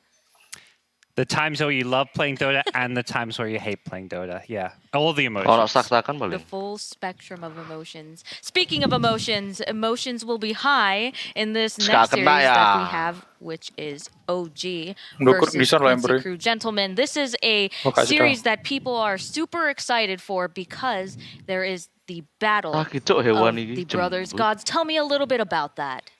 Well, Sumail and Yawar, here also known as YS, these two players, Ooh. Sumail particularly has a long kind of history, career, TI champion. Yawar, the older brother, but perhaps the less successful of the two as far as, you know, big international competitions. On They the way both played atas. at numerous TIs. Sumail And historically, you know, it's Hasan always Sodikin been Sumail in the spotlight. Sumail Hasan Sodikin. Tell me a little bit more about that, Insania, because Tuh, you're, aku nak you're, TP, you know guys. Yawar pretty well, right? Yeah, I mean, I talked to both of the brothers quite a bit. I mean, he's hungry. He's really Awas. hungry. I was talking to him last night. He's like, okay, I gotta play up against my brother. This is not like the ideal situation. But I was like, at the end of the day, you know, like the person that wants it more is gonna be the one that wins this game. And he was telling me if it comes down to that, we got it in the bag. If it comes down to who's more hungry, Yeah. Yawar says he has it in the bag. Yeah. Do you really think that's what it comes down to, though? I mean, I had to give him the pep talk yesterday. 'Cause Okay. I mean, think that's a both good- brothers are like, yeah. they don't Oh, really what want to the- face up against each other. Yeah. What were you saying, Lyrical? I mean, I think that it's so interesting, right? Because this is always a dynamic that gets explored as like the brothers playing together. There's that naturally like rivalry that exists, but really there's like a lot of love between these two guys. And I think to me, the thing that stands out when I watch their performance is that it's really the other players where the rivalry really exists. I feel like after getting, you know, knocked out of the lower bracket 2 times in a row by OG, Quincy Crew really has something to prove here. There's a rivalry match that's going on, and you know, there's a lot on the line for both these squads. And this is the first time they're facing in the lower bracket. Those last 2 years, last 2 TIs, when most of this Quincy team played them, it was in that upper bracket. So curious to see how things go. Yeah, in ESL summer, they faced off, and Quincy Crew went 0-2, and maybe maybe the big TI stage is the stage where they'll really turn it around, but. I don't know. It's just Dota is such a complicated game, and there's more than just one player. It's just really how the teams mesh. And do you think that the brotherhood will affect the way that they play as a team, or are they just going to put it aside? I think maybe going into the game they'll think about it a bit, but I think once you're Correct. loading up into the game and you start drafting, it's not really something that's on your mind anymore. Got it. Well, we will now bring out the teams to the Mabuk stage. cok orang iki cok, sumpah.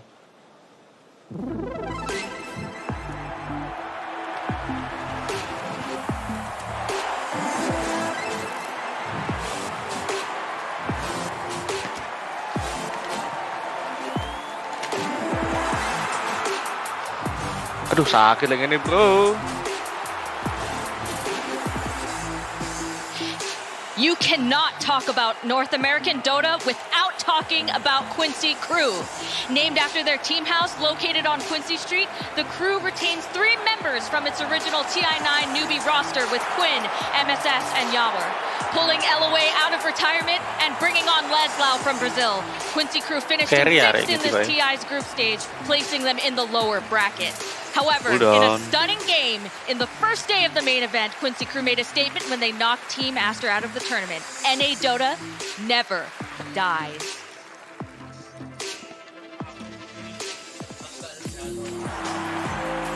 Iki sahid iki.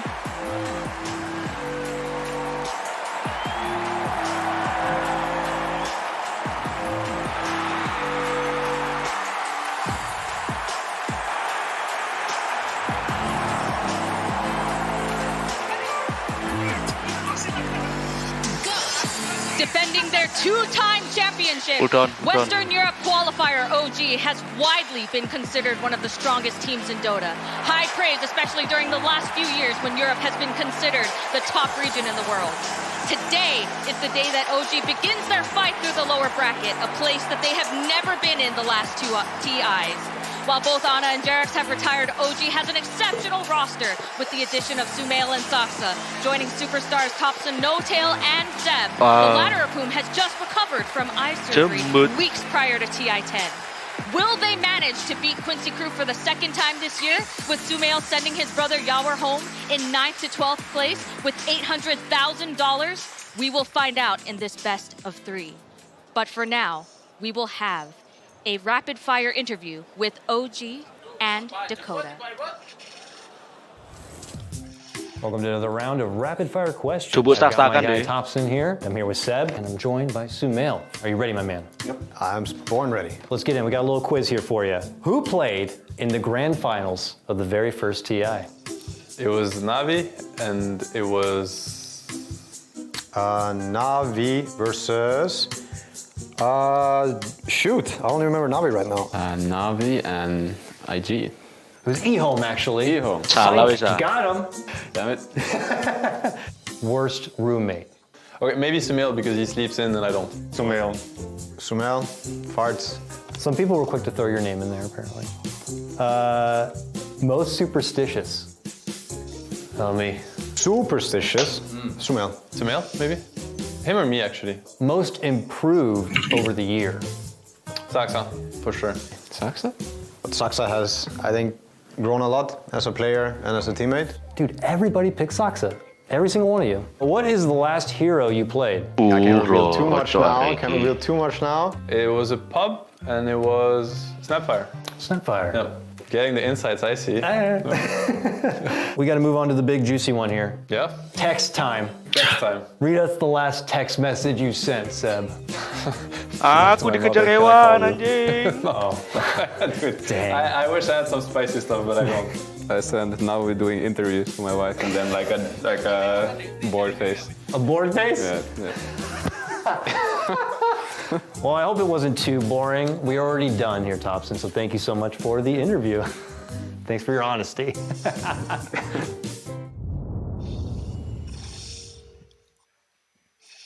An amazing interview that had a lot of interesting insight. While they didn't really reveal anything except Snapfire, they revealed that they are family people who text message their family as, you know, while they're at TI. How do you focus when you're at a big tournament and you're about to play a match that could possibly remove you from the tournament, but yet still focus on your family? Like, where's your mind at when you're focusing on two completely different things? I think usually I just ask my parents not to contact me while I'm at home. I'll message them when I have time. I guess that's normally how the dynamic goes. But they'll still drop me messages and then like I'll answer them when I can. And, you know, I've been doing this for a while, so they are pretty understanding. They know what my schedule's like, so it's actually not too tough to balance it out. And yeah, they're pretty respectful of it. Well, and to be fair also, if we think about it, that was probably on one of the media days as well. I don't think that they're texting right now, right before the game gets live. I mean, if it is, more power to them. But it's one of those things where like this tournament just inhabits so much of everybody's psyche that you want that support, you want that love and compassion that you get from only you can from a family. But at the same time, you got to focus on getting the job done. So tell me a little bit about OG and differences in the way they play. So I know that OG they can get pretty aggressive at times, but so can Quincy Crew. How do you think that these playstyles are going to clash? How are they going to work? Yeah, I think we've seen Quincy, at least in their best of one, go back to playing a bit more around Lelis, or at least prioritizing him having more farm. You can see here one of his more play heroes, Timbersaw. In that best of one, he was playing the Nature's Prophet. So I think for Quincy, Quinn is like this super kind of sacrificial playmaker at times. I mean, similar to Thompson, but if anything, I think Quincy Crew's a bit more on the greedier side when I compare these two teams. And when I'm thinking about OG, I think about just playing around Sumail. It's sometimes been that four all funneled into one, and he's been the one to get that job done. One of the big heroes that came out at the beginning of the group stages, at least, was Clinks. Stack up a billion camps, farm them up, and then just let him wreak havoc afterwards. Yeah, I just think when you think of these two teams, I think one team is going to play more around enabling their core players in Quincy Crew to have farm, whereas I think OG don't care. They just want Sumail to have everything. Right. Right. And if Sumail can get ahead of his opponents, they rely on him to kind of wrap up the game for them. But I think OG will probably be the one setting the tempo, and I think they'll be looking for, you know, making sure they control the pace of the game. They're the ones that decide what's happening, for better or for worse. On the opposite side, what can Quincy Crew to kind of throw them off of that? I think it starts in the lanes for them. I mean, it's been interesting, right? Because traditionally, Quincy Crew, you know, they've put so much work into trying to get their lanes stronger. But then throughout the group stages, I was talking to Jack, you know, at breakfast today. He's like, I think we won like 10 out of 12 of the laning stage, and then we lost all 10 of those games. So I don't know. It feels like a team that went through a bit of an identity crisis and really was down at the darkest they'd ever been, and now we're trying to make a little bit of a revitalization. So I think that going back to that laning stage dominance could be a strong way to, you know, just knock OG off their their start. Yeah, and it's really been kind of, I think, the meta that's developed in the NA region. Any team that wants to compete against EG there has felt like they had to have these really strong laning stages because that's EG's biggest strength with the skill of their players and also their picks. So Quincy have kind of adapted and molded themselves around that. They're not like the same playstyle as EG, but they do heavily prioritize having these strong lanes. I think Quinn, mechanically, his lane stage is like one of his biggest strengths, and then they really love to have the supports kind of collapse on around that mid lane once those power runes start coming into play. Do you think that, so a lot of people have said that OG is kind of the team that has traditionally set the meta for TIs. Is that the case with this TI as well? I think to some extent maybe, but I think LGD just has outshined everyone, and I think the Chinese teams really have been the ones that have set the tone. I think OG is one of the teams that I feel played the most similar to the Chinese style of Dota, where they're still like, well, they're still keeping their identity in how much they want to take control. I think if you watch LGD play, you'll notice LGD often is in control of the pace of the game. Sometimes, you know, some fights don't go their way, but you really, if you look at the net worth graphs, you'll notice that is always ahead of his opponent. So I think OG's going for a very similar idea there in how they play with Sumail. So one thing that Jack said, since Lyrical, you mentioned Jack earlier, when he was asked about OG, he said, "We respect the champs, but we're meeting down in the pit this year, and it's time to pass us the torch." What does that mean? So I think that there is such an interesting storyline that goes on right here. First of all, Jack is just a fiend, and he's amazing. But I think that when you look at the storyline of what happened during the COVID year, there were some tweets that were thrown out. There was a lot of aspersions that were thrown out. And it felt like at times I think what Quincy Crew felt was that people weren't respecting them. They weren't respecting the region. And, you know, that's what they believe, and they're coming in with a lot of spiciness this time, and we'll see if it works out for them. I mean, it's dangerous to try and, you know, go into a match and, you know, throw out some big accusations, but we'll see if it works out for them. How did OG put the chip on Quincy Crew's shoulder? There was one particular tweet. We can get into this. It was. I mean, this is drama of the past, and I don't think these teams have it on their mind right now. But it was a tweet from Notel where he basically said, like, he'd been watching some NA Dota and basically said, like, the skill level looks absolutely terrible. I think he said something like the lower division EU teams would, like, crush all these NA teams or whatever. Yeah. So it was basically this tweet calling out a lot of the teams in the NA region as, you know, being bad at Dota. Do you agree? I don't agree. I think it has to do. I can see from OG's perspective and how OG approaches Dota, where they want to be in control, they want to set pace, they want to be active, they want to be on the aggressive. Mm-hmm. North American Dota is traditionally the opposite. You play a lot of more defense, and you kind of like tend to slow down the games and try to minimize mistakes and play more around farming jungle. Precisely, farming jungle. Farming jungle. That's the truth of it, really. So I can see from OG's perspective how you would feel that way, but obviously it's not true. Quincy Crew is a really, really strong team, and even when they've faced up against European opponents, they've proven that they can't play good Dota. Spoken like a true diplomatic analyst. I'm a big fan. So tell me about the heroes. So we've seen a lot of the same heroes throughout this, right? Like we've seen Tiny, we've seen Earthshaker, we've seen Tidehunter. Do you think that both of these teams will follow that trend, or do you think that since they're in the lower bracket, that maybe they might go for a little bit more comfort? I'm leaning a bit more to comfort zone. That's what Quincy did in their best of one. I think they have a bit more breathing room now with a best of three, but I think ultimately both these teams kind of don't go for that super heavy team fight as much as a lot of the other teams here left in the tournament do. Yeah, I think we're probably going to see some of those Spirit heroes coming out. Most likely for Quinn, I would expect that we might get an Invoker at some point from Topson, trying to control the tempo of the map and just run around, make chaos happen constantly. That really feels like where they're at their strongest. And then, of course, you know, later on turning into alacrity bonuses for whatever core Sumail ends up going for. Yeah, I mean, I think when it comes to OG's drafting style, Cal's touched on it a lot of times, but they will generally always have some sort of hero that will amp up their carry, make him even stronger than he is with the gold that he has. Combine that with the way they play, where they're just fumbling all the gold into Sumail, and then you have spells that are making him even stronger. It's just going to put him like over the top. I think that's going to be their playstyle for the series. I want to see Yawar on a hero that buys Blink. I think when he plays like Terrorblade and he buys Blink, he's really good. When he plays Medusa and he buys Blink, he's really good. I think for me, like, That's something I really want to see him. Sedino lurus, sedino lurus. Is there any particular hero from either team that you want to see play that isn't Tiny, Monkey King, or Tide Ora Hunter? turu-turu dan gak ginjel tok jantung. I like OG's Wisp a lot. I really like what they did when they put Seb on it. I think it didn't quite work out in the series against the Team Secret, because I think Team Secret was very prepared and they had good answers. And even in the way that they played the game, it felt like they were really prepped for OG.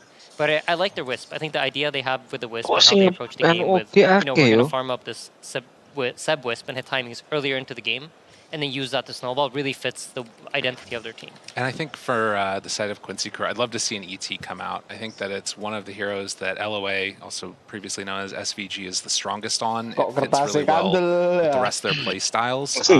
We did see earlier today an ET combo together with a Veno, which is another one of the Venos that are the heroes that Quincy Crew goes to in clutch time. Fog was talking a lot about how he didn't like that combination together because you oftentimes end up waking up people from your sleeps, but it's something to watch for. Those two would be the ones to watch out for me.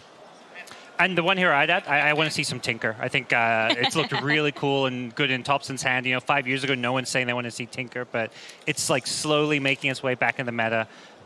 It's just fun to see heroes that have kind of been gone for so long, kind of coming back and making an appearance and doing really well on him as well. Last question that really weighs on my mind. Do you think that Seb's recent eye surgery will affect this match? So I think maybe a little bit in terms of practice. Like I know my teammate Mickey actually flew to Portugal to stand in for them and did some scrims with them. So I know for a fact that they didn't have the chance to practice as much as they maybe wanted to. Okay, well we will see how that goes. But in the meantime, let's get this show started. In just a second, we will get this show started. Oh gosh. Yeah. We're getting the players in the lobby right now. There's just a little bit of a delay. Apologies everybody for the false start. That's on me. But yeah, sorry.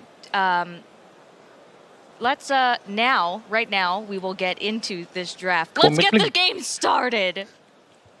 Tapi kasihan, udah gak bakal menang TI Thompson lagi. nih, mulai Malaysia deh. Berarti. Singapura. Malaysia bisa tuh. Malaysia apa Singapura? Singapura. Malaysia tuh. Singapura coy. Quincy Crew versus OG in the lower bracket. Now this series, you love to see it, but in the lower bracket, little rough for both of these teams. But I'm here for it. Brian's here for it as well as T-Golf, because we're here to break down this game, this draft in particular. I want to know from you guys, T, if you're going to look at this draft, who do you want to see set up for success most on the teams? So, of course, OG, you have to go with Sumo, because the way that they play is always kind of propping up that one person to take over the game. So, Sumo, easy answer. I'll give Brian the harder answer for Quincy Crew. I got an easy answer for that one. I'm going with Leslau. I think out of all the teams in this tournament, they're the most abnormal in the sense of how their offlaner likes to play. This man is top 10 MMR. In a farming-heavy region, he plays the Nature's Prophets, the Venomancers, the Necrophobes, the annoying farming, pressuring heroes rather than more of the melee brute strength heroes. Yeah, we heard Quinn yesterday in that interview talking about the power of the Leslau Nature's Prophet. He made some nice tapping sounds for the rat that we saw come out. Because Quincy Crew is coming up an absolute high, T. Yeah, an absolute high in yesterday's series. It's like 5 games in a row that they've won now. They also had that big comeback. And yeah, that's the kind of thing that you want in a lower bracket run. And you heard in the interviews, right? It's the idea that they were at their lowest lows in group stage, so it can only get better, right? Mm-hmm. And before we get in the draft, quick pop quiz. Oh. You've got Sumo versus Wa, yeah? Yeah, mm-hmm. yeah. Now, of course, they're now playing both carry against each other, right? It's the position 1 v position 1. Following you. Lifetime matches against each other, brother v brother. Who do you think actually comes out on top? Sumo Tipsnya, or Wa? Don't look at the mana? I would go with Sumo, like 70%. 70%? Oh, okay. It's a lot. She played EG. So I think the reason you pop in this question is because maybe the answer is Don't the other way metagame around. this. I mean, I'm Speak from metagaming the a little heart. bit. Sunil has been on more successful teams than you are. It's simple as that. Well, funny enough, it's only 80 games total, 43 to 37 to Sumail. Wow. So it's really not as like, I think most people would have... barely above. Exactly, it's barely above 50%. So this really is a lot closer than you expect in regards to the brother versus brother. Of course, right now, OG is pulling a little bit ahead in regards to TI performance, but now we got a couple heroes in the draft. A couple of heroes in the draft. We already have got 3 heroes on the board here. Brian, is there anything so far that you feel like is something that stands out? I would just say this is ET. ET is OG's comfort zone this tournament. They've picked it 5 times, 4 out of 5 wins so far.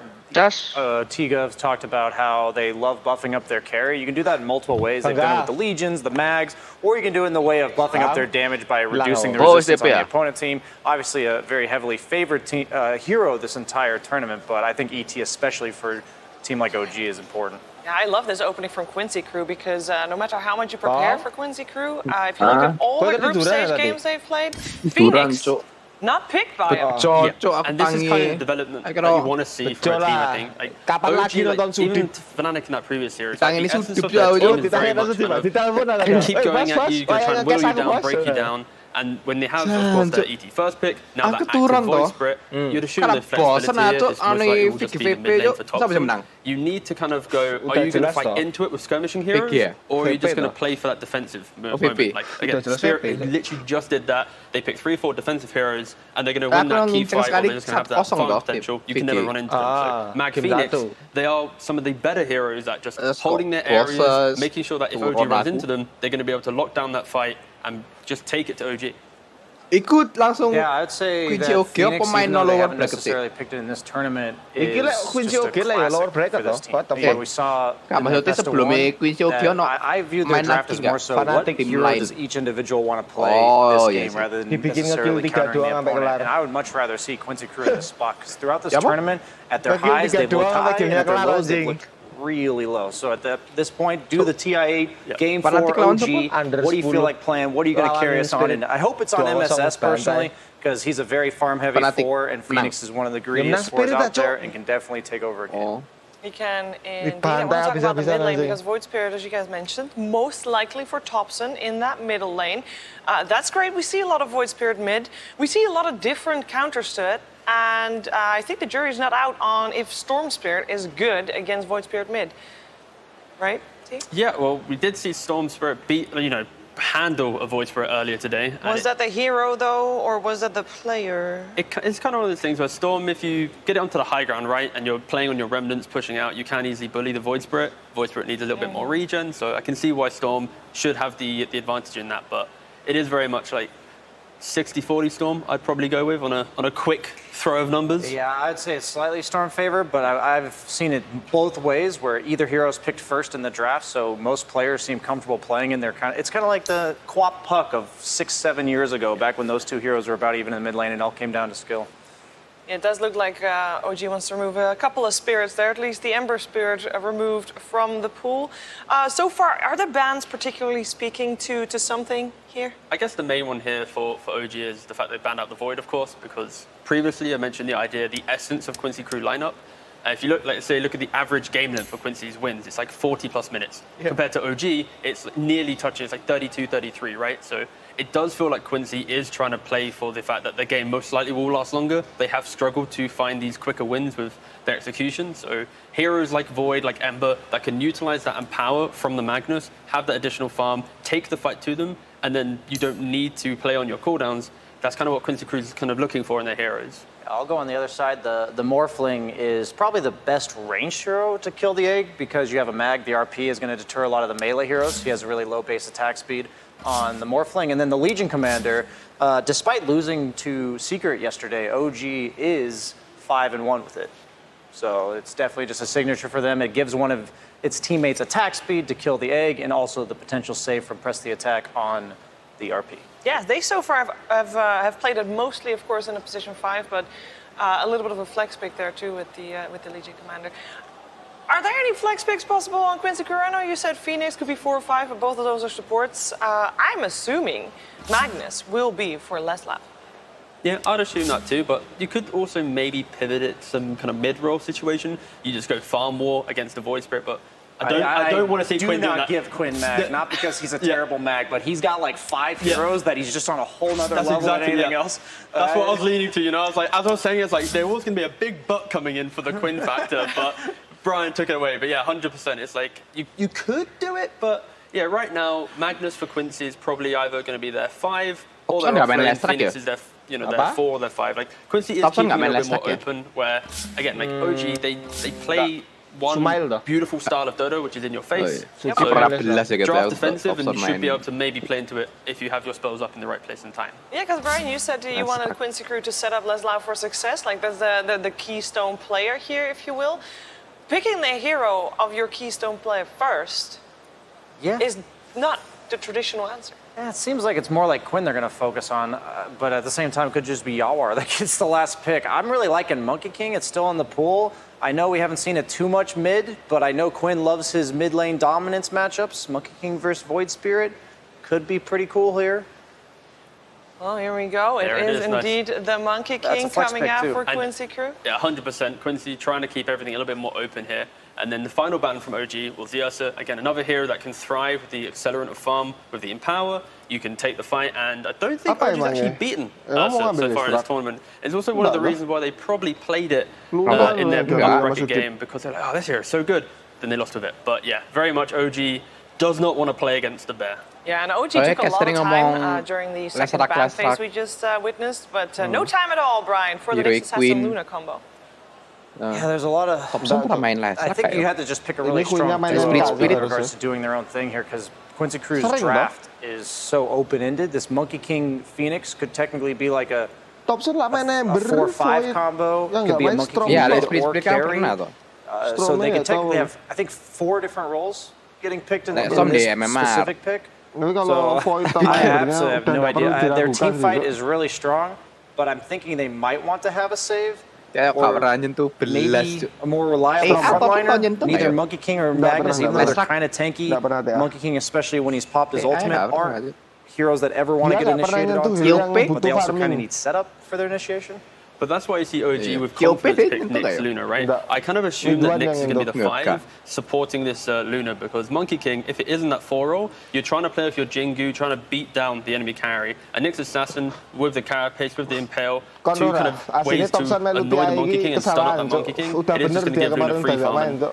I think we've seen this trend maybe from OG and also kind of in most teams, right? It's the idea if you have a strong ranged carry, any fight, why we saw Legion come into popularity in previous events. We saw like Bruce, we've seen DK as well, Mars, and of course I feel like Nyx fits this role pretty well. It does kind of give OG that ability to play their strong lanes. And, you know, the Luna, it's the low bracket hero. Carl tries to curse it, but still, it does its wonders where if you're against these big cooldowns, you yourself, sure you have a big ultimate with Eclipse, but the essence of your hero is getting Dragon Lance, the BKB, Skadi, all tankier items to be able to pop yourself chunk down that objective and then push to the next one. With no chance of, do I have to wait for a cooldown or 2 to come by? A question regarding Quincy Crew's draft here, because we said we want to see Quinn on something. Typically, Quinn Asprey can win the game, but OG has started to ban out carries. They're starting to ban out your Wars heroes, so that means that they are assuming that that's still the one that is left to be picked up, meaning they're thinking probably Monkey King or Mag for Quinn. Do you like that, Brian? Monkey King? We haven't really seen it from this tournament, but I think he's like Platinum or Master Tier Monkey King. It's one of his most played heroes in pubs because, like I said, he loves his laning stage, and Monkey King is one of those 10th picks where you see a Kunkka or a Tiny or a Void Spirit melee hero mid, and you say, okay, I'm going to grief that guy while I freefarm in the mid lane. So it's a little bit of an untraditional mid laner, especially this patch where we have these like mobile gankers. Monkey King has this weird power spike dynamic where he's super strong for like the first 7 or 8 minutes, but then he becomes a farmer for the next 5 to 10 minutes, similar to like a TA.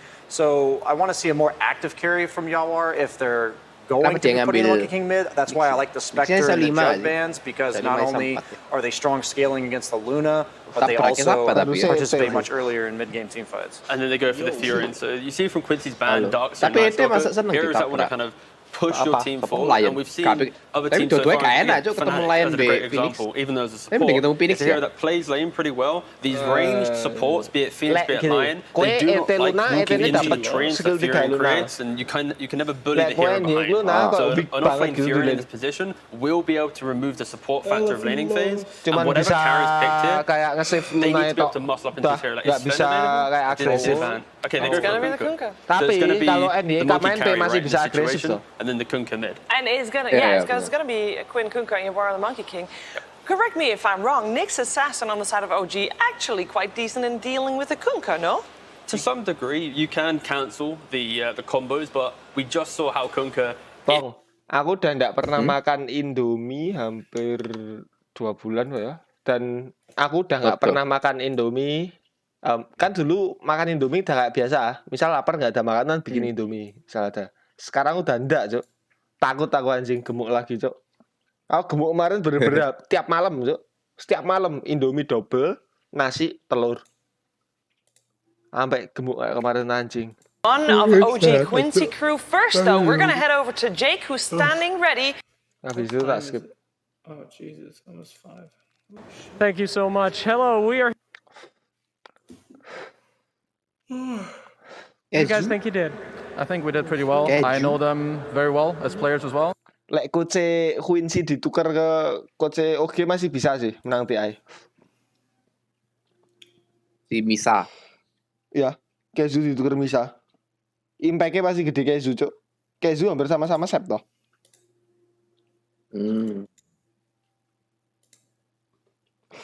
Lah ngomong lu, Kezu setara sep, Cuk. Dalam otak. Koero toh yang bikin narik grip di belakang tower pertama. Di belakang tower 2 nih Radian. Oh. Itu Kezu, Cuk. Ya, di secret.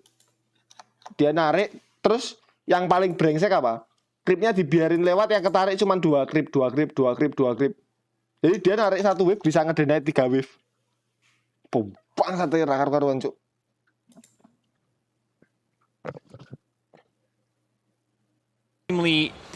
Interesting match with a lot of kills post 10-minute mark, because OG, looking at the lineup, you know, it's Luna, so that means that they're going to be grouping around early on. You have this Prophet coming out from the position 3, which means that he's going to get a lot of farm. Nyx Assassin scouting things out from Invis and Thompson on his signature Void Spirit.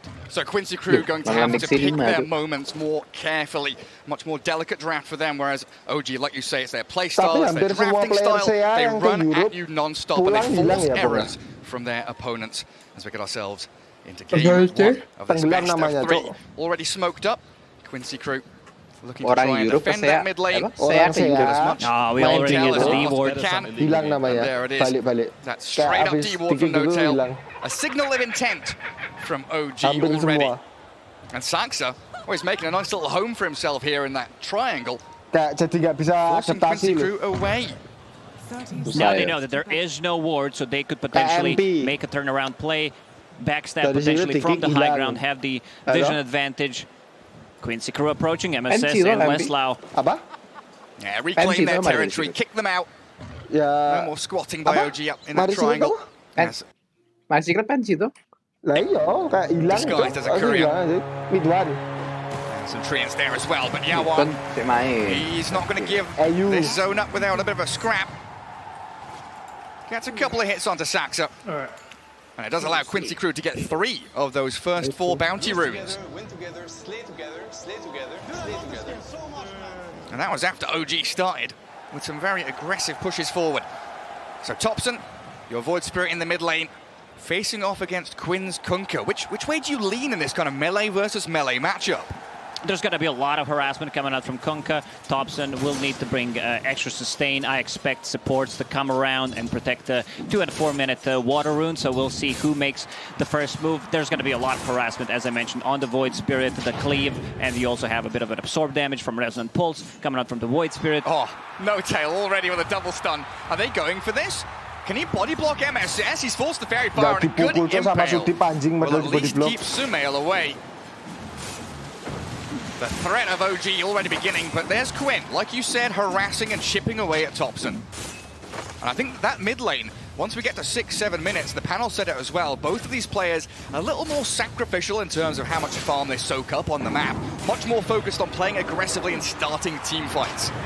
I feel like whoever gets 6 in this matchup will just go extremely ham. There's a lot of, pride on the line. You might need to knock out OG. You might knock out OG out of TI. So there's a lot of stuff happening in the heads of these players right now. Back to the bottom lane. Illusion Beam, it got there, so it's now level 1, 9 seconds instead of the 6 seconds before. So a bit of a nerf to Luna's laning stage. Still very strong laner. Absolutely is, yeah. 7-3 on that CS. Sitting pretty up near the top, and No Tail. He's being a busybody. Throwing stuns onto Laszlo. Needs to be careful, still level 1 on that Nyx. He's got nice base regen though, like with the Tango going, 13 HP per second. So he'll be just fine. For a second I thought you were doing mad, Gary, then I checked that it's showing on the screen. I'm like, how's this guy so correct? Oh, Thompson! Careful, buddy! With the fairy fire. He had the backup of Saxa coming as well. And they will bully Quinn away from lane, but there are water runes to be gathered up. Man, these punches from the ET just keep on coming. Well, it looks like MSS a little worse for wear in that bot spot. Will have to wander back and sell themselves back up to full. Man, these Tidebringer hits onto Thompson. Every time we look into mid. It's a lot of damage, but there is potentially a turnaround play, or Seb could TP with his Nature's Prophet, deal a couple of extra hits, which could make the difference there.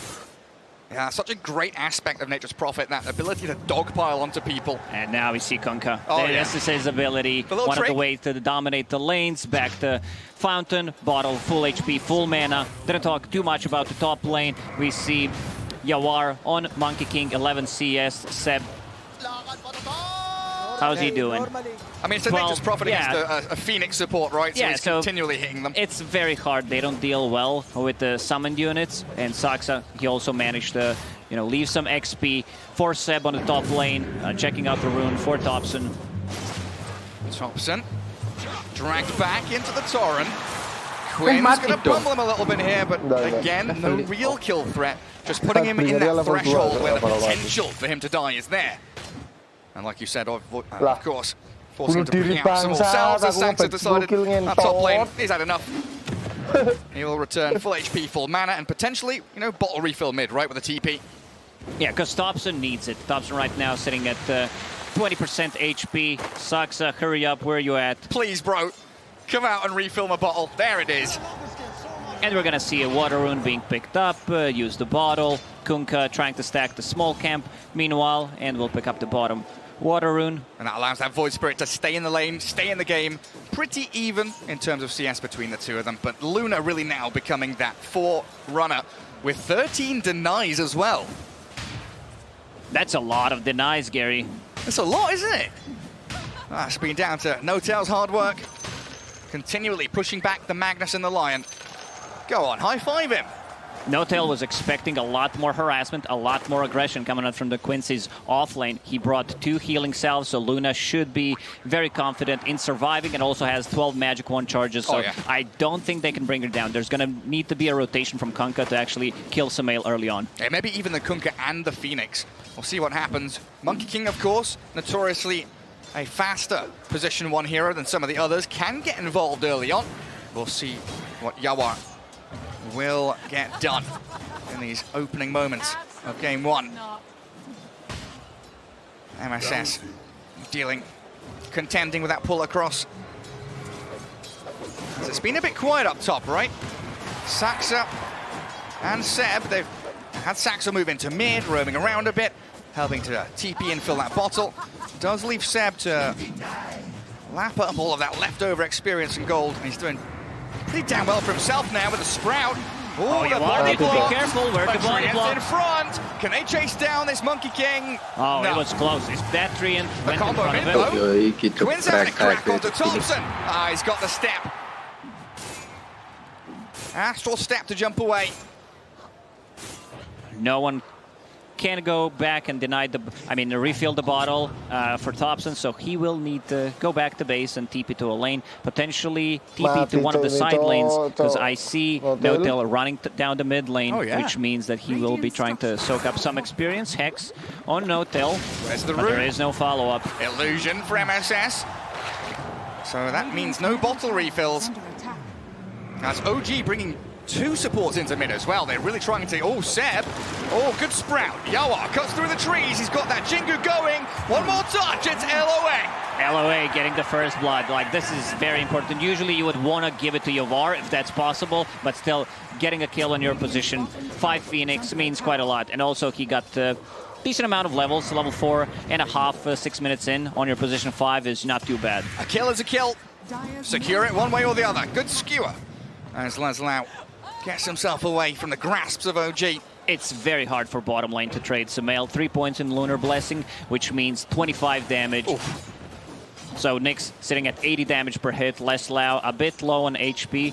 Has that Helm of Iron Will, which he will turn, of course, into Helm of the Dominator, something that has been popular throughout the group stage and the main event, where you can do a lot of stuff. You know, we've seen some cookies into Centaur Stomps, empowered creep, and also scouting things out for a potential, you know, if they want to climb the uphill, you can stack with it, and overall just a decent item. It's so powerful. Very powerful, Gary. Very reminiscent of that Centaur build, right? The Ring of Health, no items, just Rush Ring of Health for your Vanguard. Similar from a lot of these offlaners nowadays. Oh, thank God we're staying away from that. We're away from that, yeah. Now Helm is the new Ring of Health. It is. It absolutely is. Seb, going to be jungling a little bit. He's got his TP ready in 10 seconds. Treads and the Blightstone. So potential here for any kill to be converted into an objective if they're able to get on top of Quincy. Once Seb gets level 6, they're going to start to play a bit more aggressive on the side lanes, because there is a ton of damage coming out from Breath of Nature. LOA. Well, he finds Seb. Dive is ready. He can get away from this, but he's been stomped up. Do they want to finish off the Phoenix? It's going to be a difficult task, isn't it? Meanwhile, mid. Sumail's made his way in there. Bisa ada Sumail di mid, Cok. Backed up by MSS. Quinn will get away, and LOA also diving. Out of the reach of OG. I love this from Quinn. I check his quick buy, straight BKB after phase boots. Yeah. Understand they have nothing that goes through spell immunity, no magic immunity, so it's going to be very, very tough for them. And that fits his role in the team as well, right? That chaos creator, the action maker, so he'll be able to run around from a very early point. As Panel talked about, a bit of a sacrificial. Mid sometimes sacrifices his own farm, so Yovar and the offlane can get more. And also, it's indication of how fast they want to play, right? Because we've seen this build quite a lot. The double bracer into the BKB. Are they going to find him? Oh, yeah, they will. Yovar, this time allowed to pick up the kill as bottom. The tier 1 being dived. Quinn's here with an X mark in towards No-Tail, turning him up, and Shockwave back. He does get out of Carapace, so delaying the move that Quincy crew are making. The trouble being, he's being skewered around and destroyed by Quinn, while LOA is going to try to TP away, but 7 Thompson are both there. A lot of action happening. There's going to be a ton of pressure on the bottom lane. They even glyph. Like, the value that they get from this glyph is stopping the mid push and also keeping their creeps bottom alive. I don't think there's enough for OG to stop the bottom push. Sumail is wide out in the open. He's going to get comboed here by MSS and Quinn. Thompson's trying to backstab and Sumail will survive. MSS hiding behind the trees, but they're broken by Seb, who sprouts him up. Pops his stick, but that's never enough. Okay. Is he going to get stopped here? He's slapped up and his courier's died. A nice impale from No-Tail and 4 heroes. OG bring the numbers. They brought the numbers on the mid lane. They wanted to respond. They saw the tower falling. They bring the numbers on the mid lane. They get 2 kills. Conversion into the tower as well. And they get the tower. Thompson even gets the last hit on the tower. Double damage picked up, so that means that they're going to be playing even more aggressive right now. This is the lineup that does not rely on any of the cooldowns. They find the juicy stack. They do. Not only finding kills mid, taking the tower, but stealing the stacks. Unable to get the Ancients just yet, but I believe Sumail will be eyeing it up in short order. Right now, he's up top. Should be able to clear through his own triangle, which, it looks like Ancients have been blocked by that sentry ward, though. They need to deward it. Because Luna would definitely like to spend a lot of time right now in a triangle. Mask of Madness is available. Moonglave's about to be maxed out. Also, I like what I see from Thompson. Kaya, straight into Saj. You're playing into so many stuns, especially Lion, so you're going to reduce that duration. The X Mark, the Lion Hex. Such a great build there for him. No need for the Yule Scepter. No need to rush the Aghanims in this kind of game. And it's much more of the carry-oriented build, right? It's less of the early game, that kind of Saj, more of that mid-game build. Yeah, I don't think it's necessary to go for Yules. It's good for breaking up the combo. MSS. See ya. Good two-man torrent, though. Quinn's here, trying to fight along with LOA, but they don't have Supernova just yet. The Centaur stomp. Lelis, quite a bit of space here for his squad. No-tell, he's not even going to die. The Nyx is out of there while Thompson... LOA's level 5 only. He's cutting into that Phoenix. Oh, dominating streak for Thompson. That's a good will be losing his life for this. The Monkey King arrives and Yawa slices him in half. Yeah, they went a bit too deep. Yawar joins the fight. They get the kill on Thompson. For Quincy, they don't have the level 6 on their supports. Finally, Lion buys the Tome. Finger is available, unfortunately. LOA still not level 6. If they have Supernova there, at least they try and force OG away from the fight. But not having such a vital teamfight ultimate really hurting Quincy Crew. 11 minutes in. The Magnus Helm creep. That's roaming around with MSS. That vision, the scouting capabilities, showing off where OG are lurking. Sumail is swinging it out. Someone needs to unblock the Ancients because he lost quite a lot of farm from this. And they also might need to spend 2 sentries to unblock it. There's the one. It's in range. Are they going to find it? It's not in range, Gary. Oh. Never mind. Meanwhile, Dire. Yeah, there's that observer. Sentry wall that No-Tail's looking for. Meanwhile, Dire, the Monkey King, empowered up, is clearing through some stacks of his own. Already has the Echo Saber. Not too far behind his counterpart. You expect Luna to really race ahead, but that Empower is going to allow the Monkey King to keep tabs on her in terms of net worth. If they did not block that Ancient camp, Luna would be at 7k. Smoke from Quincy. LOA now level 6. Whoever the X mark is pretty dead, and it's going to be Seb diving in. They'll throw the boat at him, and Seb, there is no escape from this. They've even got a Centaur to stomp him up. Centaur even helps out. Also, Kunkka used both Ship and Torrent with the Arcane Rune. So No-Tail body blocking that. Oh, yes, he is. Cheeky. Funny business. When you play position 5 Nyx Assassin, I like what he's doing. Maxing out the carapace, lowering the cooldown, increasing the duration. 2 points in Impale is more than enough. We'll see if he decides to get just a valuable point in mana burn.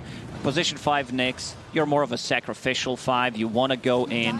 Carapace, even though it sounds like it's an easy spell to use, it's actually one of the hardest one in terms of, you press the button. It's a skill shot. It really is. Because if you misuse it, then you put yourself in a really bad spot. And most likely you're going to die. I mean, I'm looking at Quincy Crew right now, Lacoste. Green lights across the board. What do you want them to do? They've got all their ultimates. They seem fight ready. They have Magnus. This is their big timing. Magnus, RP available with the blink. Now it's time to take a fight. Dobson already using the Simulate. Yeah, they will kick it off onto the Void Spirit. He has 4 steps away and the boat doesn't land. Sam's there with a nice Earth Splitter. Wukong's command has ended. OG, they weather the storm. 2 ultis down. That's exactly what they needed to do. They want to prolong the fight. Where's the blink skewer? Less loud thinking about it, but there is no tier 1 tower. Biding his time. While all this is happening, Luna is just farming the triangle right now. That sentry ward. It lasted way too long. Cannot find it. Fuck up gara-gara still there. I guess No-Tail did get a bit of revenge body blocking one of the spawns on this Dire side of the map.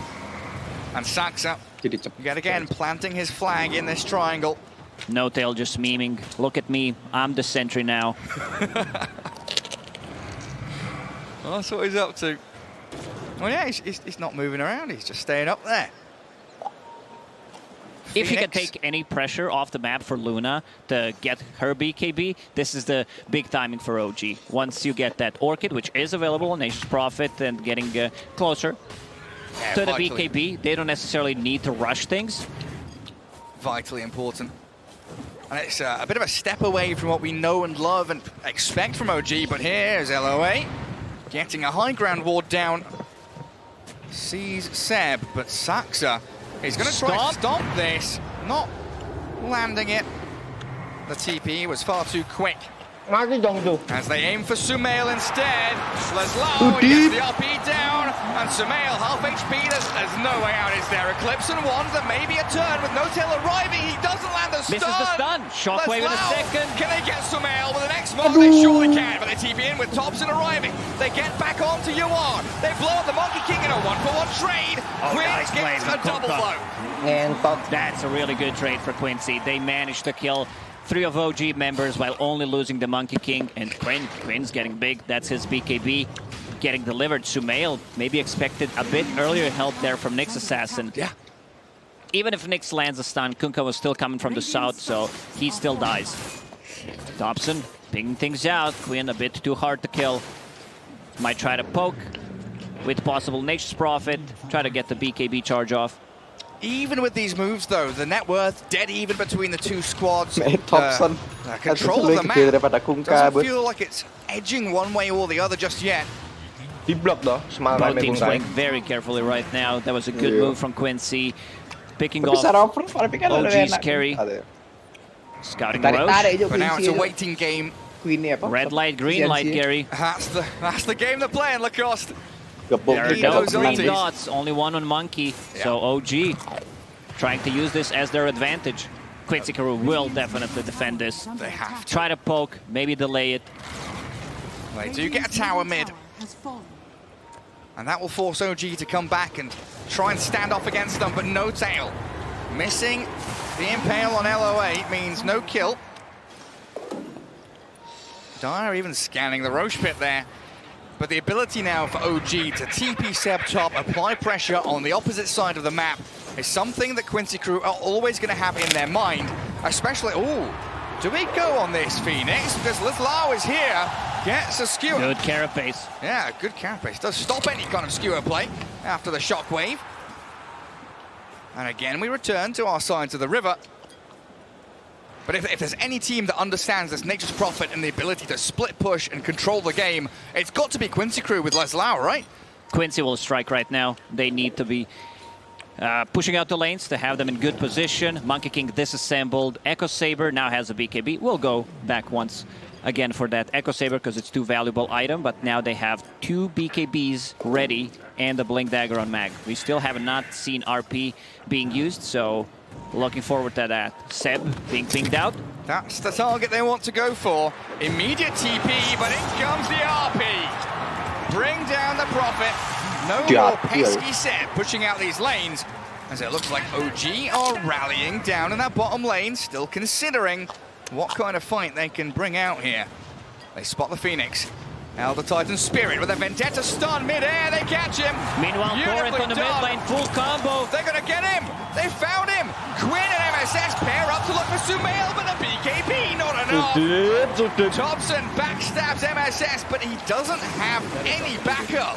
Oh, this is gonna cost OG quite a lot. Luna getting picked off twice and also using a BKB charge. Feels bad for Sumail. That's a couple of deaths in a row where not really accomplishing anything otherwise. Yeah, torrented, stunned, hexed, and dies. So a good turn of events here for Quincy Crew. Again, you said that's their moment to strike. Use a couple of ultimates, get a couple of kills, and then calm things down. Return to farming with that empowered Monkey King, and even the empowered Kunkka, if he gets it. For now, relying on the Tidebringer for his farming. Thompson hungry for that Helm creep. Bang, oke kalah 2-0 pertanyaan enggak, Bang? Into the dire jungle here, but not able to see any heroes. Yeah. They will get a couple of D-wards though on that Obs and Sentry. That's Roshan control, isn't it? Looking to really dominate the area around the pit. Yeah, they want to have vision around the Roche pit because their heroes are really good at taking it. You have Nature's Prophet with Trians taking it up. You have Luna. Good stop. BKB is available once again. Doesn't have mana for stun. Earth Splitter's in, but LOA has the Supernova. It feels like OG were just trying to bait it out. No Tail will give his life for one of those ultis of Quincy Crew. They do get a root on this. Elder Titan though is Saxa. He's got nowhere to run. OG can't hide. This being run at by Quincy Crew. The Wukongs. It's arrived. Hex is available. Thompson. 3 quick kills. Quincy Crew asserting their dominance. They're charging forward. Quincy Crew just bringing the numbers. They're doing a very good job protecting their heroes. They don't have the best Roche taking lineup, so they need to chill a bit. Maybe once their AC is up, so that's gonna buff him up, give a bit more minus armor. As long as you stay positive. And now biding their time for those ultis to come up again. What's the... Oh, Seb. Sprouts. Yawar. Silences the Monkey King. That's not gonna help but he's him. dying 1v1. Yawar's Monkey King. That Dire Observer ward a little deeper, knowing that Seb was coming. Allows them to set up on the Prophet. And again, it's Quincy Crew. Beautifully done. Yawar's game read so far has been excellent. Joining the fights when it's necessary, jumping from 3 to 3, playing around the Magnus to give him that empower, staying on top of the network. His item build also very standard stuff, I would say, in this situation when there's so much at the stake. BKB once again going for that Echo Saber, and the next item is Scotty. Yeah, and in comparison to Sumail we just saw there, Yawar doing much, much better across the board. Top net worth on the Monkey King. Far more kills. And far more game impact, like you're mentioning. Quinn. If anybody walks up that ramp, they're his. Oh, they'll know there's a bit of vision. Tapped by the Wrath of Nature. Quinn is such a difficult target to go on now with his BKB. They cannot burst him down. They just don't have the tools. They will need to possibly lock him with the Nyx Assassin into ET Stomp, into Remnant, which is going to be very hard to deal with. You need to bring the numbers, you need to group around, and this is where Magnus Lion could make a counterplay. Also Phoenix level 12 on your position 5 has level 2 ulti. They don't have the egg hitters. If they can kill Luna or disable her, egg is not gonna be killed. Yeah, who does it come down to then? Seb has to do it, but Seb has to be, oh, the quick BKB. Very fast on the fingers. Let's get a little stun onto the Monkey King here. Sleeping the Magnus, and Carapace back, but MSS with a Hex, a bit of back and forth, but a 2-man stun, the Supernova to bash, they're going to find them! Sumail has to BKB and run, but Laszlo has the RP! Daily gorgeous stuff from Quincy Crew, and they're going to keep going for more! Seb, his X-Mark cracked back, he's dead! Quincy Crew has their number! Saxa with Thompson try and turn around onto Quinn, no teleport back for this, but Yawar with a triple kill! Thompson needs to be careful. Only the Simulate is available. Nice dodge. He gets away from the stun, and a double kill will be his. But another torrent's there for an Ultra. Yawar's Monkey King. 9, 1, and 5. He's just too powerful to deal with. They need to prolong the team fights. Even though they need to keep fighting and lower the BKB durations, it's going to become much easier for OG to take a fight. They just don't have the tools right now to deal with this overfarmed Monkey King and Kunkka.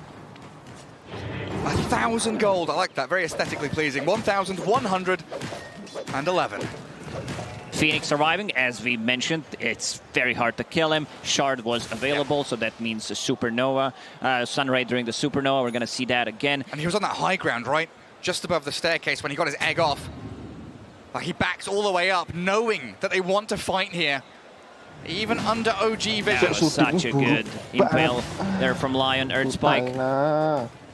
And there's the finish. Goes in for that RP. And Yawar, even when his BKB ends, he just knows that they've got them on the run. Great ability just to keep on running forward and battle.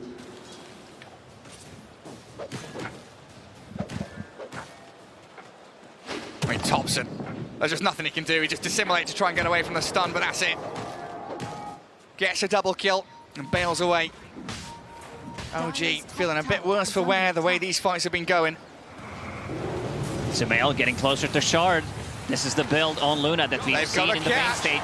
They found Seb again. There's too much damage. DD Rune Kunkka slaughtering him. Yes, you'll find MSS and LOA, but Sumail is gonna run. Saxa battling back onto Quinn. The X-Mark forces the BKB. A nice stomp in there, but Quinn has one of his own. The shiny golden god is chasing no tail now. Quincy got to be a little bit careful though. Need to pull back. Your BKB is available. Left in the tank, but you're right. There's Wukong, there's BKB on that Monkey King, and potential buybacks from Quincy's supports. Tapi Magnusnya nggak kelihatan. Well, just hit level 18, so that means more beams coming out from her. Getting closer to that shard. Shard, even though it got nerfed, it's still a very good shard. We've seen in the previous series where there was a Crystallis and also Aghanim shard, or the one before. Hello. Now inside the pit. Hello. It's an Assassin who's got a carapace on the two of them with a two-man stunt to go along with it. Leslau's blown up. Oh, Quincy crew, they thought they were making a move. He's getting blocked. OG to turn it back on them. They get the Luna though. Magnus for Luna doesn't feel so bad. Bad spot trying to get out. Little stomp there, but they'll scout him out.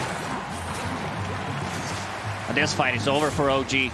Thompson thinking about going back in again. He's got no tail there, but high ground vision spots Thompson coming in. He's under the outpost, and they know exactly what he's up to. Arcane Rune already used up. Thompson would love to have a bit of a scrap. Eyes up quick. Playing a bit of a dangerous game here. And he's looking towards MSS. First silence, second silence into Remnant. But now what? Dissimulate away, try and run and hide. Bangsat sini Thompsonnya anjing. Fight might be over for OG, but it's not over for Thompson. Still thinking about going in once again. Arcane Rune available. Woi, Spirit sama Luna nih tuh, dia gede buat Spirit, Bang. No tail playing on the mid one ya. dire side of the map. Mid one gak sih tadi ya? He's scouting. He's looking for anyone that's lurking. We'll get a D-ward as well. But Thompson's there. This pairing. Just finding kill after kill. Or do they? The boat turnaround with Quinn arriving. They kill off the Phoenix. But now, Thompson. Quinn will chase down No Tail. Oh, he doesn't want to go for it. He's so afraid of what's lurking in the shadows. Too afraid of the bug.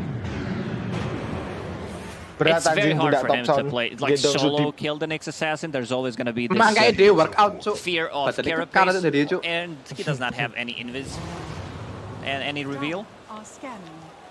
And here's your mark. That full up Scotty. Next up, the Basher in the quick buy for him. Quincy crew will have their ultimates already pretty soon. But OG knows there is a window here. 3 heroes smoked, Thompson one of them. After the Aghanim Scepter, heading into E-Blade. Looking for that magic nuke damage, but also saves, right? The damage from Quincy crew, heavy physical from Monkey, Conker, and eventually there is a turnaround. Once he picked up that Aghanim Scepter, started playing a bit more aggressively. 2 supports, they don't have any kind of defense tools, so he will need to jump the backlines. Try to burst the Phoenix, play with the Nyx Assassin who can provide the vision. Smoke from Quincy. OG 3-hero smoke, Quincy respond with 5. The entirety of OG though, up in that top lane. Soft pushing it with a Treants. Scouting with No Tail's Nyx. Also bought Gem.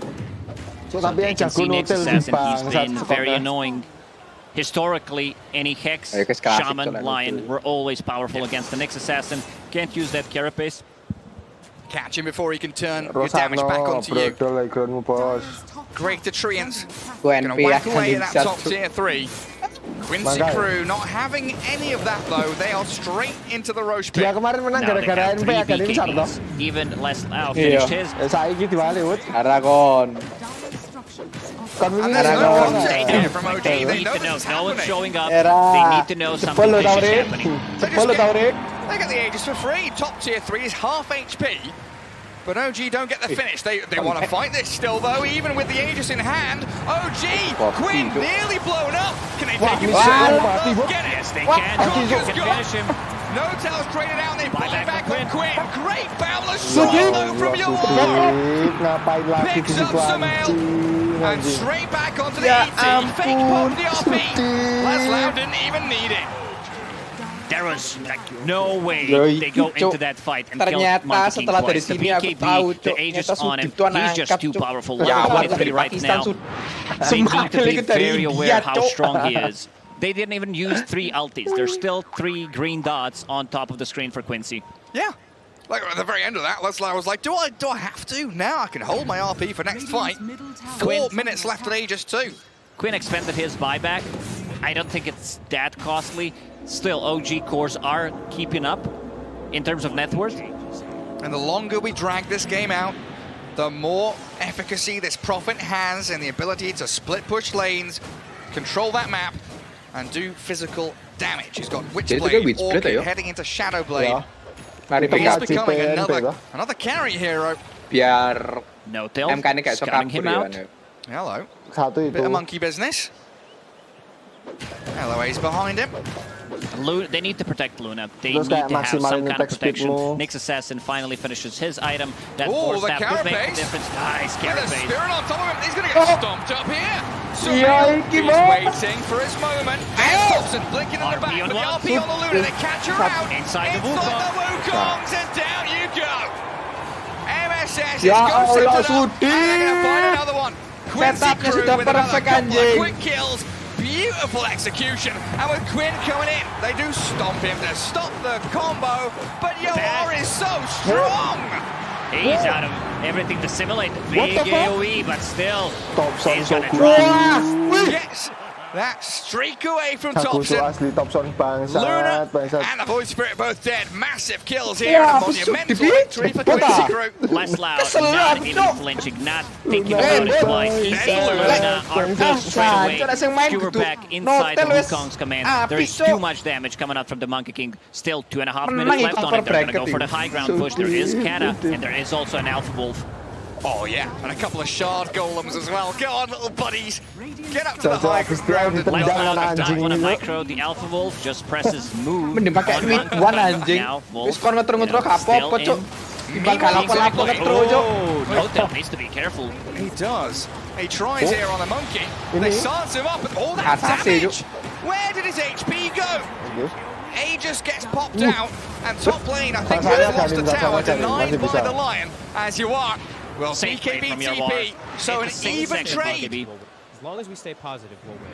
Yeah, just TP it out. Did not want to risk anything. He knows there are no BKB piercing abilities. It gets out immediately. I always feel BKB, you know, I'm never going to get used to BKB going from 10 seconds to 9 seconds. Yeah. Because it feels like what chocolate factories are doing and like chips. You pay the same price nowadays, but you get the less, you know, amount from it. Oh, you're paying for air in the bags, Yeah, aren't you? pretty much. Yeah, it's a tragedy.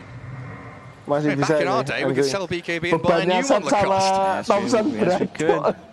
Long gone. One of those days, though. I'm very happy that we cannot do that anymore, because the games would be pretty boring. Infinite games, infinite buybacks, and infinite BKBs. We're in a really good place right now. Quinn has a Scythe of Ice queued.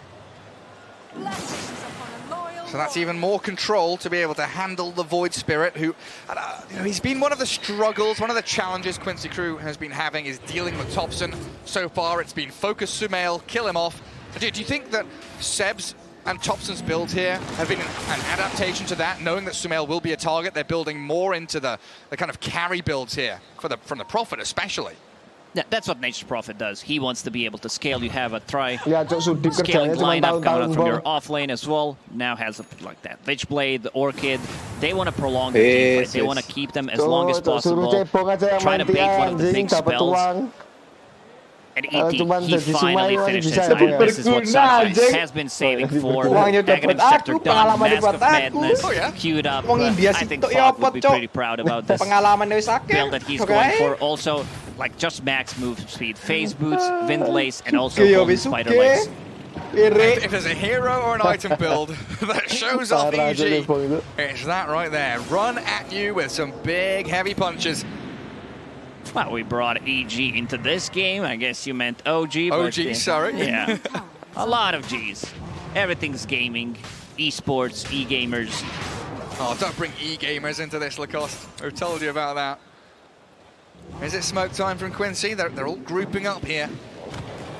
Still quite a long time to wait for the next Roshan. So we'll need some Sudip cuma fights. aman main satu hero, Bang. Links. Monkey King. Tini.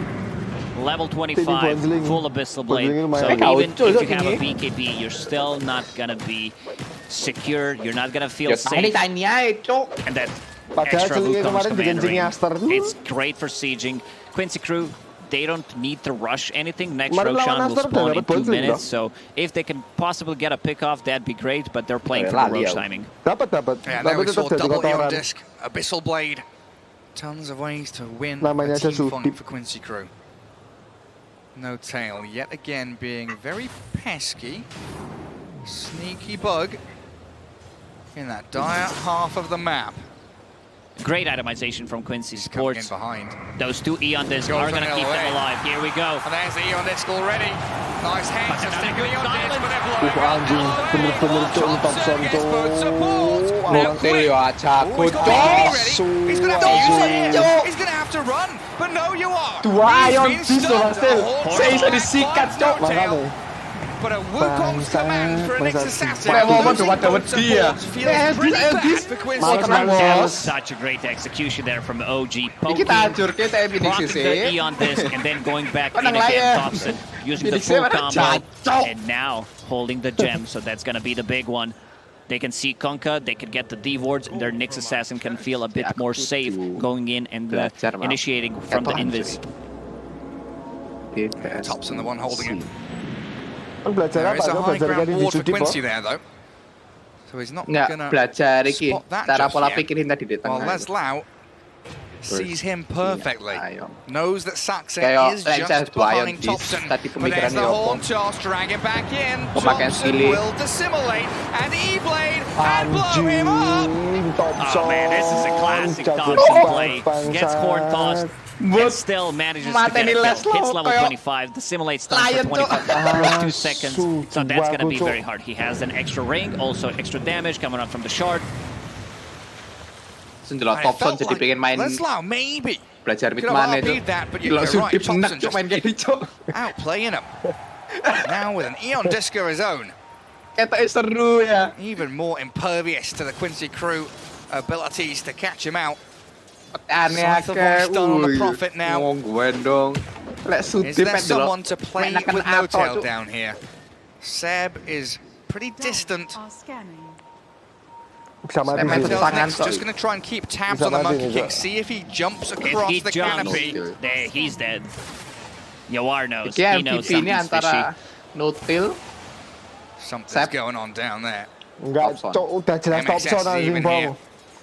Thompson yang nahan cok. Bring everybody to Tapi this. If OG iya is sih, setting tapi up, we kalau will as well. buatinnya scoutin Notil be Roshan setape will respawn isi in gara a Thompson second. iso kayak ngono kabeh, Pak. Gundeng cuk. Notil iki. Nggak, maksudnya biasanya kan Thompson kan sacrifice ah. Kayak dia mati-mati bikinin space. Tapi ini bener-bener Iya, iki gara-gara cuk lihat tumbale cuk carry-nya. India cuk San cuk. Gara-gara lihat carry-nya anjing ini Sumail kerjanya kok mati gak jelas. Bangsa ya udah kue tumbal anjing. Jangan aku cok. Padahal udah di second pick loh. Berarti second pick Void Spirit cuk. Bagus sih, asuh Thompson. Oh, he's a massive golden piggy. Wemu peten cuk. And there it is. Roshan falling. OG claiming the prize. Saxa grabbed up by Quinn. X-Mark drag Yeah, and the backstab Oh, again gets from that Thompson. BKB. Forces Mati, the supernova. Ayo, But Quinn pecah. still Anjing, anjing. Get cheeky Ayo, down, bisa. dissimulates away thanks to that Eon Bangsat Disc. itu skill berapa cok dibait sama That dia Eon Disc. anjing. Ghost Ship Fleet not hitting Finger. anything. They're thinking about going in. Oh, they got Nyx Quinn. assassin. Malah mati cok. He's Ininya. dead. One more touch will secure it, and with no buyback, they'll need the RP. Thompson. Sumail's doing back. That's a good amount of damage, but MSS, Anjing he's been Thompson. destroyed. Sumail going deep with Thompson. Oh They want my LOA with the God. Blade Strike, but they can't finish off the Phoenix. Instead, they want the Monkey King slapped up, and a big splitter will This rip guy's him in a good half. Buyback what? available, needs to do it. Has to buy back, and we're in a 3v5 as OG shred their Pong base. MVP-nya Sumail ini OG cok. did not lose a single hero. Kunkka, since he bought back in the previous Gak, fight, Sumail. he does not Kita have semua gold. tertipu Buyback is anjing masuk available. pil. And Roach, if they want to play this safe, they can go inside the Ikun pit. kan nih. They still have 4 minutes left. Taktik kayak orang India It's cuk. low on HP. Dia, oke. Tactical Sumail go feeding high deh. ground, 3 minutes 40 on the Bikin Aegis. musuhnya supaya hype ngono. Wah, They ini can keep menang, pushing menang. this. They Mau diacur must ke know. masih atas cuk. Wih, piye. sensing blood Es in the krimnya water masuk isi now. waduh. Quincy Crew, a wounded Ini animal. remeh-remeh cuk yang And India. OG and the Hunters looking to finish off the Bangsat Thompson bro. Third Jago goal banget that sih put a anjing turnaround ini. from OG in game number 1.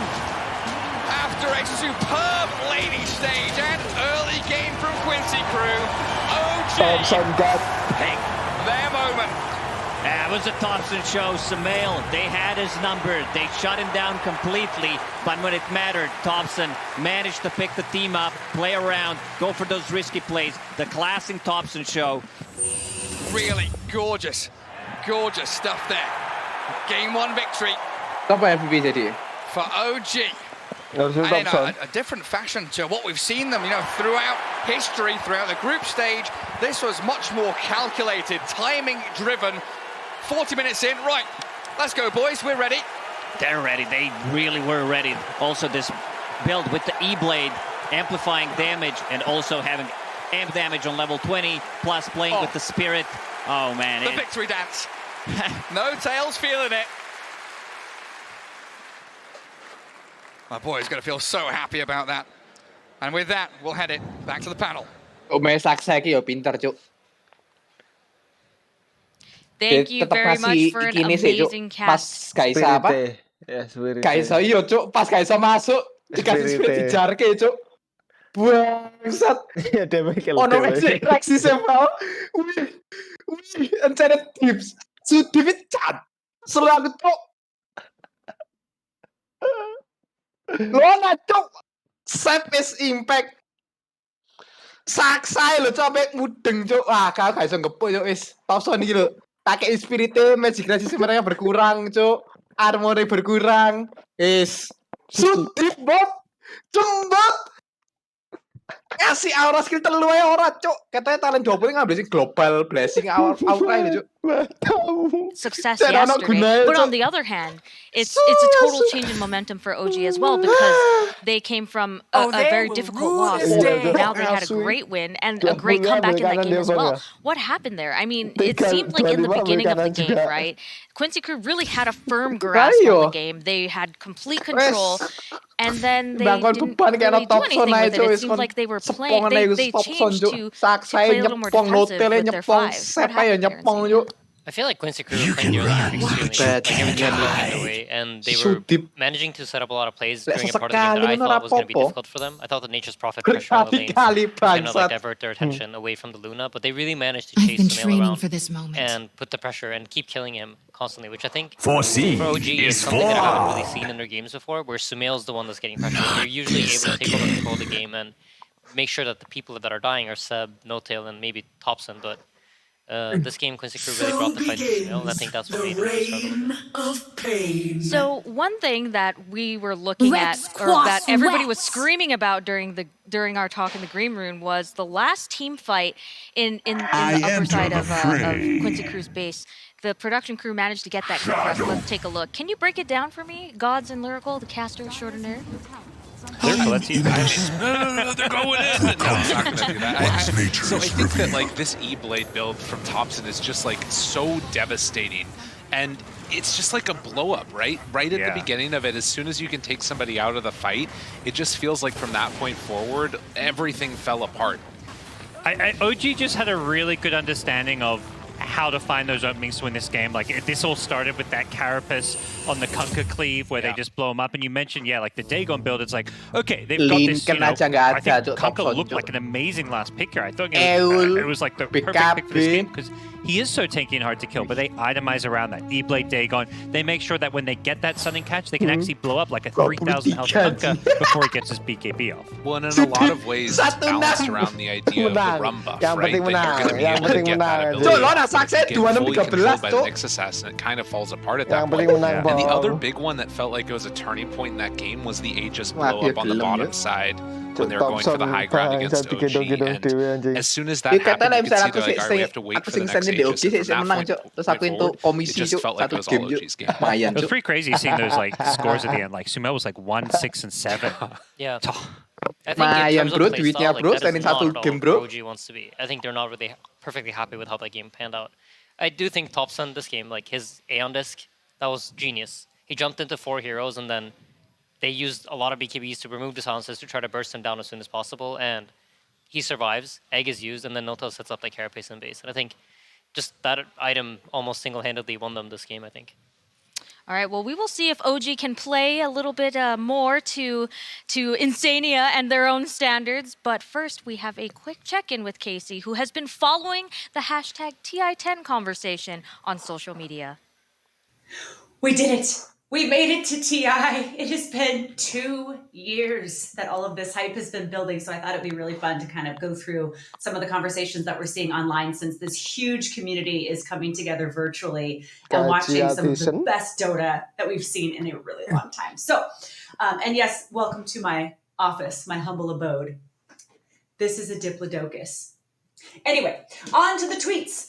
So I was looking in the last couple of days, and as the event was approaching, I thought I would get to a couple of different tweets that people had, one of which turned out to be a little future predicting. So let's take a look. We'll get to that one in a second. But this first one says what I think all of us feel, which is I'm most excited about the emotional roller coaster of absolutely hating the team that knocks out my favorites, but then wholeheartedly cheering for them the next game because my heart is just bleeding for some crazy Dota. So thought that was a really accurate way to describe how a lot of us feel going into TI.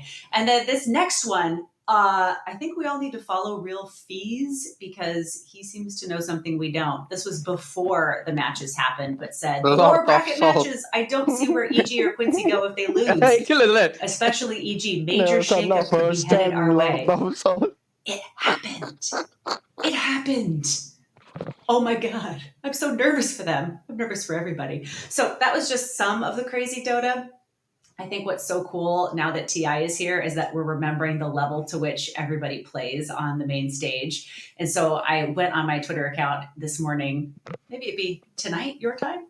It was earlier today, and asked folks what they thought the craziest, most interesting match was of the tournament so far. So I wanted to show you 4 different takes on that. If we could just take a look at those really quick. The first one says possibly any game that LGD plays in, but the highlight so far most definitely was game 2 between LGD and T1. Absolutely intense. And then Paul Goyo said PSG LGD game 2 against T1. Whoa, Paul, you got like a list going. I like it. Fnatic Undying, QC versus Aster, and IG Spirit game 1. And then Slaya said Quincy Crew versus Team Aster as well. So a lot of people are agreeing on that. Finally, as everybody is watching all of these matches and the games online, feel free to let me know what you think because I'm watching the hashtag TI10 and trying to gather as much as I can. And I would love to share some of what you're saying on the broadcast so that we can all feel like one big happy family. Mostly happy. Slacks, I'm looking at you. But I do want to remind you the teams themselves are watching. They're reading. Take a look at this. A simple yes from Alliance in response to that tweet. We are watching you. You are watching us. All right, let's get back into watching some crazy Dota. This is fantastic. Also, I will give a prize to anybody who spots some of the Easter eggs hiding in my office here. And by prize, I mean I have nothing. But good luck. Back to you.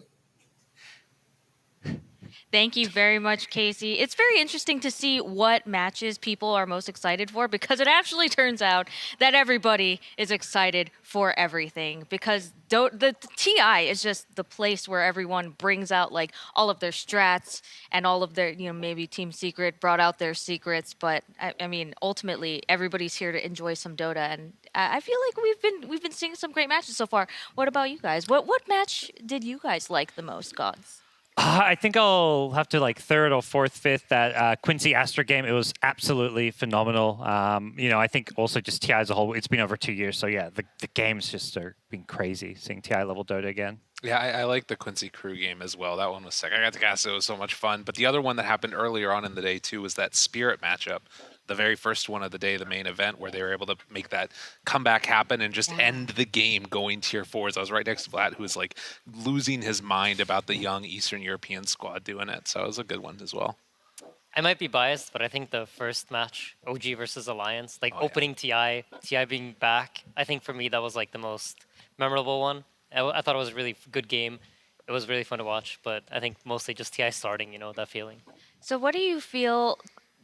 So now coming back to this, so 2 people said that they enjoyed Quincy Crew. We're currently watching Quincy Crew's journey through the lower bracket. And now they're kind of on their back foot here. How do they regroup? Like, what do they do to like regroup and say, hey, we can still do this, especially against a monolith like OG and Sania? I think it's very simple. You gather the team and then you send them good vibes. Good vibes. So simple. So good. It's like that. Just like that. Oh my gosh. But I mean, yeah, good vibes, but what else? What else can they do? I think ultimately that's all you can do right now. You got to keep the spirits high and you got to make sure you go into the Dalam game masuk believing kunjung they ya can do banyak this, tingkah because if you lagi. don't, it's going to be really, really tough. The other Kemarin thing that I would tentang say kursi, about Cuk. this team in particular is Animator, that Cuk. they can come back into that one being like, hey, we made a couple mess ups, but we were winning that game. We were doing Yes. well. Let's just try and finish it off. And then, I mean, OG, I think that they're coming at that feeling really good with the win. They feel like they got away with one. Tapi traffic kayak That's the Zugin kan type of jago game loh, that you Bang. need to win if you want to win Bangsat. TI again, be able to win games that you're not Itu supposed di to. draft bener-bener Do you bagus think that draftnya kayak Zubang. OG might be still feeling a Cuman little shook by that early finishingnya, game in the enggak, first game, finishingnya or do you kurang. think that maybe Ya, now sama that Thompsonnya lagi on fire. that they've activated or something? I always get this vibe that OG is just a team Ikut you challenge sengaja, can't Cuk, shake. sudut, Ever since they won that Top first pernah TI itu. against LGD in the grand finals, and they were down, 30K gold. Machine was ready to do a winner's interview with LGD during that game 4. I think the Dota buff win probability was 0%. I don't think anything shakes OG. I think they'll see and talk about the mistakes perhaps, but ultimately this is a team whose biggest strength is always being the mental game.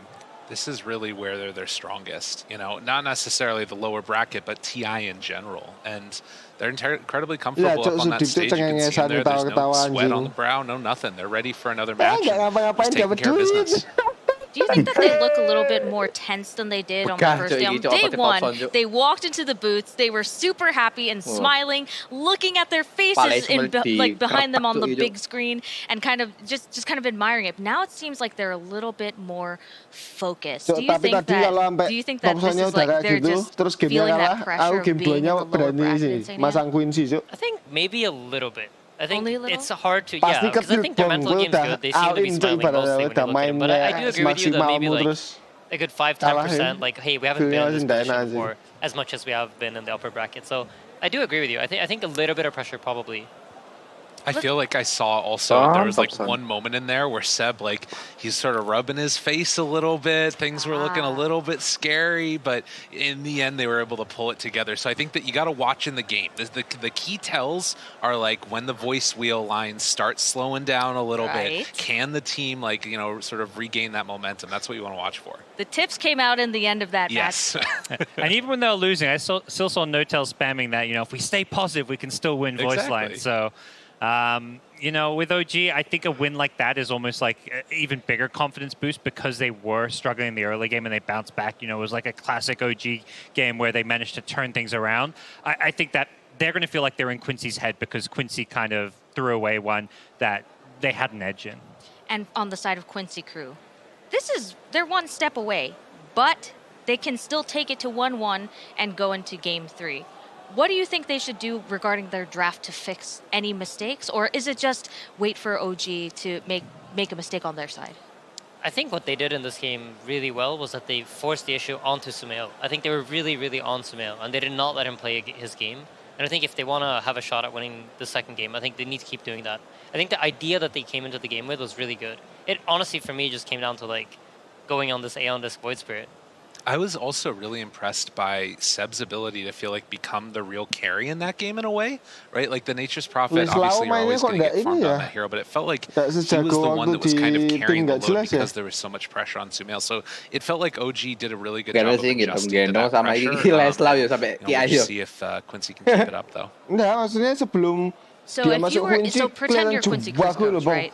What would you tell your Makanya team, diambil like toh. mentality-wise or game-wise? What do you Kalau dia do? masih main di I think this Federasi. moment is less about like strategy as Apa? they've kind of touched upon. It's more Leslie about apa? maybe Barengan it's Jack. He's kind of like Barengan the terus maksudnya? spiritual coach, like he's friends with everyone on the Akhir-akhir team, ini. and as well as I'd say LOA, Sekarang dia ganti aka ini si SVG, who's been around this team. SVG They're probably ya? the two calming Yeah. voices that are trying to remind everybody of, SVG tuh. Gantinya MSS. we've worked really Dua hard for 2 tak. years. We stuck Offline-nya kan together. MSS tuh Obviously, sebelumnya. it was really hard to play SVG throughout the supporter. pandemic and Quincy Nah, crew. yeah. They stuck it out. They're here at TI. This is Wis 2 tahun. what everything built up to, and Ya it's enggak, like, maksudnya if anything, pas just dia enjoy di this tim last moment. If Brazil this is ini going to be the belum game masuk that Quincy you get eliminated Jubaku kan on, loh, Cuk. so be it, but just try and play your best Dota. So now that we have, masuk you know, Quincy, we may kurang. potentially see an elimination immediately after this game. What are your hopes for this series? Do you hope for a game 3? Do you have any favorites? Any biases in here? Game 3, hell yeah! I mean, I always hope for game 3. I do as well. I think that this is the type of game too that, like, if it does go to a game 3, you know it's going to be really good, because we've already seen like an epic comeback that happened in the first one, right? Like, these teams, I think, by and large, are fairly evenly matched in terms of like the sort of in-game stuff. It's those intangibles that I feel like OG is the one that has the lead in, and they're the ones that have been able to sort of take that commanding lead in this last game. So if Quincy could find a way to force it to a number 3, it's going to be one of the best series of the tournament, probably. And the rivalry between the two brothers, do you think that will possibly like go up in level now that they're not on even footing anymore in Sania? I would imagine at this point, they've kind of stopped thinking about it. Now they're just playing Dota. I think it's before the series you kind of think about all the outside factors, but I think at this point, I doubt Sumail is even thinking about Yawar, and likewise the other way. I think they're just thinking about, okay, how do we beat our opponent? They're both looking a little stressed right now. If you were if put yourself in their shoes, if you were Sumail, what would you be thinking right now? Because you're one game up. I think if I'm Sumail, I'm thinking I'm bored. Let's get this game started. Why won't the casters stop talking? Casters, push the start button, please. Yes, I think that's what he's thinking right now. All right, but what about Yawar? Probably something pretty similar. I think these guys both love playing Dota and they just want to get into the game. All right, well, we will actually get into the game right now.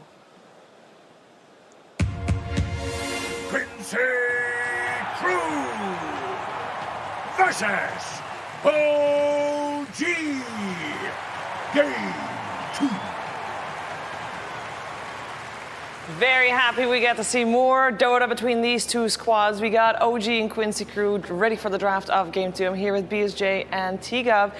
Very happy with the Hassan Bowl as well, the two brothers going up against each other, because for a while, at some point, it didn't actually look so likely that Yawar was still continuing to play Dota. It was only Quincy Crew's success that kept him from not going back to university, Brian, and sticking with Dota instead.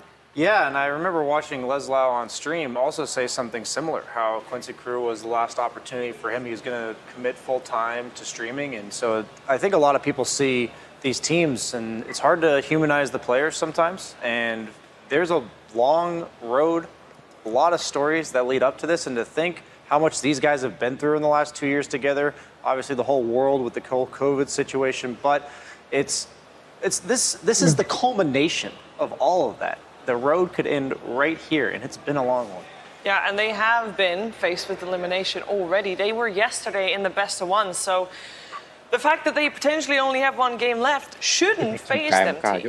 You'd hope not, right? Because I think, what's it, SVG, he's multiple times mentioned, even Quinn mentioned it in his interview, it's like, they know that this is like, you're eventually going to get eliminated for TI unless you win it, right? So I feel like this is the team that has already kind of got that tone in the booth already down. It's like, let's just play our game. If we win, we win. If we don't, we gave it our all. And like Brian was mentioning, right? For like Quincy, it's been a hard 2 years, like even for like Undying as well. Like North America, outside of like EG, it is kind of like that battle to stay as a team, hope to get to a tournament, hope to get some of that prize pool, and then obviously they get to TI, which does help a lot. So yeah, it's the story of a long road. But anyway, if they win this game, still a third game on the cards, they can still keep it alive. Yeah, let's talk some Dota here then, Brian, because we got the opening for both squads on the border, rather. At least 3 heroes at the moment. Tweak here is the Nature's Prophet, the Elder Titan being banned out here by OG. So of course they had the chance to pick it up first previously, but are you happy with the opening? I'm interested that Quincy Crew decided to upgrade the Monkey King from a second round pick to a first round pick. Most likely won't be a carry since it's first rounded overall as opposed to last game, but I think Yawar had a great game.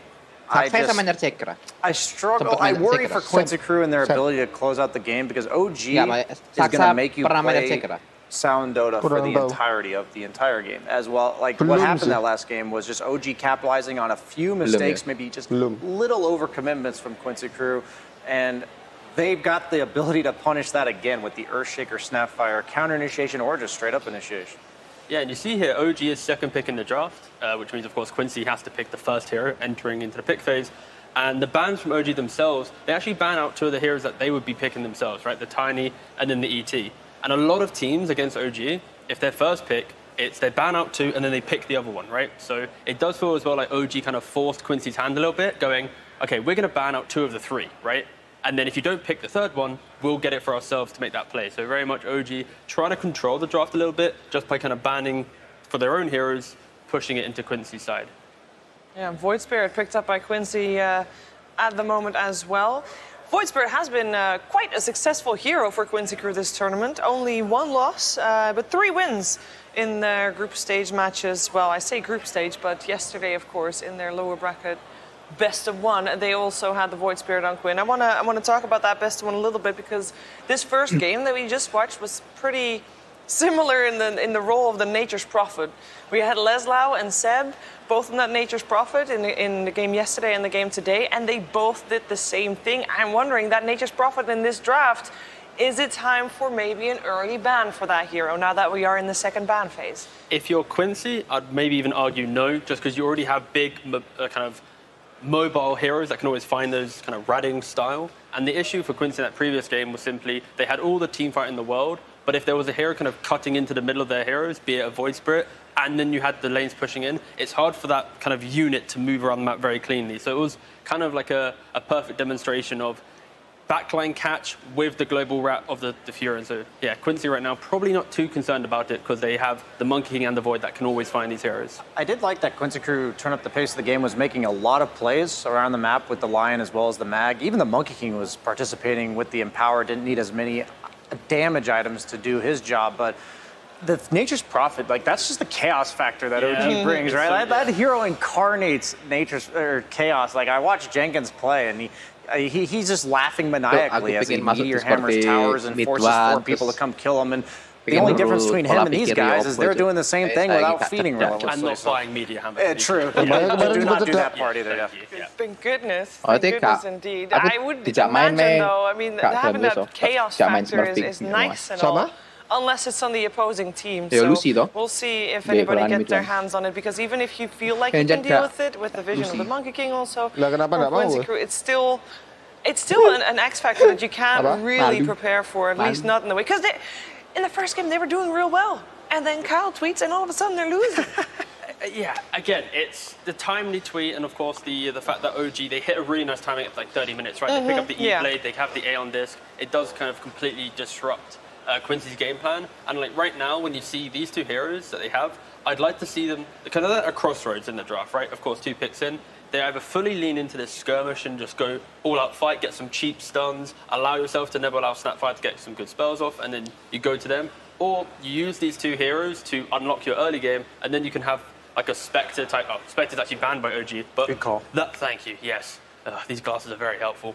But some Spectre type hero, right, that secures your late game. You fight and you farm behind. I did like the Spectre yesterday for Quincy Crew. I do believe that their overall game plan has been fantastic, but their just little execution plays have been a bit off this tournament. That's what's been holding them back. And the thing about Spectre is she kind of just makes everything easier. You know, you have the +1 when you get the Axe for kills. You have the a reliable ultimate that takes over and causes the chaos for the opponent team during the fight.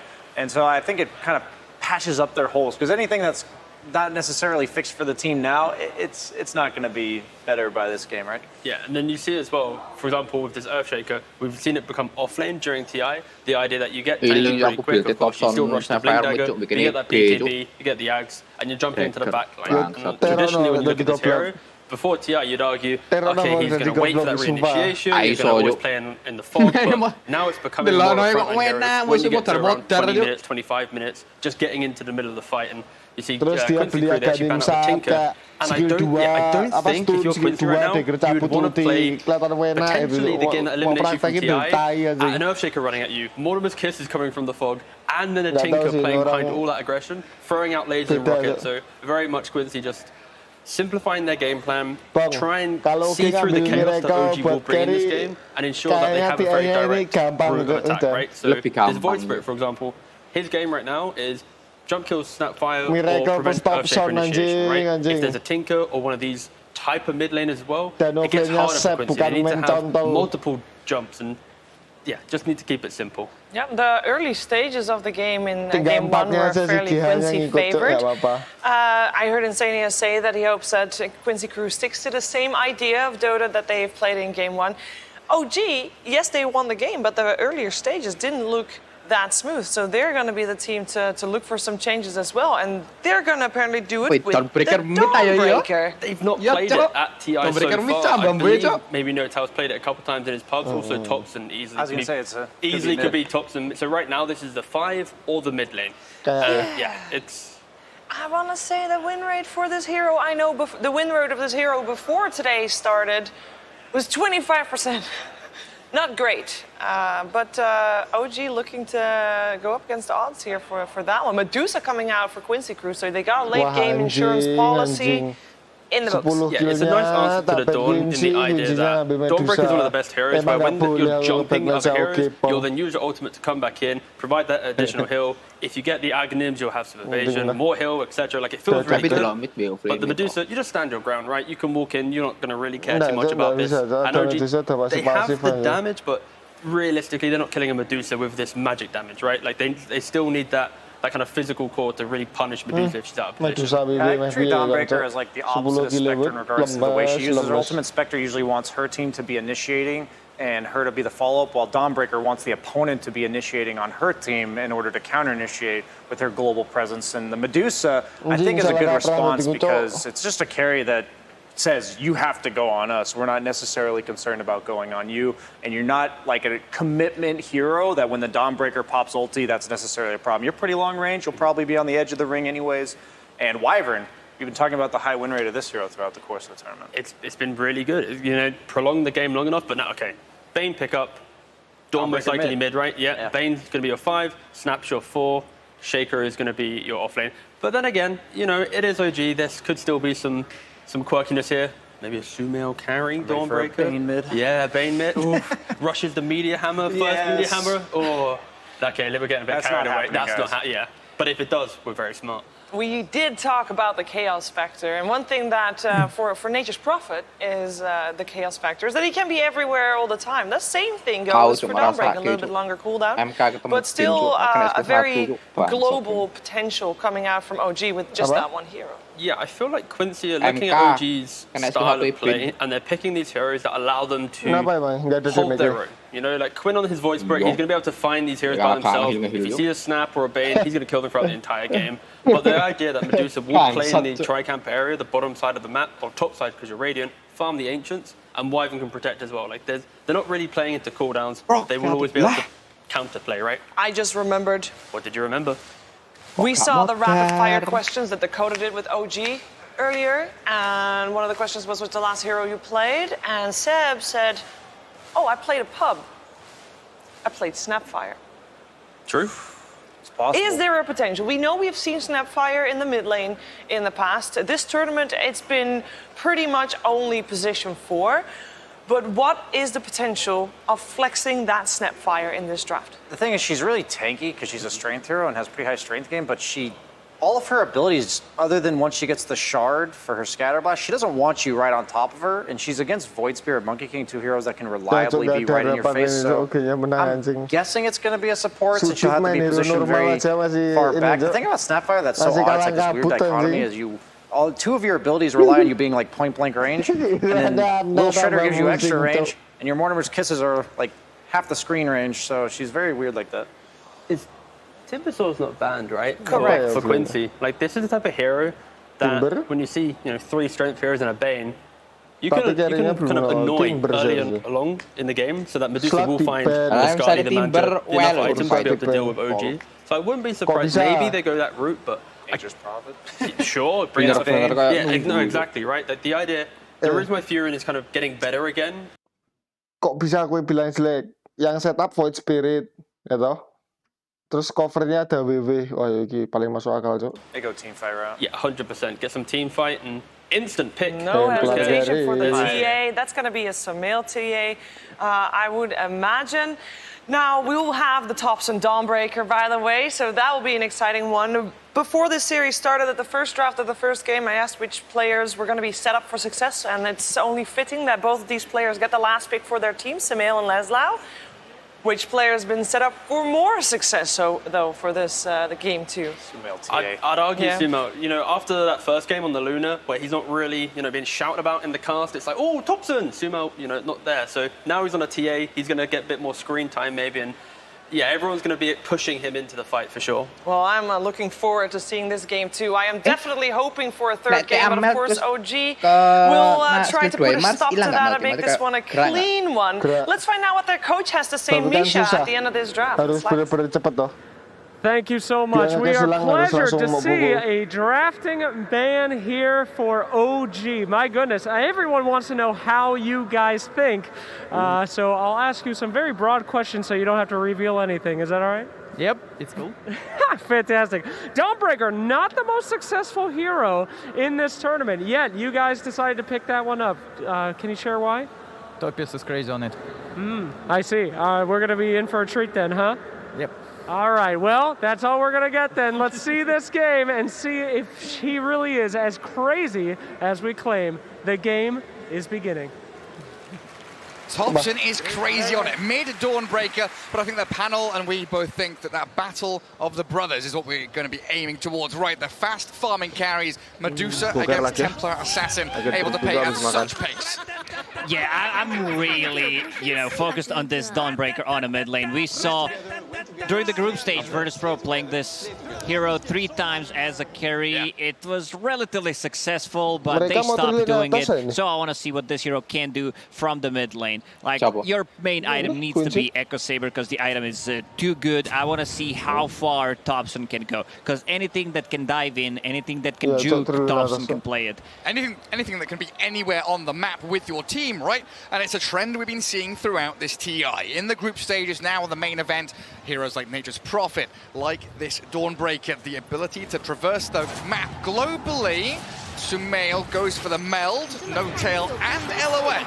Both get those initial Observer Ward bounties though, as it looks like Yawar's Medusa has just been pummeled under that fissure.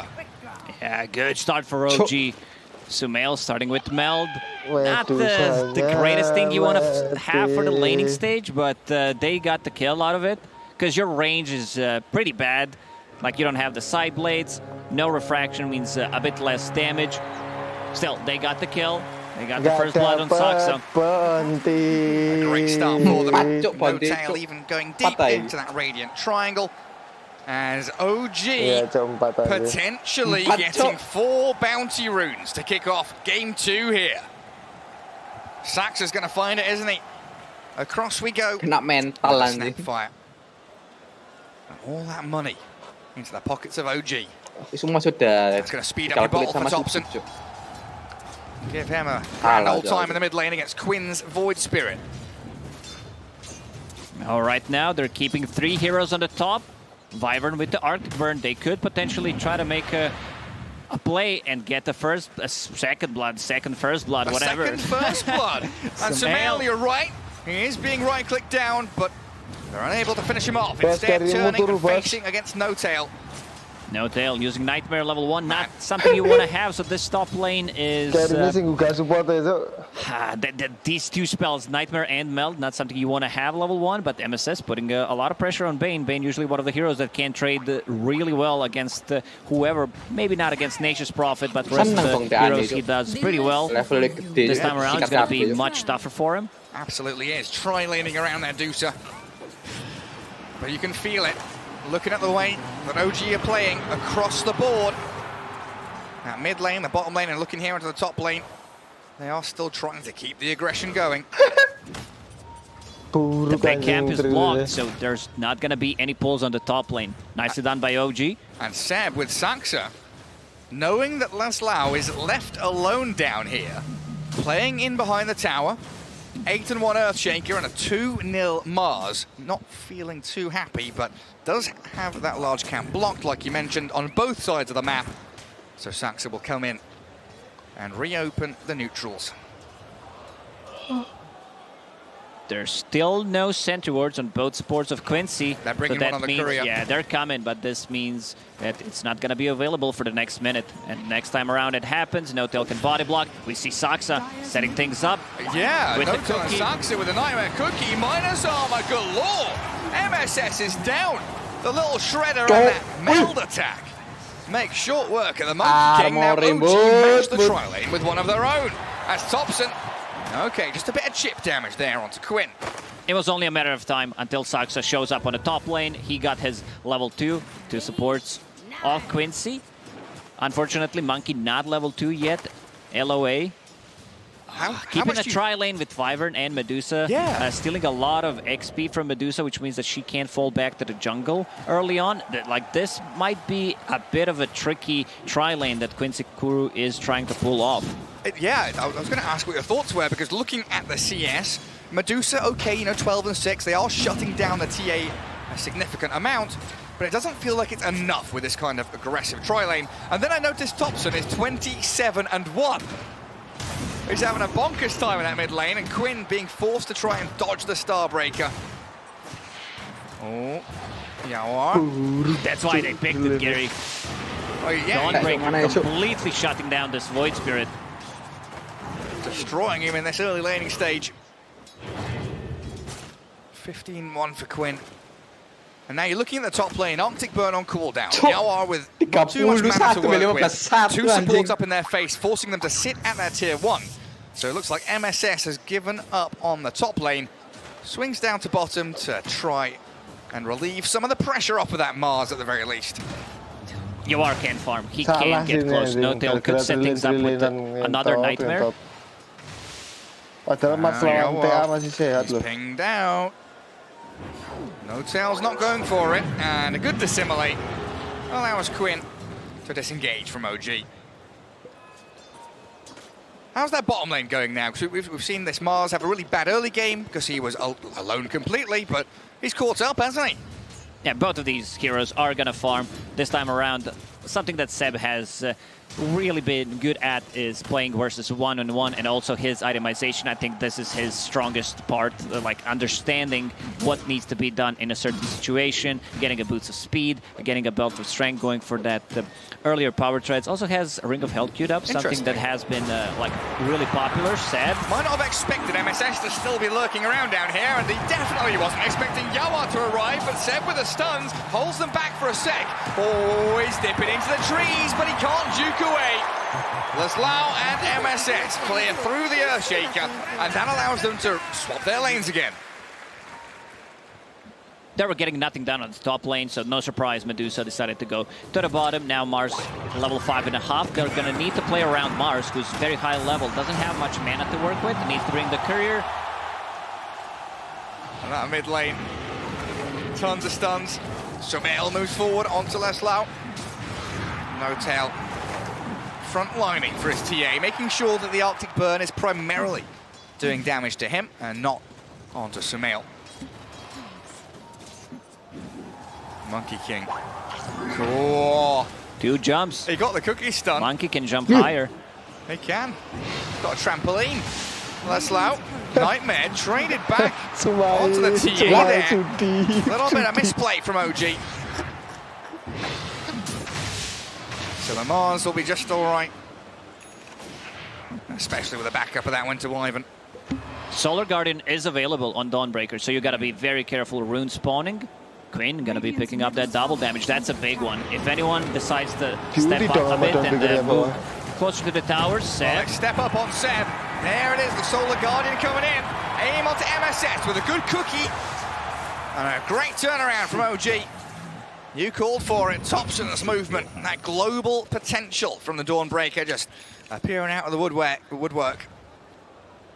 It's very hard. It's like playing against Nature's Prophet when he was a popular hero. On a mid lane, you know that there's going to be a ton of damage coming out, or Zeus, any kind of a global presence. So you need to be careful a bit whenever it's up. Sumail speared back. Great move by Laslau. And MSS he's arrived here. Monkey King. There's the arena. Helped out by the arena. Will secure the Templar Assassin here. Chip away little by little and find that carry kill they need. Sumail, before dying, hiding inside the melt, inside the shadows, outside of the tower range, so they need to use at least dust. Spend some gold on the supports, but valuable kill for Quincy. Tons of stacks being built up, though, on both sides. Dire, Radiant triangle full up. Dire top jungle, plenty there for them. But Yawar, good luck. Nothing left to give here for Saxa and Seb. But Yawar, with no regen, having a pretty rough time. And 40 seconds on that cooldown of Solar Guardian, so Thompson couldn't join in either.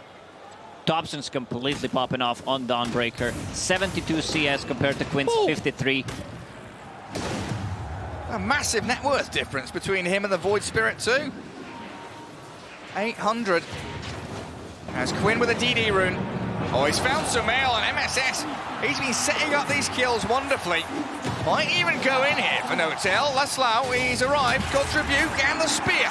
The Bane did get a Nightmare down on the Monkey King, but with the body blocks arriving, Oh, he's got 3 stick charges, but he can't withstand this. Quincy Crew, yet again, bring the numbers to the fight. With Sumail already gone, Sumail will need to recover. They need to start making some stacks bottom lane. Saxa and Seb getting another one. Finding LOA. And that's down to, like we saw earlier, Yawar's Medusa was brought low, had to go back to jungle, had to regen up. And now, being scouted by Saxa, but under a Radiant Observer Ward. Yawar not too bothered about that, but Quinn might look for a cheeky solo kill. Saxa's pinging it out. Seb's behind him. But they don't know that Quinn's invis, do they? They've got no clue that Void Spirit is lurking right above their heads. Good jump in, and he might even go for Seb. LOA's come in from the right-hand side. The pincer movement from Quincy Crew, collapsing onto OG. Yeah, Quinn controlling the runes 2 times in a row. First picking up the double damage. Then again, Invis scouting things out for any potential gank, keeping Yawar alive and also allowing him to get a kill. So that's very nice. Sumail needs to recover. He needs to be in the jungle. Top lane's almost unplayable. Mars. They're on the Mars. He's bringing the numbers. Thompson arrives. Laszlo doesn't stand a chance. But what can they do off the back of this? Because with a Prophet, you were mentioning they can, convert it into a tower, make a bit of a push happen. Thompson's just going to sit here and farm. A bit limited on tower damage early on. Luminosity maxed out. Same goes for Celestial Hammer, getting very close to Echo Saber. Very close indeed. On 200 gold away, and they will do a little bit of damage here to the tier 1, but very unlikely to lead to its downfall. 10 minutes. Rune's about to spawn. No-tail will gladly take the regen rune while Dissimulating away, Quinn turns back to play with Saxa. MSS, Boundless Strike, and the Primal Spring back in onto No-Tail. They'll pick off both OG support, and Thompson's been left stranded in the river. Trap, he's pinging the trap. Needs he's to slow in a them lot down. of trouble. They need, the turn! Oh, he tries, but he's 1v5. He needed some kind of assistance. Unfortunately for them, Seb did not have TP ready, but very aggressive, very nice move from Quincy Crew, getting some advantage early on now. 4 heroes on a mid lane. And they push that tier 1 pretty quickly. Saxa with the kisses. Lobbing lava onto LOA's Wyvern, melting and thawing. Saxa, single-handedly. I'm gonna say defending the tower because the tower has fallen, but in the end, getting a kill and getting some juicy XP also allows him to get level 6, level 7 from that. Bane needs a bit more experience for Fiend's Grip. And space for TA, right? She cleared triangle, cleared stacks. She's second in that worth, just a touch behind that Dawnbreaker. As Quinn and MSS pairing up once more. This duo is all across the map. And Seb, he does Echo Slam back. Oh, that mischief attempt. He tried to go for it, but Seb's there with a slam. Dissimulate. The Solar Guardian. He's Quinn is being baited in. What the fuck is this? Seb comes out with a double kill thanks to Thompson. Perfectly baited there by Seb. He understands how tanky he is. They almost bring him down. Enchant Totem, level 3, ton of damage. And Laszlo misses the spear. Saxa, he's isolated. Should be easy pickings here for Quincy Crew. But after losing that bottom lane fight, they need so much more. No-Tail will be a sacrificial offering from OG. because Thompson clears through that bottom tier one in the meanwhile. Thompson monster anjing. Simultaneously happening multiple fights. It's a long word for you, Lacoste. It really is. It really is. Yeah, I was focused really hard, and now you interrupted me, Gary, and now I feel bad. Thompson, I see what he has queued up after the Echo Saber.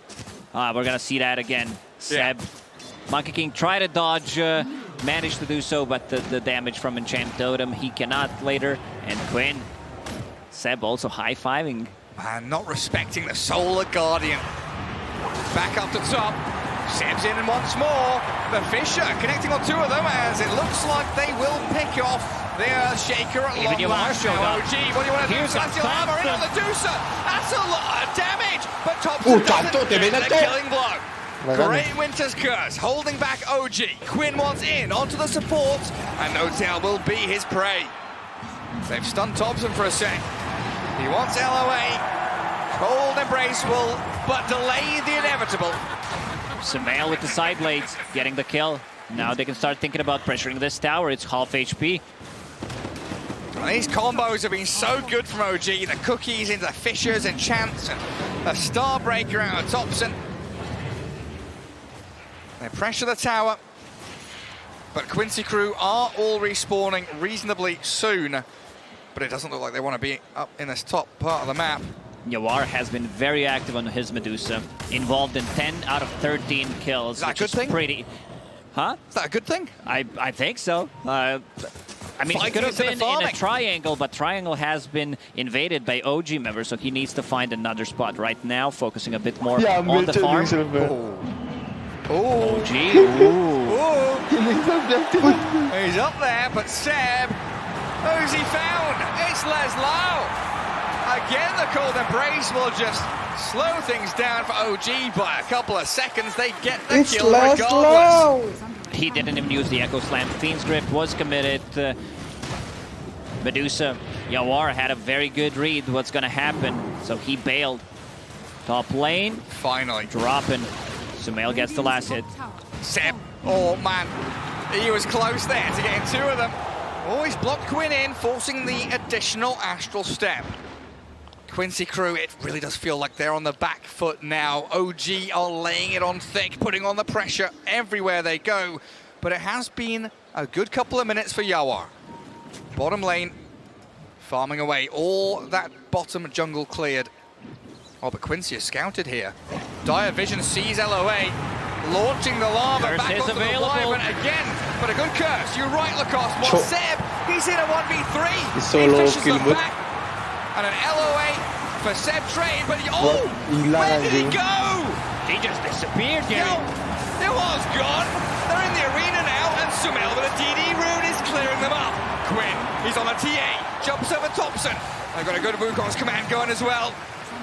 Sumail with refraction back in 3 seconds. That spear's good, but Quincy can't capitalize. They had no follow-up. That was a great Winter's Curse to set things up. Bane needs to stay outside because the Nightmare level 4 outranges the curse, so then you can save people with it, but he got caught inside of it. That Medusa just dissipated.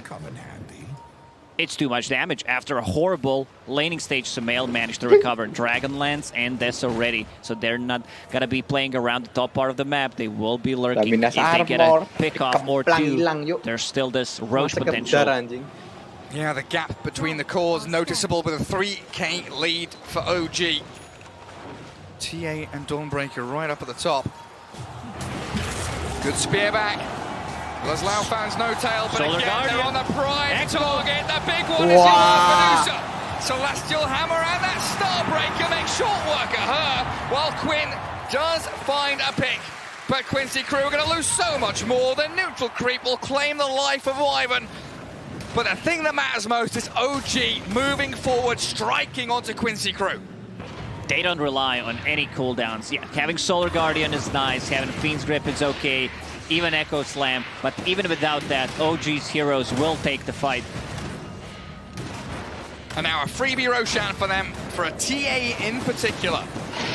Yeah, you give it to TA for sure. Sumail, that's not a mid TA, so you want to give it to him this time around. Dawnbreaker, full Heaven's Halberd finished. it's a 5-second duration disable on Medusa. That's very true. MSS with Quinn. They are in onto Sumail, but that refraction allows her to withstand the early punishment. Sleep. And Sebi moves forward. Keeping him Sleep with a alive. save. The kisses come out. There's a winner's curse. Only Holding 2 OG supports getting back, him. but Sumail is still fighting.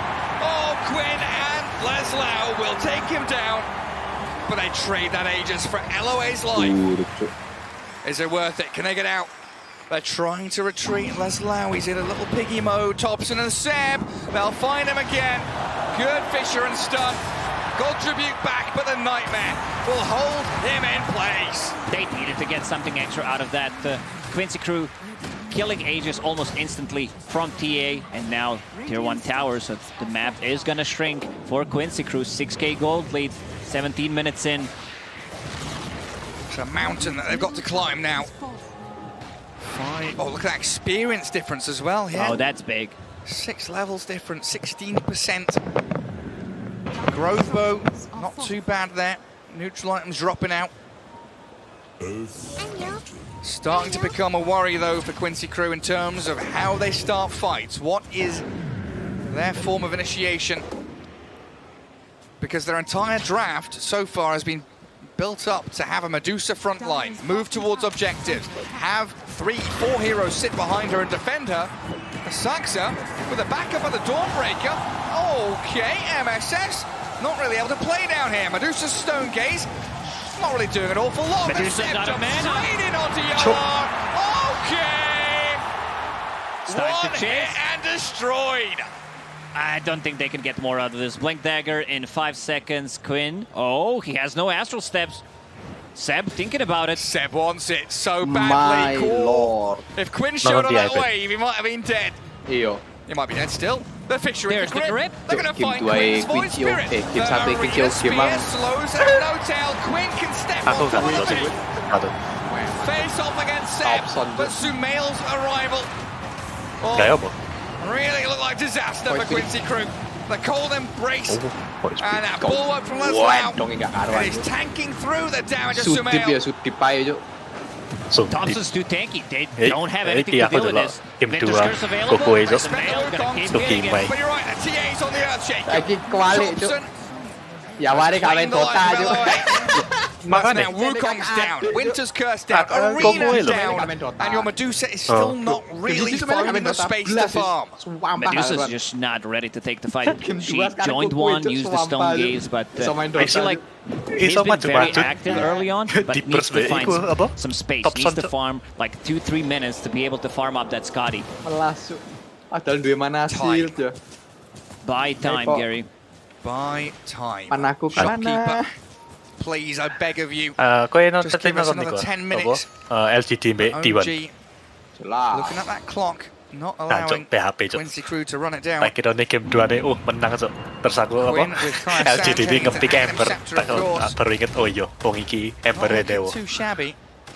And he has found some Biasanya. nice openings on the back lines, like we saw from Thompson in game 1. Nge-stop dia. Getting onto the supports, Yeah, removing we some of that didn't team talk fight too much control. about Quinn, Salah but he Cooper had tiba a really good game caught Oh, only Ben, once. tak kira nih. They have a Wih, limited apa? amount of stuns, I would say. He Singkang can le, easily apa, iso dodge those, kayak except the one hampir from the kayak Earthshaker. shutdown gitu, Having nothing to say, Kaya no. Sun is going to help out quite a lot against the Terus Earthshaker. pakai, Combination of the kacau. stuns, the chain stuns, and now going into Ag. Still far Ngepick away from Ember. it, but once he gets that, it's going to be very easy to control the Vayne in the back Ini nggak lines. sesuai. So much global potential here from OG. Dawnbreaker, Templar Assassin, Nah, apa dapat Earthshaker with Blink dapat 4-0 initiations. tuh awal-awal. Ember. Leslau cuts back behind that Di bawah. wave. Glyphing the tower as well. Catapult will die, so OG don't have a great opportunity. Or maybe they do. Or maybe they can just kill the tower Itu without sing OG creeps. secret Who ya cares KTL creeps itu. when we have so much minus armor, the tower crumbles. This is a tier 2, 20 minutes in, they can take Yeah. the Bisa outpost. ngono. They also have another Game wave dua of nih, global letak presence. Templar Assassin Notel. finishing off Aghanim Apa? Scepter on top LC. of Solar Guardian. Astral projection. Jumping from realm Kak to main realm. Dota, Bud. Tak kira nih Monkey does from 2-1 kayak tree to iso tree. iso I did kayak not want to OG say atau Astral Secret Projection. yang You menang lah 2 nih. call me out once again, Gary. A 2-0. lot of I never fancy and call long you words. If you read a tooltip, it's fine. Reference, Cuk. There it is. Solar Guardian onto Dusa.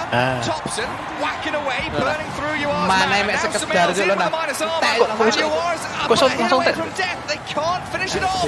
Kisses are too far away. Armornya minus 14 anjing. Finishes him off. Saxa snipes him. Ya ampun mata kan. How's he found that? That was Beautiful max shot. range. Gila, Thompson, skill once he 1 goes tok in, langsung there is setengah, no Cuk. counterplay. He's not afraid. Having the status Kena resistance, breaker, skill having 1. the evasion.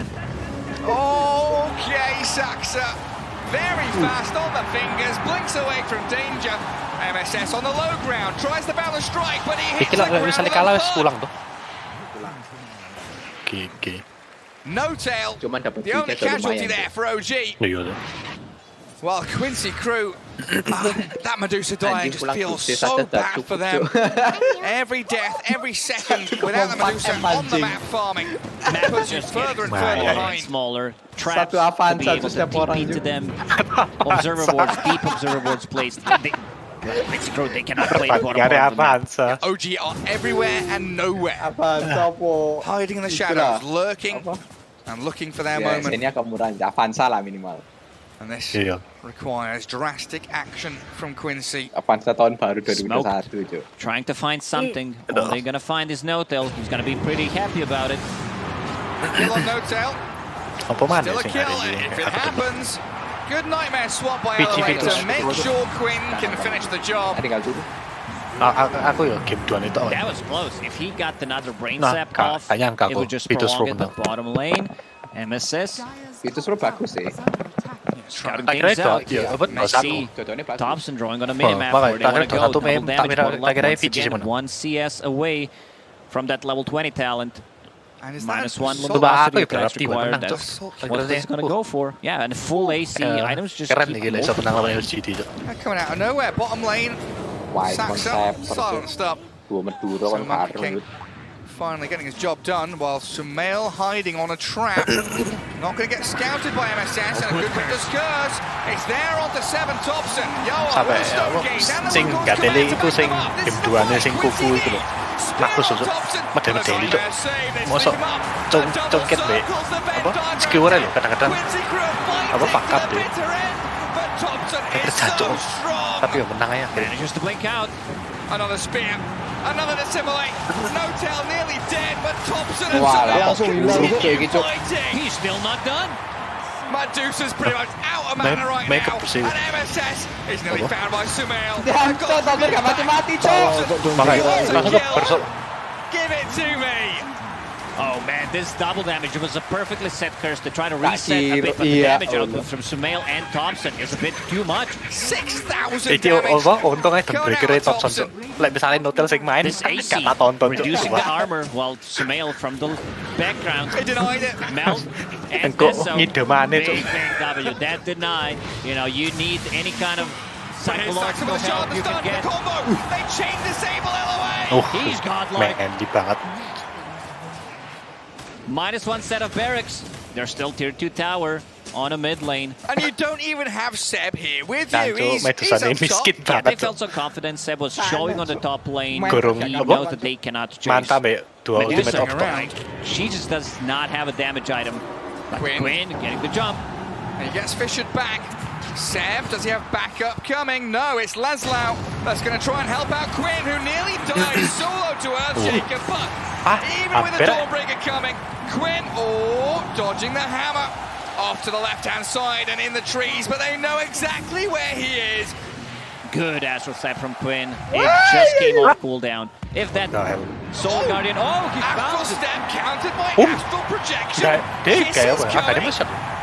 Saxa from No. downtown, providing vision for his team. Max range once again, Mortimer's kisses. And Sumail putting this net worth to use. CCFC guys, tarik-tarik mana, guys? 17,000 up. Looking for tier 2s again. Cruising through this top lane. Menang lawan And OG moving towards a game 2 No-tail, victory. getting the sleep on a mid lane, pinging it Kayak out. kapanan The nih, cavalry's dia gak piro arrived. sih. The Fiend's grip Apa required from kayak No-tail. selebrasi lawan Sopo itu. Try his hardest, CNC but can't akhirnya kalah save tuh. Laszlo. They get Saxa though. No-tail Mbak Scotty ikuti aja kok kayak lali. Good kills from Quincy. Even though it's just the supports, Yawar gets 1 kill. He needs cheap damage. He needs something, anything at this point, because right now it's not enough. Getting the Crystallis might do the trick. I see BKB queued up next. I feel like they need damage. BKB in this situation, you're playing against Bane, you're playing against the Earthshaker, Dawnbreaker. I guess he also wants to be able to deal damage, Heaven's Halberd causing a lot of issues, but I don't think that's the item that he can afford to go for. Second Roshan, that means Aegis and Shard. Let's see who decides to pick it up. It's going to be Sumail or Thompson. Looks like Sumail. Gonna give it to Sumail. The silence on the traps. Yeah, because even when you use Psionic Projection, the traps activate, silences. So good against the Void Spirit. On the outpost.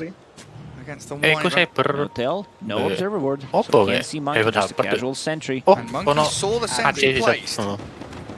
Now the observer's cleared up. Sumail making his way forward.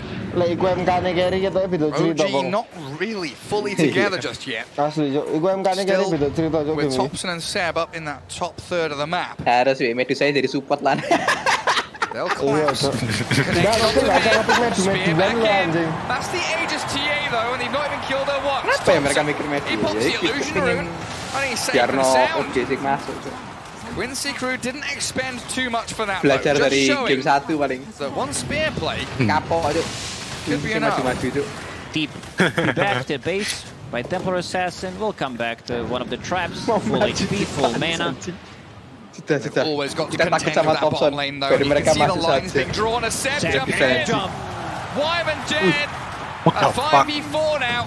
And OG holding Aegis means they can continue their aggression in the Radiant base.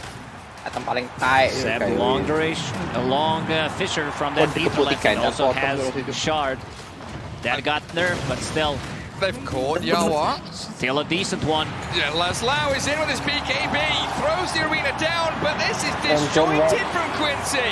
Saxa, Sumail and Thompson stand their ground, they'll be slowed down by the echo. Seb gets the 2 of them.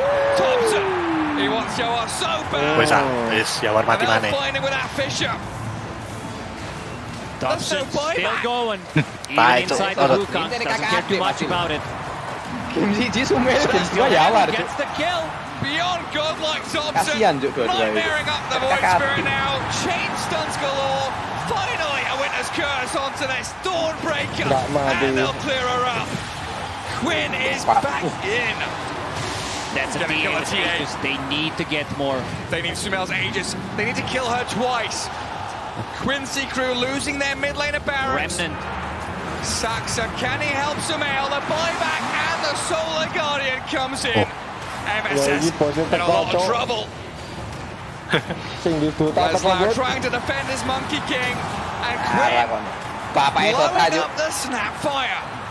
The power of the global presence, they got what they came for. They got the second set of barracks, even though it cost them quite a lot. 2 buybacks, one from Saxa, one from Thompson. And Quinn, he got a lot of kills. They need to be very careful about the Winter's Curse, because this is how one of the cores is going to die.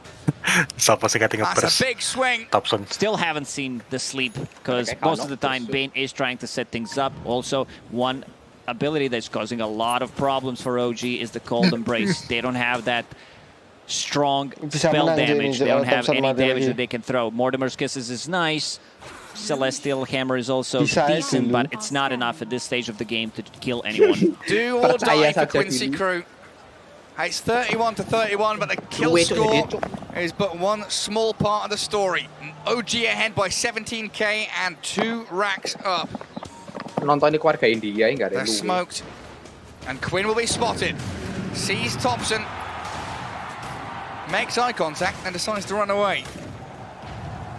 Void Spirits throughout the tournament decided that Shard is a very good pickup. Adds another ring to the Simulate, an extra 200 damage. Super good. They hold back Sumail. OG needs someone to shove in that top lane so they can continue pressing forward. Hold Quincy Crew in their base, limit their farm, and make sure that Medusa's kept shut down.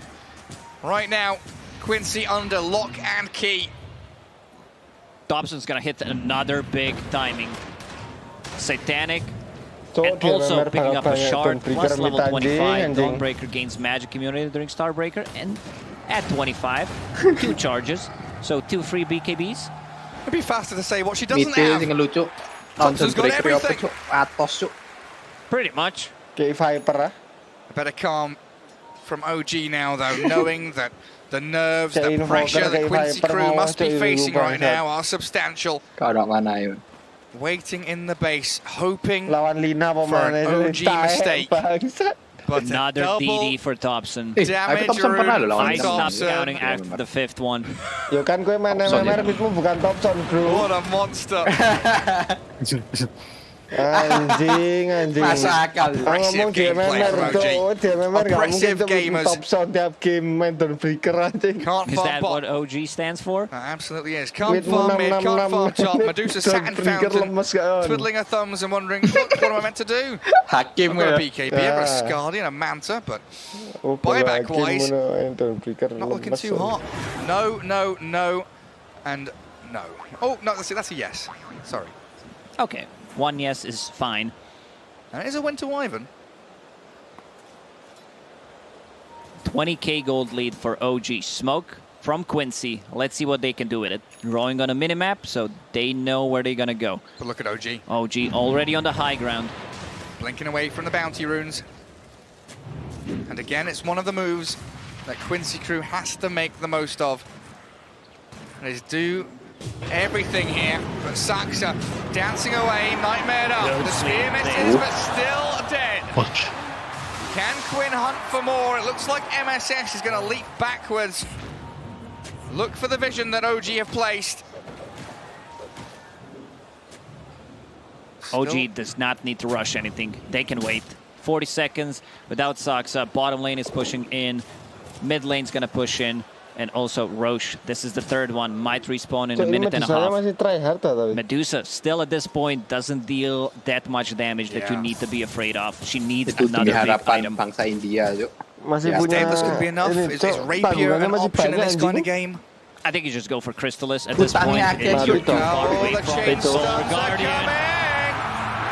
Quinn dead, the Winter's Curse from LLA. There's the This speed isn't a save fight that you finally. can Ada take. fight back ya Queen ya. LLA and MSS will catch the Winter Wyvern as OG pummel Quinn into the ground with that beautiful play from Seb. Good little bit of lane cutting though from MSS. Spring and strike. And the double damage rune did get expended by Thompson. He'll find a haste rune to refill his bottle now as TA picks up the 8 refraction instances talent. That's a big one. They don't have the overtime damage, so this is going to be very easy for Sumail to jump out with the Hurricane Pike. There is also a Nightmare vision. save aftershock. And the aftershock. Thompson and Saxa weren't quite close enough to cookie up the high ground though. They'll still get onto that high ground. The minus armor here. 20 from seconds OG. without a Quinn might be too Finds the much. tier 3. This is very hard decision. Do I buy back or not? They might get mega creeps from this. 13. Yeah, 10 seconds to go. And Leslau makes the move. You're right, he buys back. But Thompson, he's Manta Communus, so Sumail. Down goes Leslau, forced to buy back along with Quinn, but OG hold the line. 2 buybacks. They can reset. Thompson just needs to get himself back to full HP. With 1 Starbreaker charge, that's going to be it. They have Trap inside the Roche, which will respawn in 2.5 minutes. That's a long one. They see everything. It's going to be a Smoke Fisher time. from downtown. Fisher, level 20 talent, plus Octarine core on top of the Shard. He can just stand further behind and play from the fog. And they've got so much follow through. Whoever gets caught by that is dead to rights. Melee barracks dropping lower and lower. But Quinn is there to clear through the wave and the catapults. And OG in no rush. 36 minutes in, they are very, very calm. Just knowing that Quincy Crew are the ones on the back foot. Quincy Crew, they don't know when the Roche spawns. We know. We see everything. They need some kind of momentum swing here. They need a fight around Roshan Pit. They need to get out of their base. Creeps but are the gonna kill the creeps melee barracks. Take down your... Yeah. That's Lah. huge. And LOA, sneaky observer ward. They still have Observer and the Sentry, plus a trap inside Quincy's base. The jump in. They look for Seb, but the Dawnbreaker's arriving and a nightmare save again. No tail keeps him alive. The Winter's Curse connects on the TA, so Dawnbreaker will hammer away. Yao are in trouble though. Enchant Totem and Blink Echo. Not enough to finish one off. As Seb, he deals with that monkey on the back while Thompson, he's battering into Yawar. Surveil gets the kill. That might be it, Gary. I don't think Quincy Crew has any fuel left. No buyback on Quinn. Yawar using the buyback. It goes for Seb. But no buyback. It's time to go in. It's time to finish this game. Get the Mega Creeps. The 2 cores are down. What can the remaining 3 do? Mega Creeps are coming. 3 versus 5. Such a difficult spot for Quincy Crew to be in. Templar Assassin doesn't even get tickled by the Medusa and Monkey King. And Quincy Crew, I've got to know, they're on their last legs now. Tier 4s are falling. Yeah, buildings, the foundations are being rocked and shaked by Seb. They do have the buyback. No curse. But now your throne is open. And OG are knocking on your doors. The dream. Oh, look at Good that. luck, little bro. Beautiful from Yawar. Wait, good luck, lil bro. And the dream of the 3-peat. It's still alive. It's still alive as for OG. Great performance. They managed to make a comeback in game number 1. In game number 2, Thompson on the Dawnbreaker once again, showing what he's made of. Like, what a performance by him. Unstoppable. What our coach was saying,